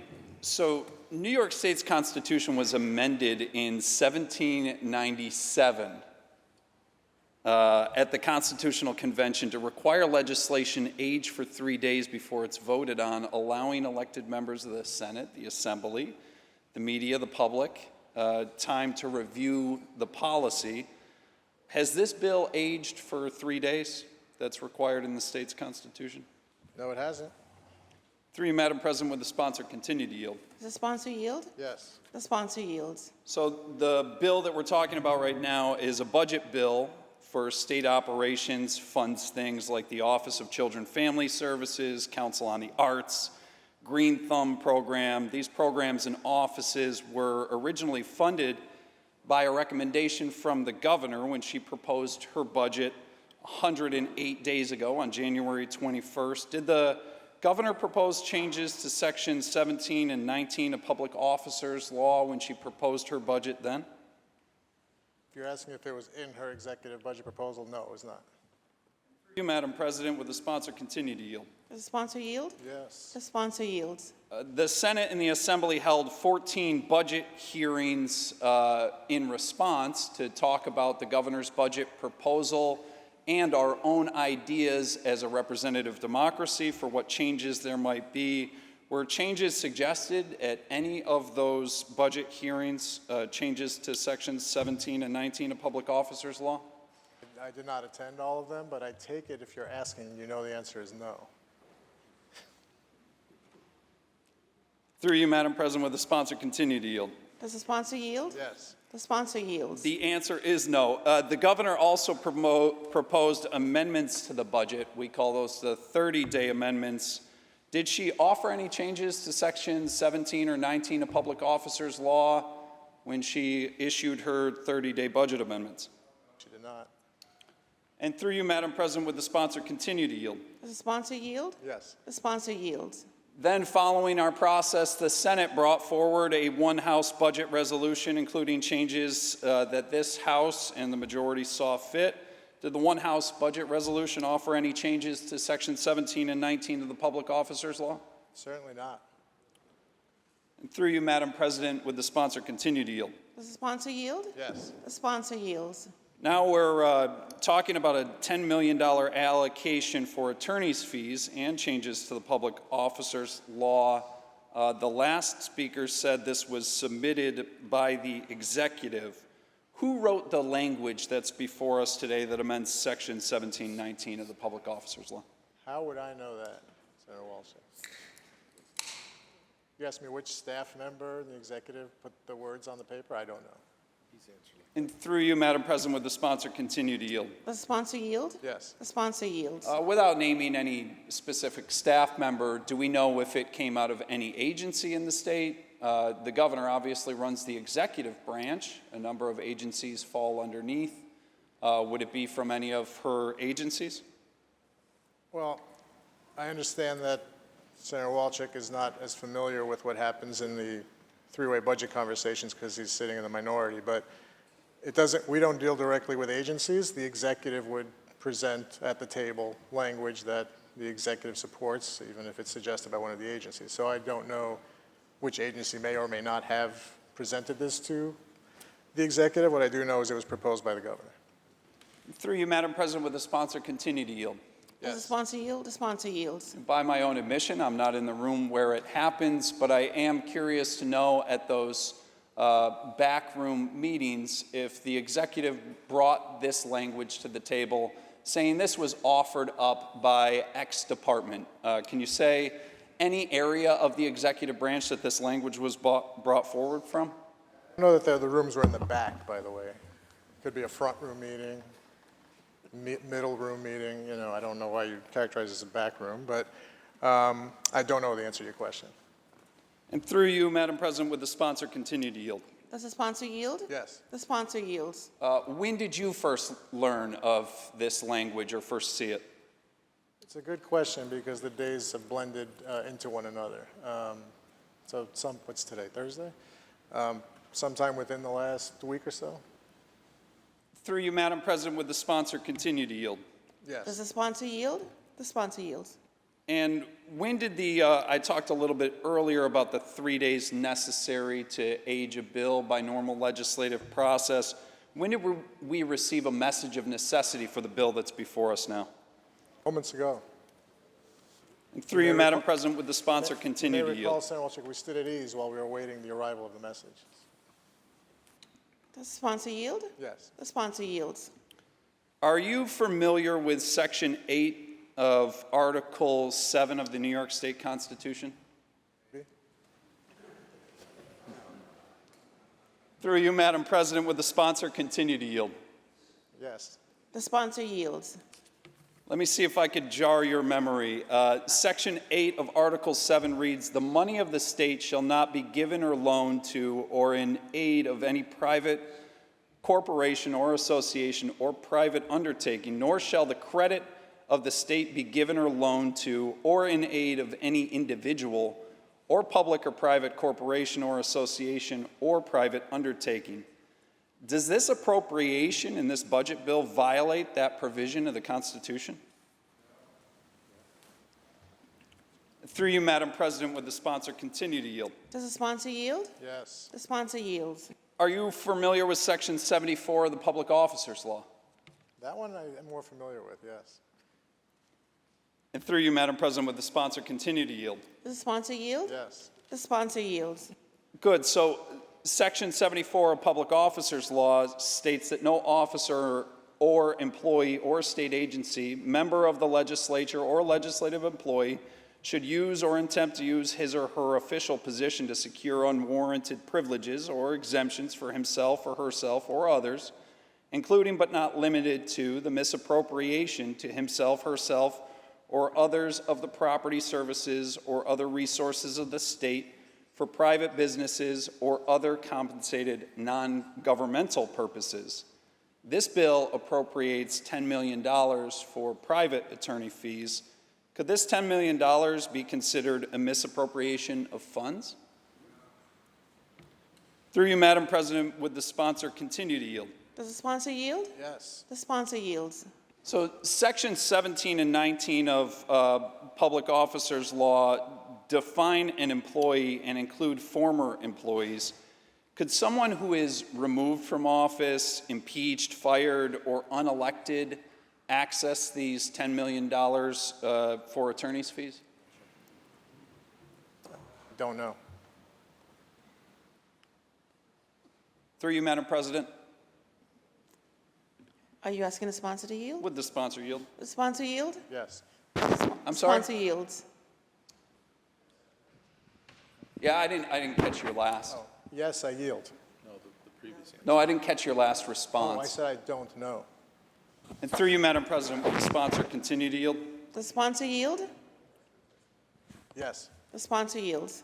So the Attorney General normally represents employees of the state of New York when they're in their normal course of business, official business, on the state clock. Sometimes the Attorney General actually defers, and so Section 17 and 19 of the Public Officers Law allow the Attorney General not to represent everyone in some cases, especially where there's conflict of interest or the Attorney General doesn't see fit. They then can access private attorney fees, and there's a long-standing statute here that outlines what would be eligible and which employees are eligible for that. The Public Officers Law indemnification to protect employees of the state while they're on the clock. What does this change actually do to the statute?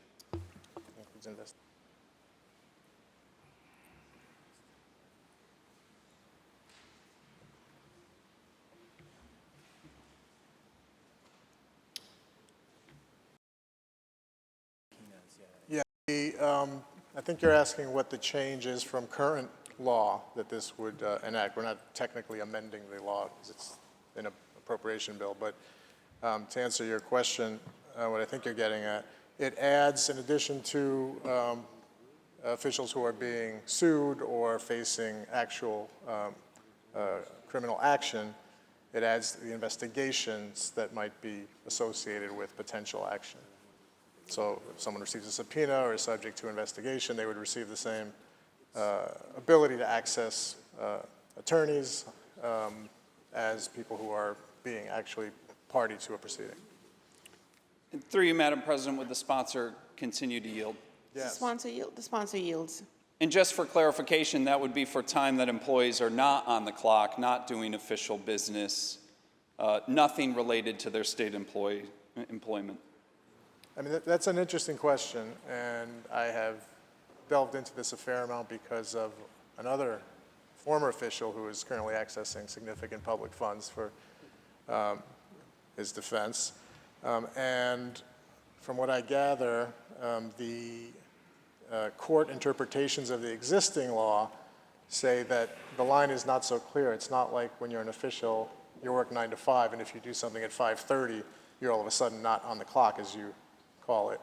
And so because sometimes allegations against an official, particularly if they're part of a political retaliation, may take the form of something that would be on its face personal in nature, if in fact the action is being taken against that official because of what they have done in their official capacity, that is deemed covered currently. That's not anything we're changing here, but that's the way courts have interpreted the existing protections.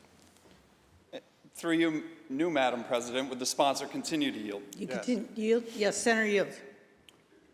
Can political campaign funds be used for attorney fees for activity unrelated to holding political office? Attorneys, you said? I was trying to. Yeah, can political campaign funds be used for attorney fees? Yes.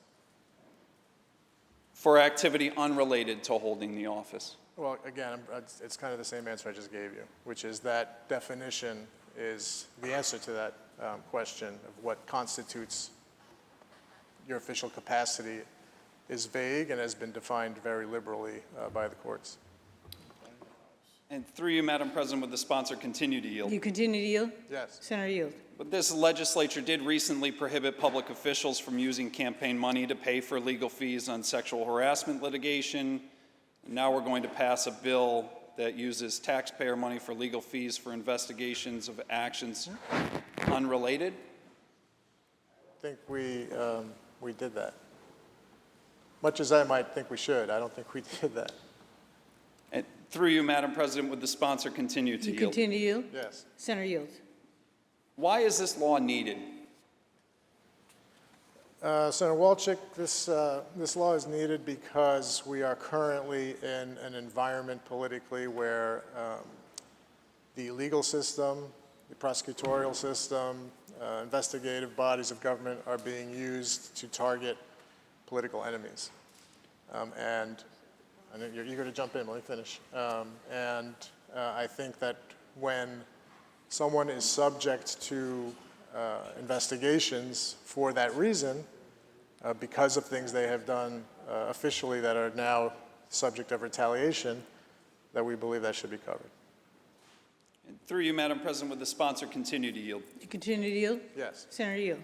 Oh, why would this only apply to charges if we're looking to protect public employees, even in their private lives, by giving them taxpayer-funded attorney fees? Why would this only apply to charges that are brought after January 1st, 2025? I'm sorry, I missed the end of your question. Oh, what's the significance of the date, January 1st, 2025? I don't know. Through you, Madam President, would the sponsor continue to yield? Yes. Line 49 of page 830 has a term that I'm hoping you can shed some light on. What is reasonably likely defined as there? Reasonably likely is a legal term that has generally been held to have certain meaning, that if a reasonable person would find it likely that that is the reason something would have commenced. Ultimately, courts decide whether decisions made on that basis are proper or not. Through you, Madam President, would the sponsor continue to yield? You continue to yield? Yes. Sponsor yield. In the context of this legislation that's being proposed could reasonably likely be because they've launched political or personal attacks against someone at the federal government in the past? Let me take a look at the language here.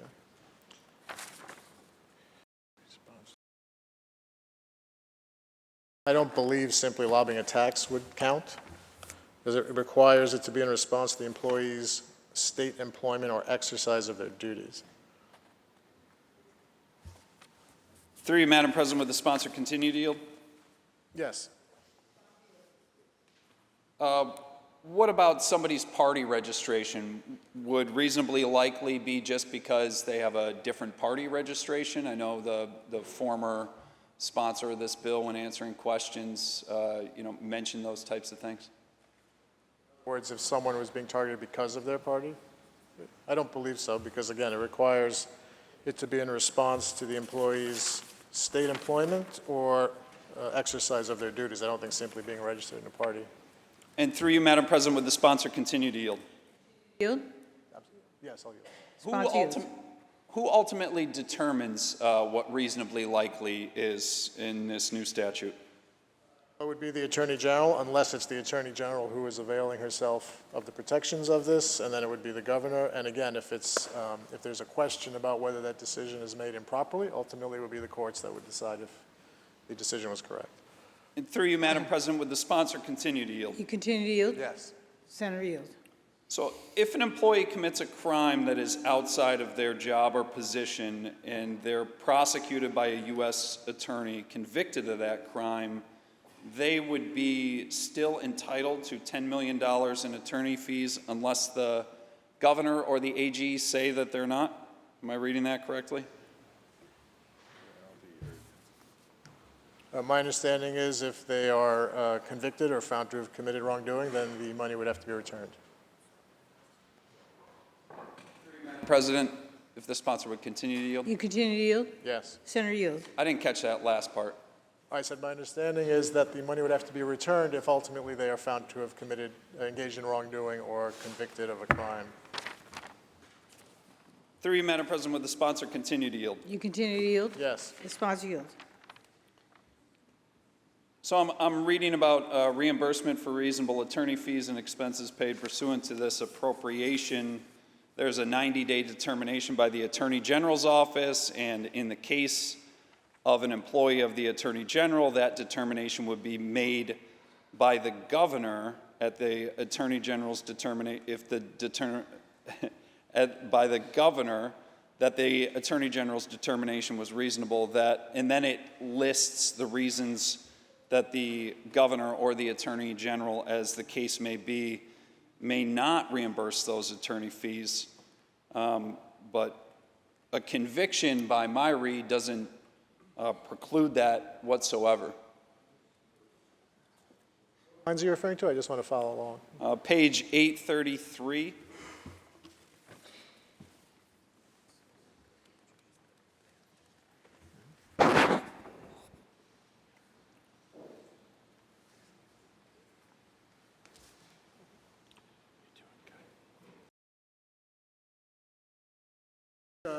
Give me a second, I could give you an exact site, but I think the language suggests that if a person is found to have misused their office or otherwise engaged in wrongdoing, that this language would not apply. And so obviously if someone's convicted of wrongdoing, that would indicate that that would be the case. Through you, Madam President, would the sponsor continue to yield? You continue to yield? Yes. Sponsor yields. Yeah, that's my read as well, but this entire statute is really about accessing taxpayer dollars to the tune of $10 million outside of their office. So if they had in fact done things within their office that would preclude them here on page 833 that are lined out, then they wouldn't get reimbursed the attorney's fees. But if they're indeed convicted of that crime that they did as a private citizen, not related to their office, could they be reimbursed the attorney's fees? Through you, Madam President, would the sponsor continue to You yield? continue to yield? Yes. Sponsor yields. Are all former employees of the state eligible for this fund?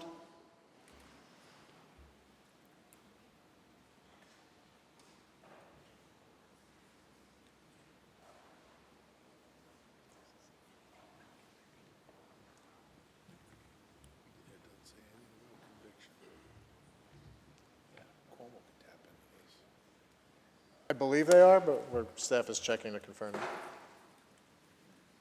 We can continue, and let's assume yes. And if anything changes, I'll let you know. And through you, Madam President, would the sponsor continue to yield? Do you continue to yield? Yes. Sponsor yields. So that would be all former employees of the state of New York for actions not pertaining to their employment. They could be fired, unelected, no longer serving, and this would be for actions outside of their employment anyways, but as long as the charges weren't brought until January 1st, 2025 or later, they'd be eligible for this $10 million fund? I'm trying to understand your question. You're saying if they engage in activity outside the scope of their employment, and that would be why they were investigated? Yes. I think the language here requires the activity to be something they did in the scope of their employment, which is what was, are you talking about the underlying action that's being investigated? You understand what I'm saying? There's the action taken, which needs to be official in nature, that is the subject of retaliation. But I'll yield if I'm being asked a question. I'm just trying to understand your question, Senator Walsh. Perhaps you could restate it. I'll get a better sense of it. Senator Walzek, do you want to restate your question? Sure, I can restate.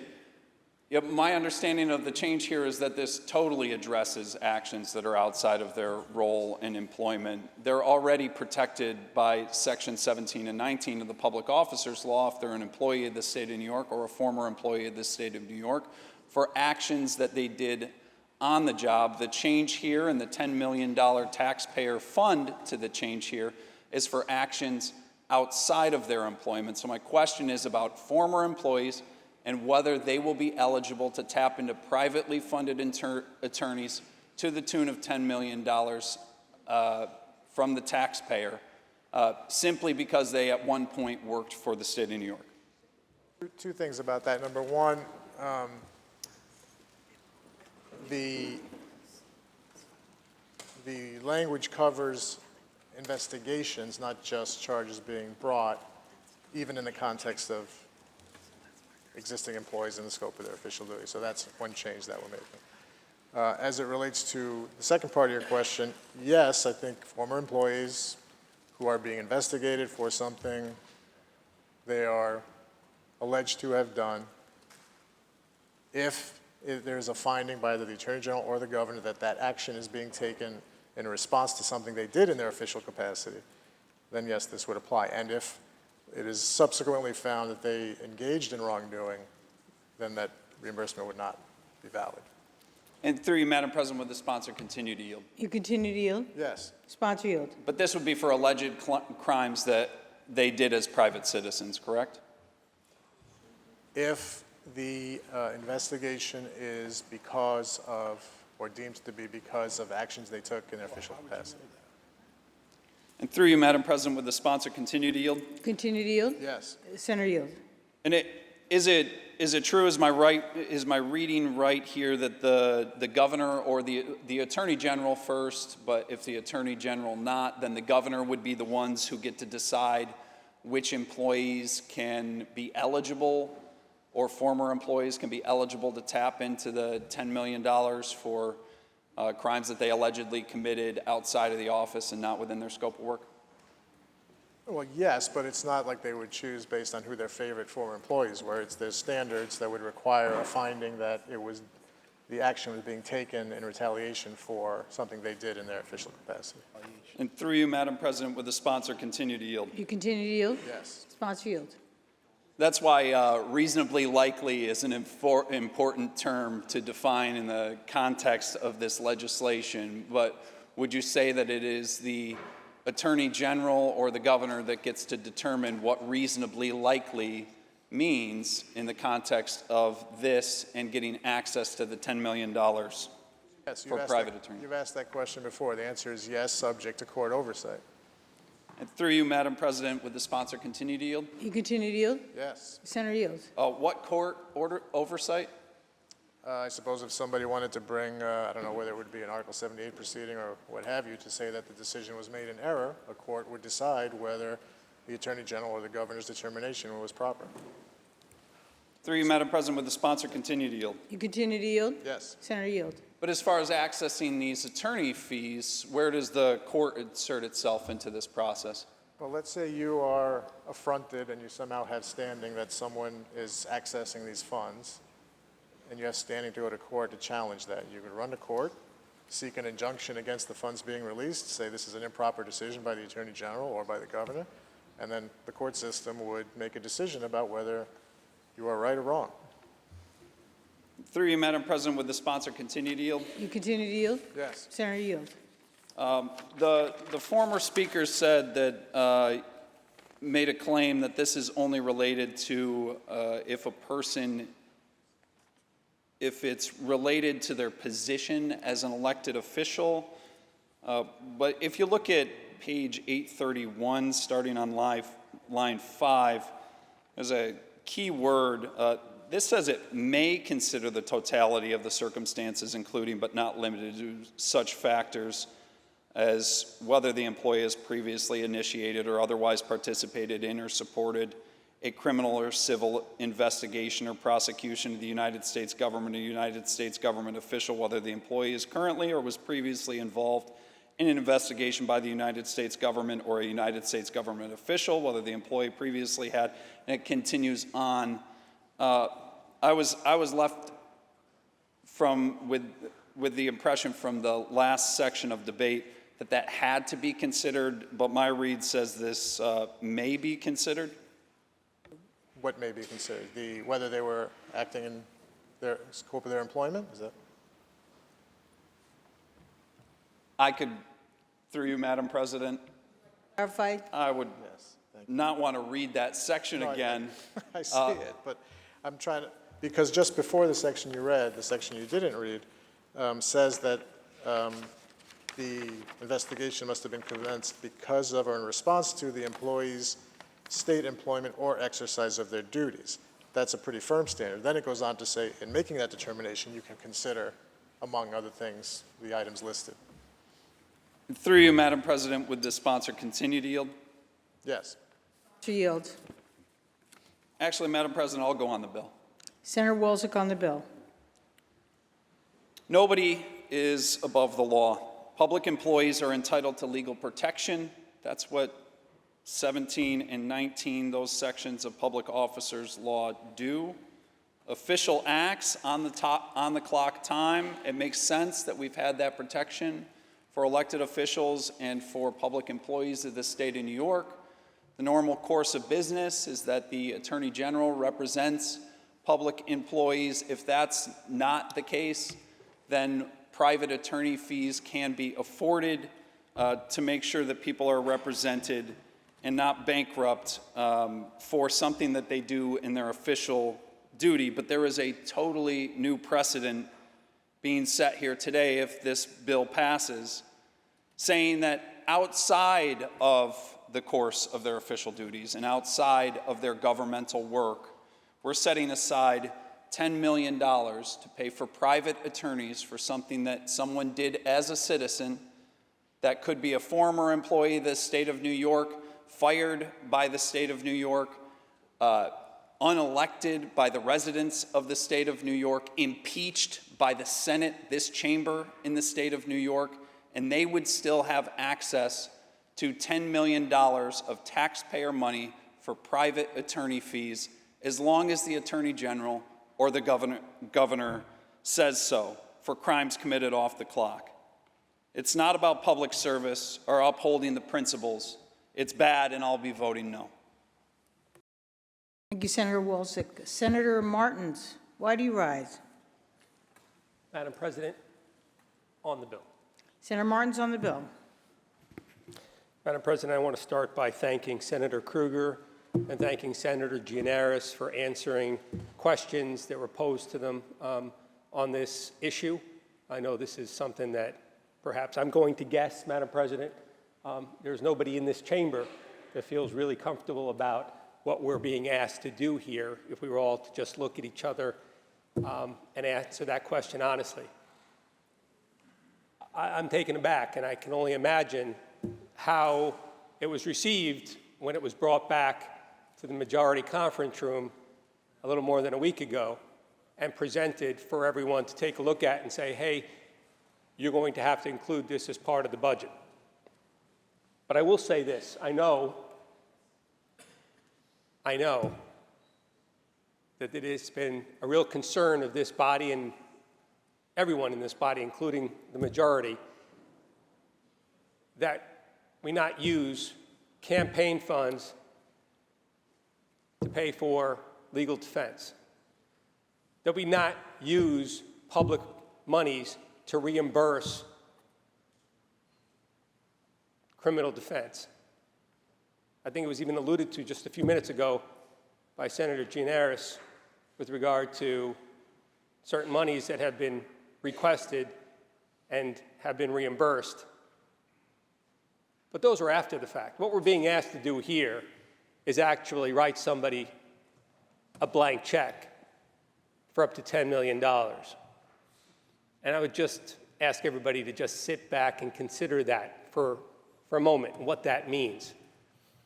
If someone is, in fact, investigated, that person is going to walk in and say, I didn't do it. I'm being investigated, I didn't do it. Because if they do walk in and say, I did it, we're not defending them. So they're going to say we didn't do it. Now, you know, the investigators aren't going to come in and say and share their investigation because that's not what they do. We know that. So if you're comfortable advancing $10 million of taxpayer money on something that, to my knowledge, this has never been done before in this state, ever.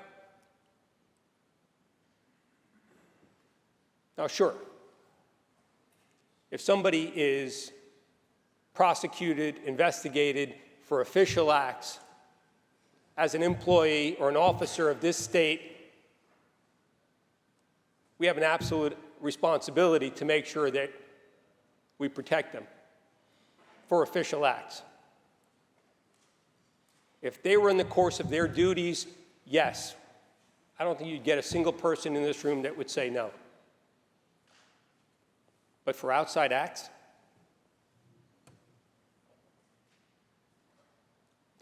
frankly, Madam President, that makes me very uncomfortable.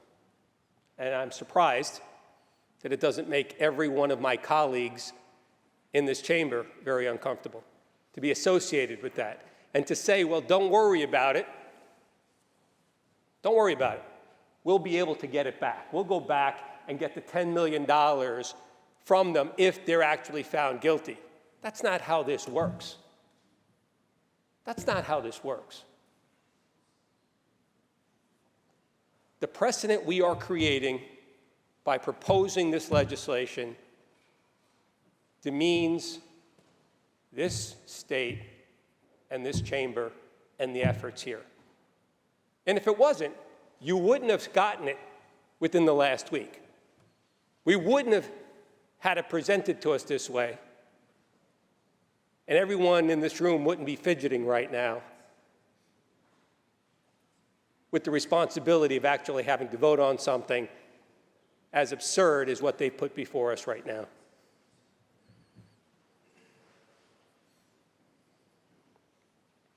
You know, there does come a time when we have to sit back and say, what is worth it? What are we willing to do? What are we willing not to do?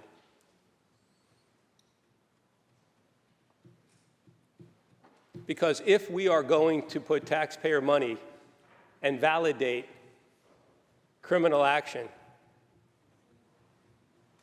with no more than just, hey, I think I'm being personally persecuted, well, I guess that's why we take votes. But I'm very disappointed in how this came about.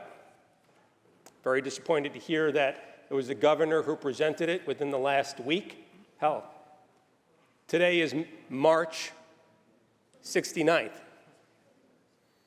So sometime around March 60th, it was proposed.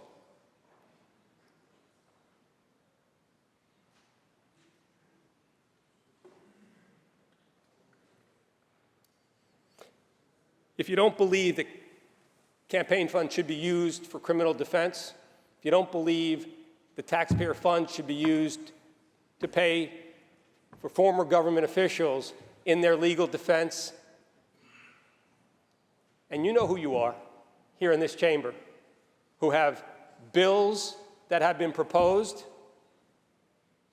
in print, have made public statements critical of those who have sought reimbursement or gone into their campaign funds to reimburse themselves for legal expenses. You know who you are, and so does everyone else, because you're on record as having done that. If you believe that that is wrong, there is no way, Madam President, that you can vote for something like this in good conscience.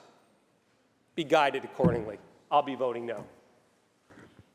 Thank you, Senator Martins. Are there any other senators wishing to be heard? Senator Helming, why do you rise? Thank you, Madam President. On the bill. Senator Helming on the bill. Thank you, Madam President. Over the last couple days, as we've debated the budget bills, we've heard over and over again about how crucial proposals have been excluded from the budget. Several of my colleagues have asked questions about adequate funding for our fire departments. We've expressed our concerns about a lack of adequate funding for some of our schools. We've talked about how we needed more funding for local roads, how we shortchanged direct care workers. We failed to establish reasonable reimbursement rates for our community health centers. We did not restore previous capital funding cuts for nursing homes. And you know what? Those concerns weren't just coming from this side of the aisle. Senators from both sides expressed concern and frustration about this budget process and about the priorities that are in this budget. And now here we are, and before us is a proposal that includes $10 million of taxpayers' money to be used by state employees and elected officials to hire private attorneys for defense against crimes they may be accused of, not even related to their employment. And I just want to put that into some perspective. And I can do a lot more, but I want to get out of here too. But let me put this into some perspective for everyone. That is almost double the cost of the proposal to fund increased EMS services across our state and create a statewide comprehensive emergency medical system plan, which was intentionally omitted by the majorities in both houses and the governor. Taxpayers should not be on the hook for the personal legal troubles of their elected officials who are supposed to be public servants, especially at the expense of our crucial health and safety programs. Budgets are supposed to be about priorities. This is a completely unacceptable use of taxpayer fundings, and I don't think it reflects the priority of anyone in my district, and I'm sure the majority of New Yorkers would agree with that. Madam President, I will be voting no. Are there any other senators wishing to be heard? Seeing and hearing none, debate is closed. The secretary will ring the bell. There's a substitution at the desk. The secretary will read.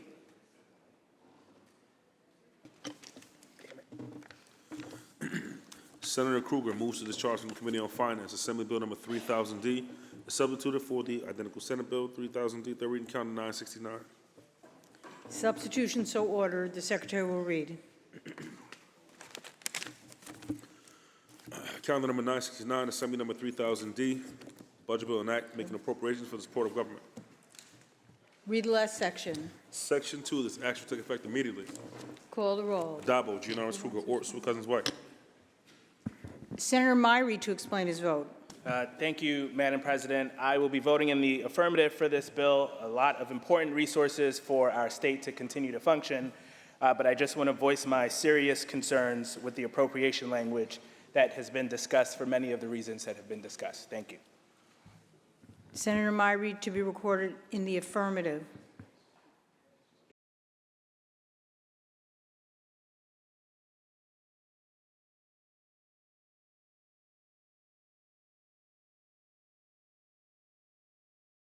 Artist to explain his vote. Thank you, Madam President. I'm supporting this bill. I just want to correct something that was said during the debate. It was referenced that the 3-day waiting period was created during 1797. Actually, it was 1894. So I didn't want this debate, which I know many people will look back on, to have that error contained in it. So 1894 was when that provision was first included in our state constitution. I vote aye. Senator Gennardis to be recorded in the affirmative.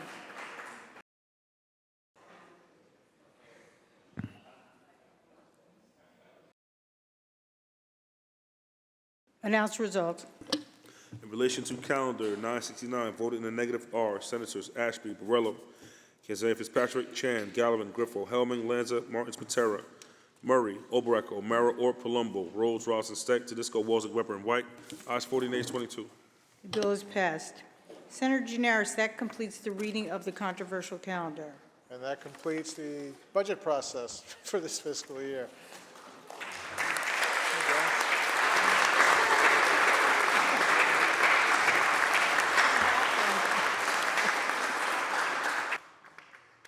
It's like golf applause.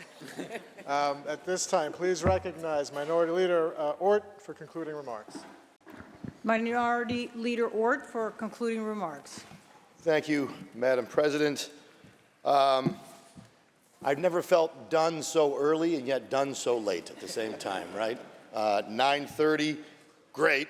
40 days late, less great. But it's done, and we can all be thankful for that part. I want to thank all my colleagues, Majority Leader. I want to thank Deputy Minority Leader Mike Gennardis, as well as my deputy, Senator Andrew Lanza. They're out here all the time, long hours, and they work across the aisle to try to manage this and land this plane. As we all know, it is not without difficulty, and I appreciate the work they both do. And I certainly, again, want to thank my deputy, Senator Lanza.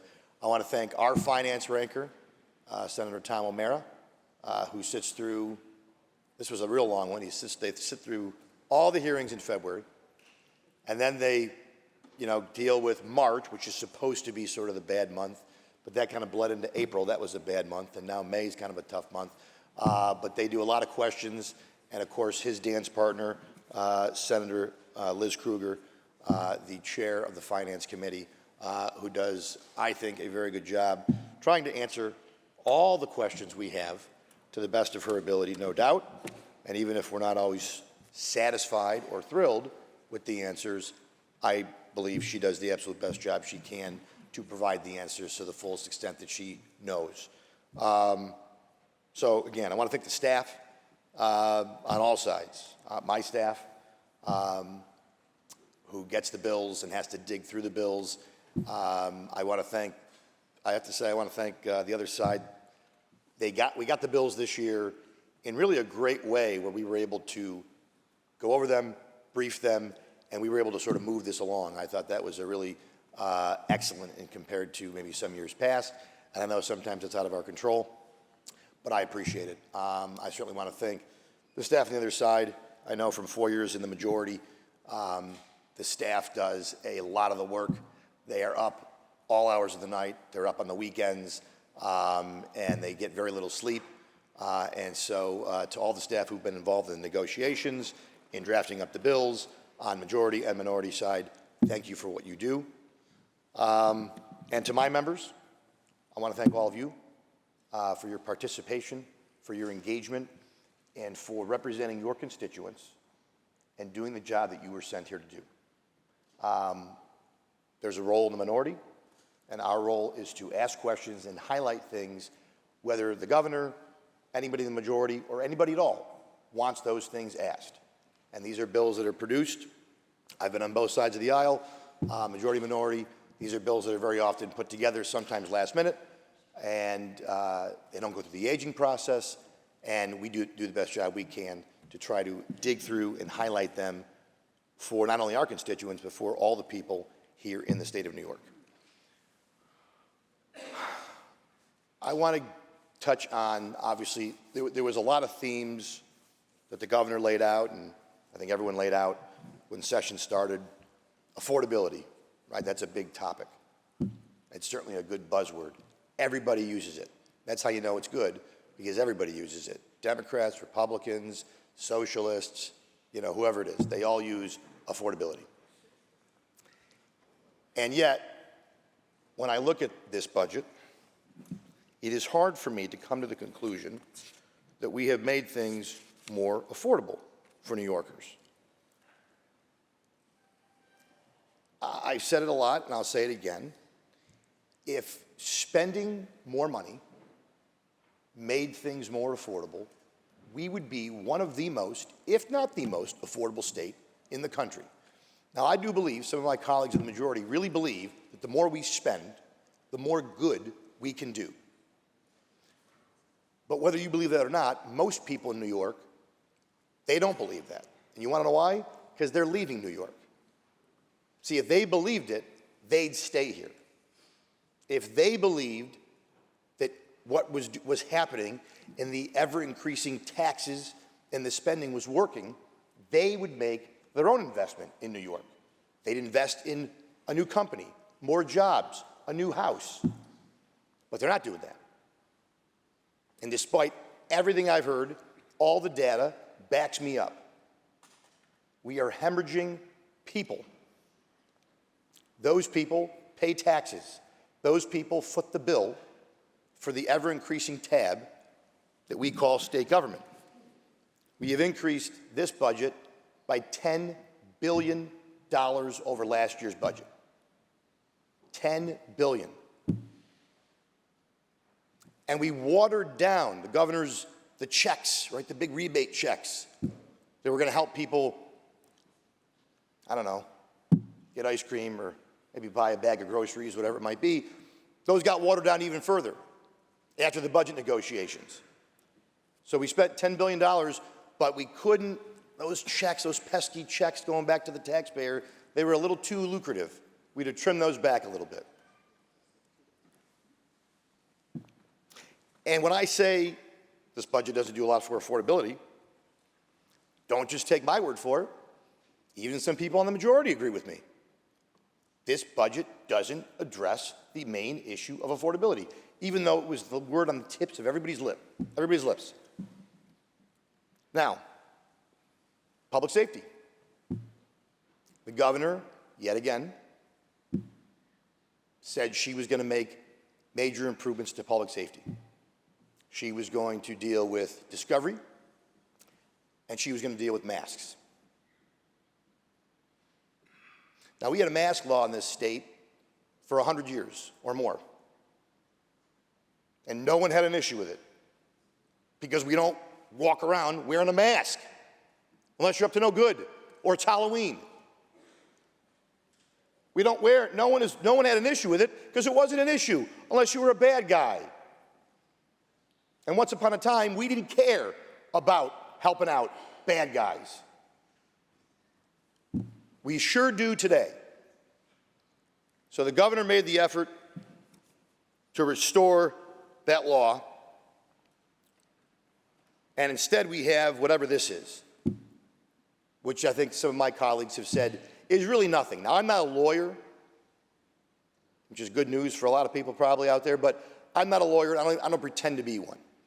But we have a lot of lawyers in this conference and in this legislature. And the lawyers that I trust, my colleagues, have all said this will do nothing. In fact, it won't even do what was once reported it was going to do. Once it was reported that it would be like an additional charge, like a hate crime. It's not even that. It's not even that. It's nothing. Sadly, while I applaud her efforts to fix it, I do not applaud the governor's efforts to go around declaring victory. This is not a victory, certainly for the governor. It's definitely not a victory for New Yorkers and for public safety. It may be a victory for those who helped water it down or didn't want to go back. People who think that somehow wearing a mask is a civil right. It's not. You have no constitutional right to wear a mask in the commission of a crime, to conceal your identity in the commission of a crime. I've read the Constitution. no lawyer though I am, and it says nothing, cover to cover, about wearing a mask. You have that is not protected. Now again, medically, go ahead, no one has a problem with that. But for anyone to declare victory that somehow we did something on masks, shouldn't be a lawyer either. Discovery. Now I can distinctly remember reading an article in the New York Daily News, not one of my favorite publications, but I read it anyways. And it was from a couple of my colleagues who said, we got to do something on Discovery. And you know what I thought when I read it? He's right. We should do something on Discovery.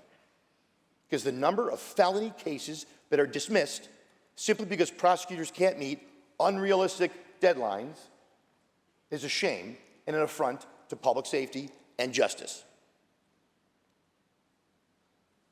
And by the way, all those things, if you rewind the tape, go back to 2019, I bet you'll hear Senator Lanza saying that was what was going to happen. I bet you'll hear members in the Republican conference saying that was what was going to happen. And lo and behold, we were right. I wish we weren't, but we were right. And again, don't take my word for it. You can go to DAs. You can go to members of the majority. They said the same thing. There's too many felony cases being tossed out. We got to do something about it. Well, there's a lot of, like a lot of times with lawyers, there's a lot of words and there's a lot of paper that was printed. But you know what it does? Nothing. Nothing. It doesn't roll it back. It doesn't change it substantially. It doesn't make it safer. The same cases that are being tossed out will still be tossed out. And there's even some prosecutors who have the temerity to call it out and say it's nothing, like Ray Tierney from Suffolk County. And I'm sure in the coming days, more DAs will come forward and say, this is not what we agreed on. This is not what we worked on the governor with. This is a failure to ensure public safety and make sure more cases aren't being tossed out.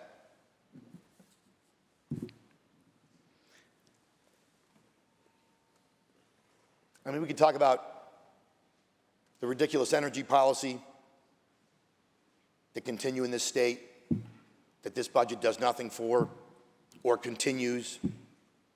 We could talk about what's happening to the Nassau Hospital. Maybe the most egregious thing, obviously, is what we just concluded with. So egregious that there had to be a tag team to debate it. That there had to be a two-people defense of it, because it was so bad and so disgusting. And it is. And I know my colleagues, some of them that have been here for a minute, I know, because I've talked to them over the years, and I've heard them debate on this floor when they were on this side of the chamber. And I heard them express outrage sometimes that we would allow campaign dollars to defend somebody. But now, we're going to allow taxpayer dollars to defend somebody. And not just any somebody. It doesn't say somebody, but where did this come from? Why? Why is this being done? What is the cause? I know there's a legal term for that, which of course, I don't know. But there's no doubt a reason you need to do something. Something triggers it. What is it? You know what the best part is? The public knows. You're not fooling anybody. You're not fooling anybody. And if they don't know, I'm going to tell them. And so is everybody else on this side of the aisle, because this is gross.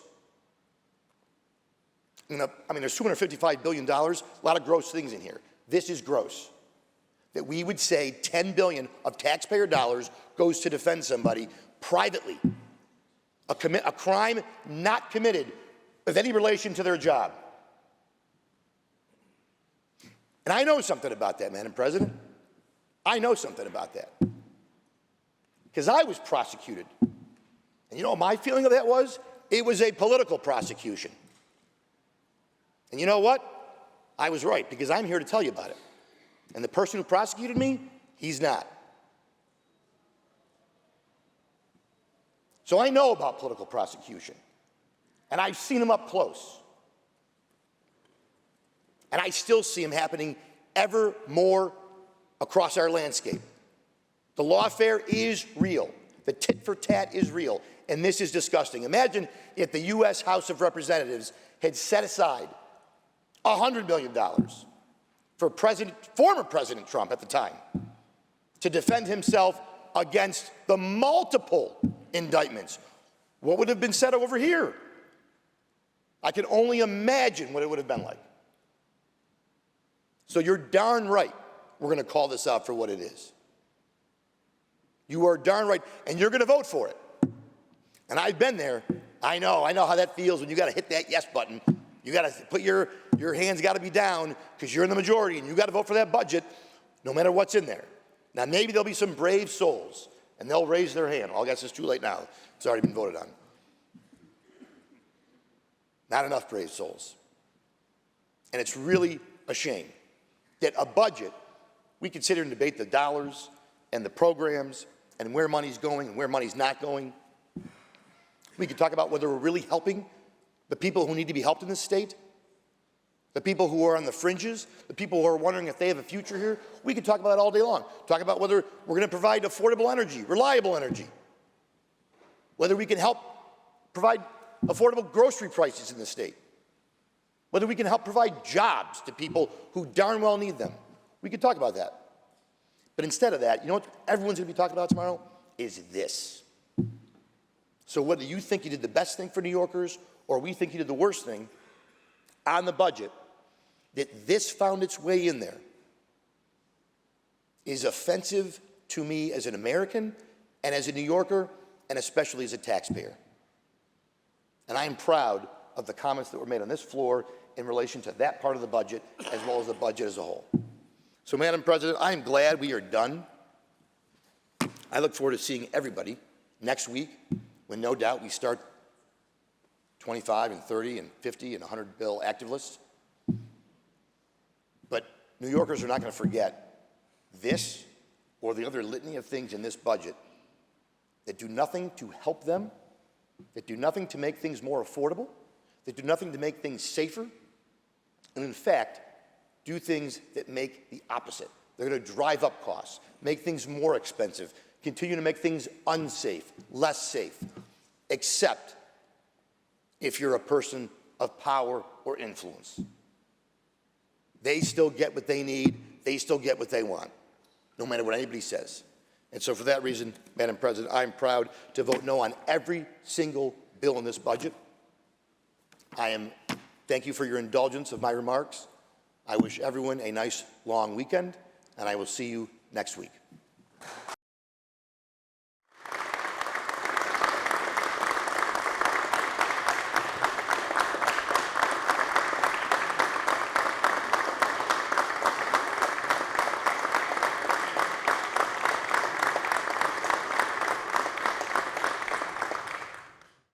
Thank you. Senator Gianaris. This time, please recognize Majority Leader Andrea Stewart-Cousins. Majority Leader Stewart-Cousins. Thank you so much, Madam President. And, you know, to my colleague across the aisle, when you said you were happy about it's the earliest, the latest, I understand. Two things can be true. And, you know, I too, am very happy that we have come to conclude this budget season.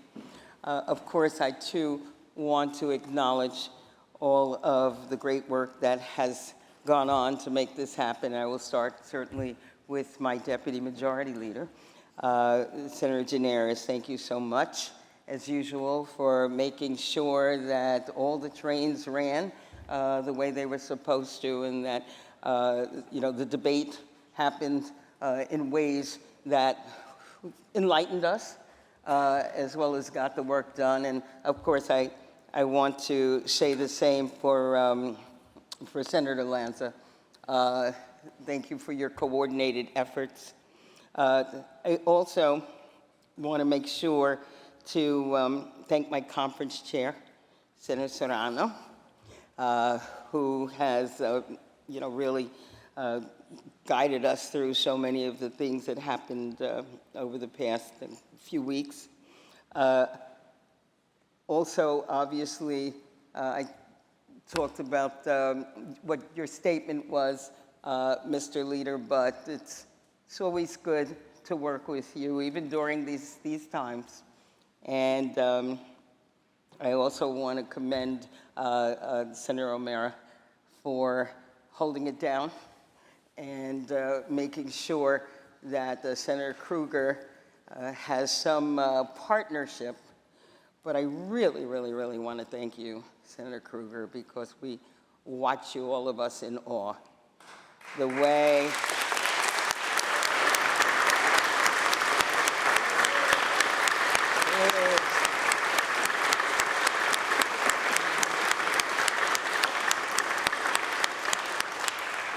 it doesn't matter what you ask her, how you ask her. You know, she's ever patient. She's always the teacher, and you're just so smart and so good at it. So thank you, thank you.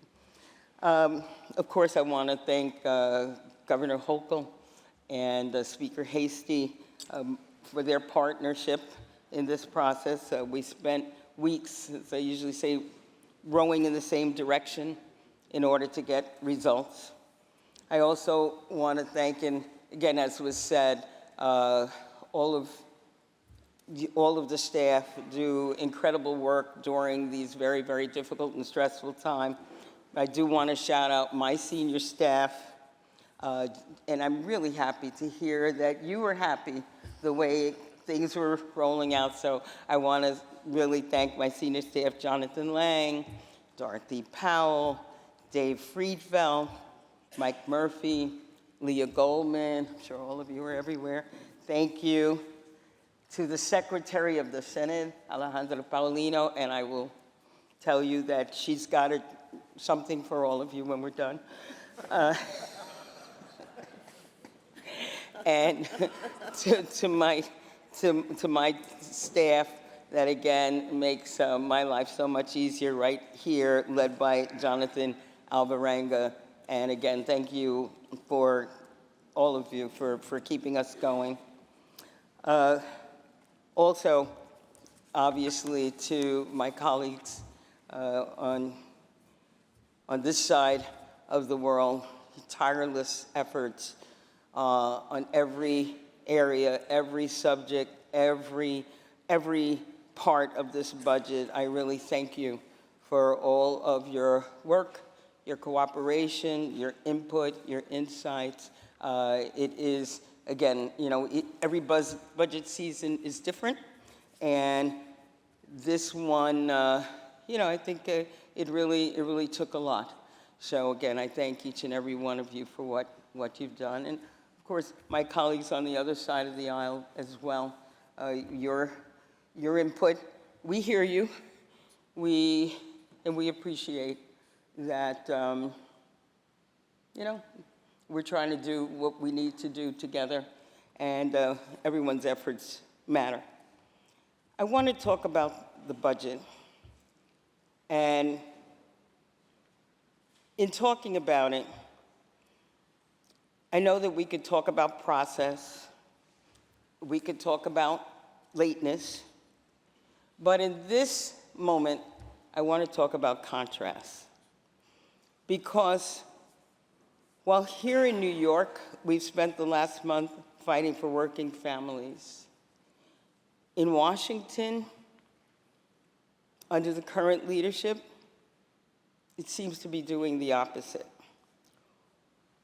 For example, while they propose slashing SNAP benefits, gutting programs that help families access healthy food, we're investing $50 million in food security through hunger prevention and nutrition assistance in Nourish New York. You can't call for a nationwide baby boom while actively undermining the infrastructure families rely on. Here, in this budget, we provided $8 million in baby benefits, distributing 10 million 10 million diapers to new families, while also providing free school meals to our children, because caring for our kids and feeding them shouldn't be up for debate. And while they talk about cutting veterans' health care and support for services, we're expanding eligibility for the Gold Star annuity, funding mental health training for veterans, and enhancing services that help our veterans transition home with dignity and support. And while they push tax giveaways for the ultra-wealthy and mega corporations, we're maintaining the lowest middle-class tax rates in more than 70 years.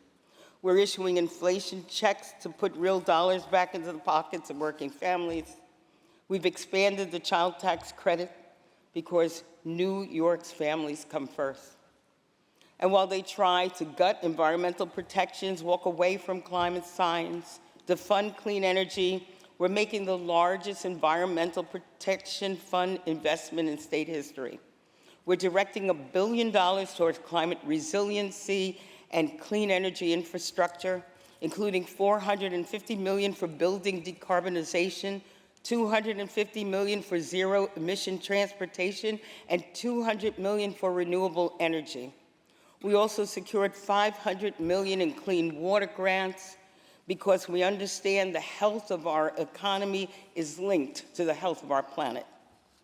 While they look to cut education funding and ban books, we're increasing support for public schools and libraries, fully funding foundation aid, expanding BOCES career and technical education programs to 9th grade, and increasing salaries for BOCES teachers. We're allocating $400 million in child care funding, creating capital grant programs for both SUNY and CUNY infrastructure improvements.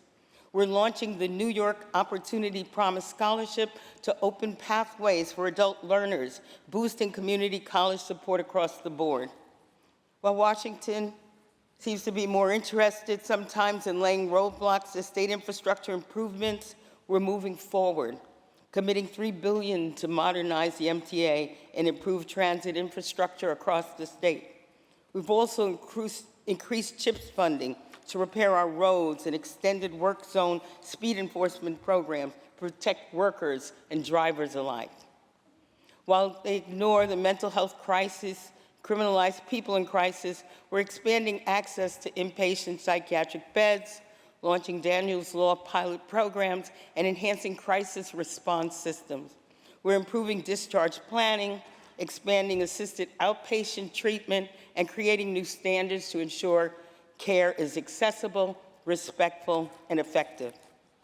While they cut funding to reproductive health grants and continue to criminalize a woman's right to choose, our budget puts additional funding towards accessing abortion care, including new money towards our abortion provider training fund, while also ensuring that New York hospitals are equipped to provide life-saving care in emergency pregnancy situations.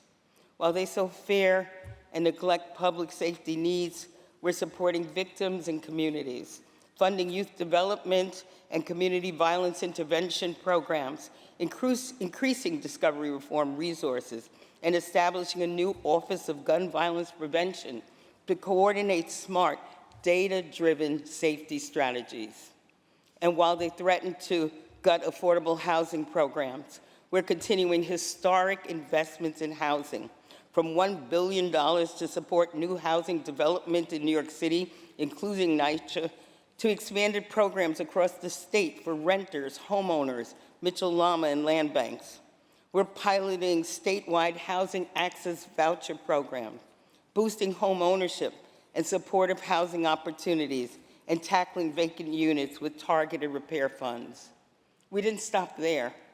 While Washington has imposed tariffs that threaten to cripple our small businesses, our budget stands up for these same businesses by providing tax relief and paying off their $8 billion unemployment insurance debt.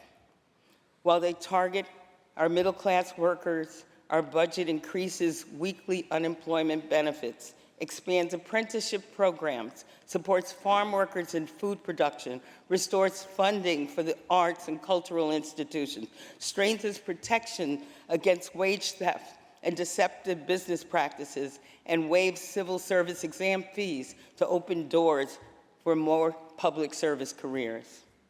This is what this budget is about: choices, values, priorities. In this budget, New York has made a choice to stand with working people and to invest in people. We've decided to strengthen our schools and our hospitals, not to starve them, to expand access to food and housing and not rip it away. And while Washington continues to take more from New York than it gives back, we'll keep doing the work. We'll keep investing in people, and we'll carry that responsibility forward when we leave this chamber today, because that is the promise that we make to every New Yorker. That is our promise. So again, I want to thank you to all the mothers, and that's probably about everybody in some way, shape, or form. Happy Mother's Day, and we will see you next week. Thank you, Madam President.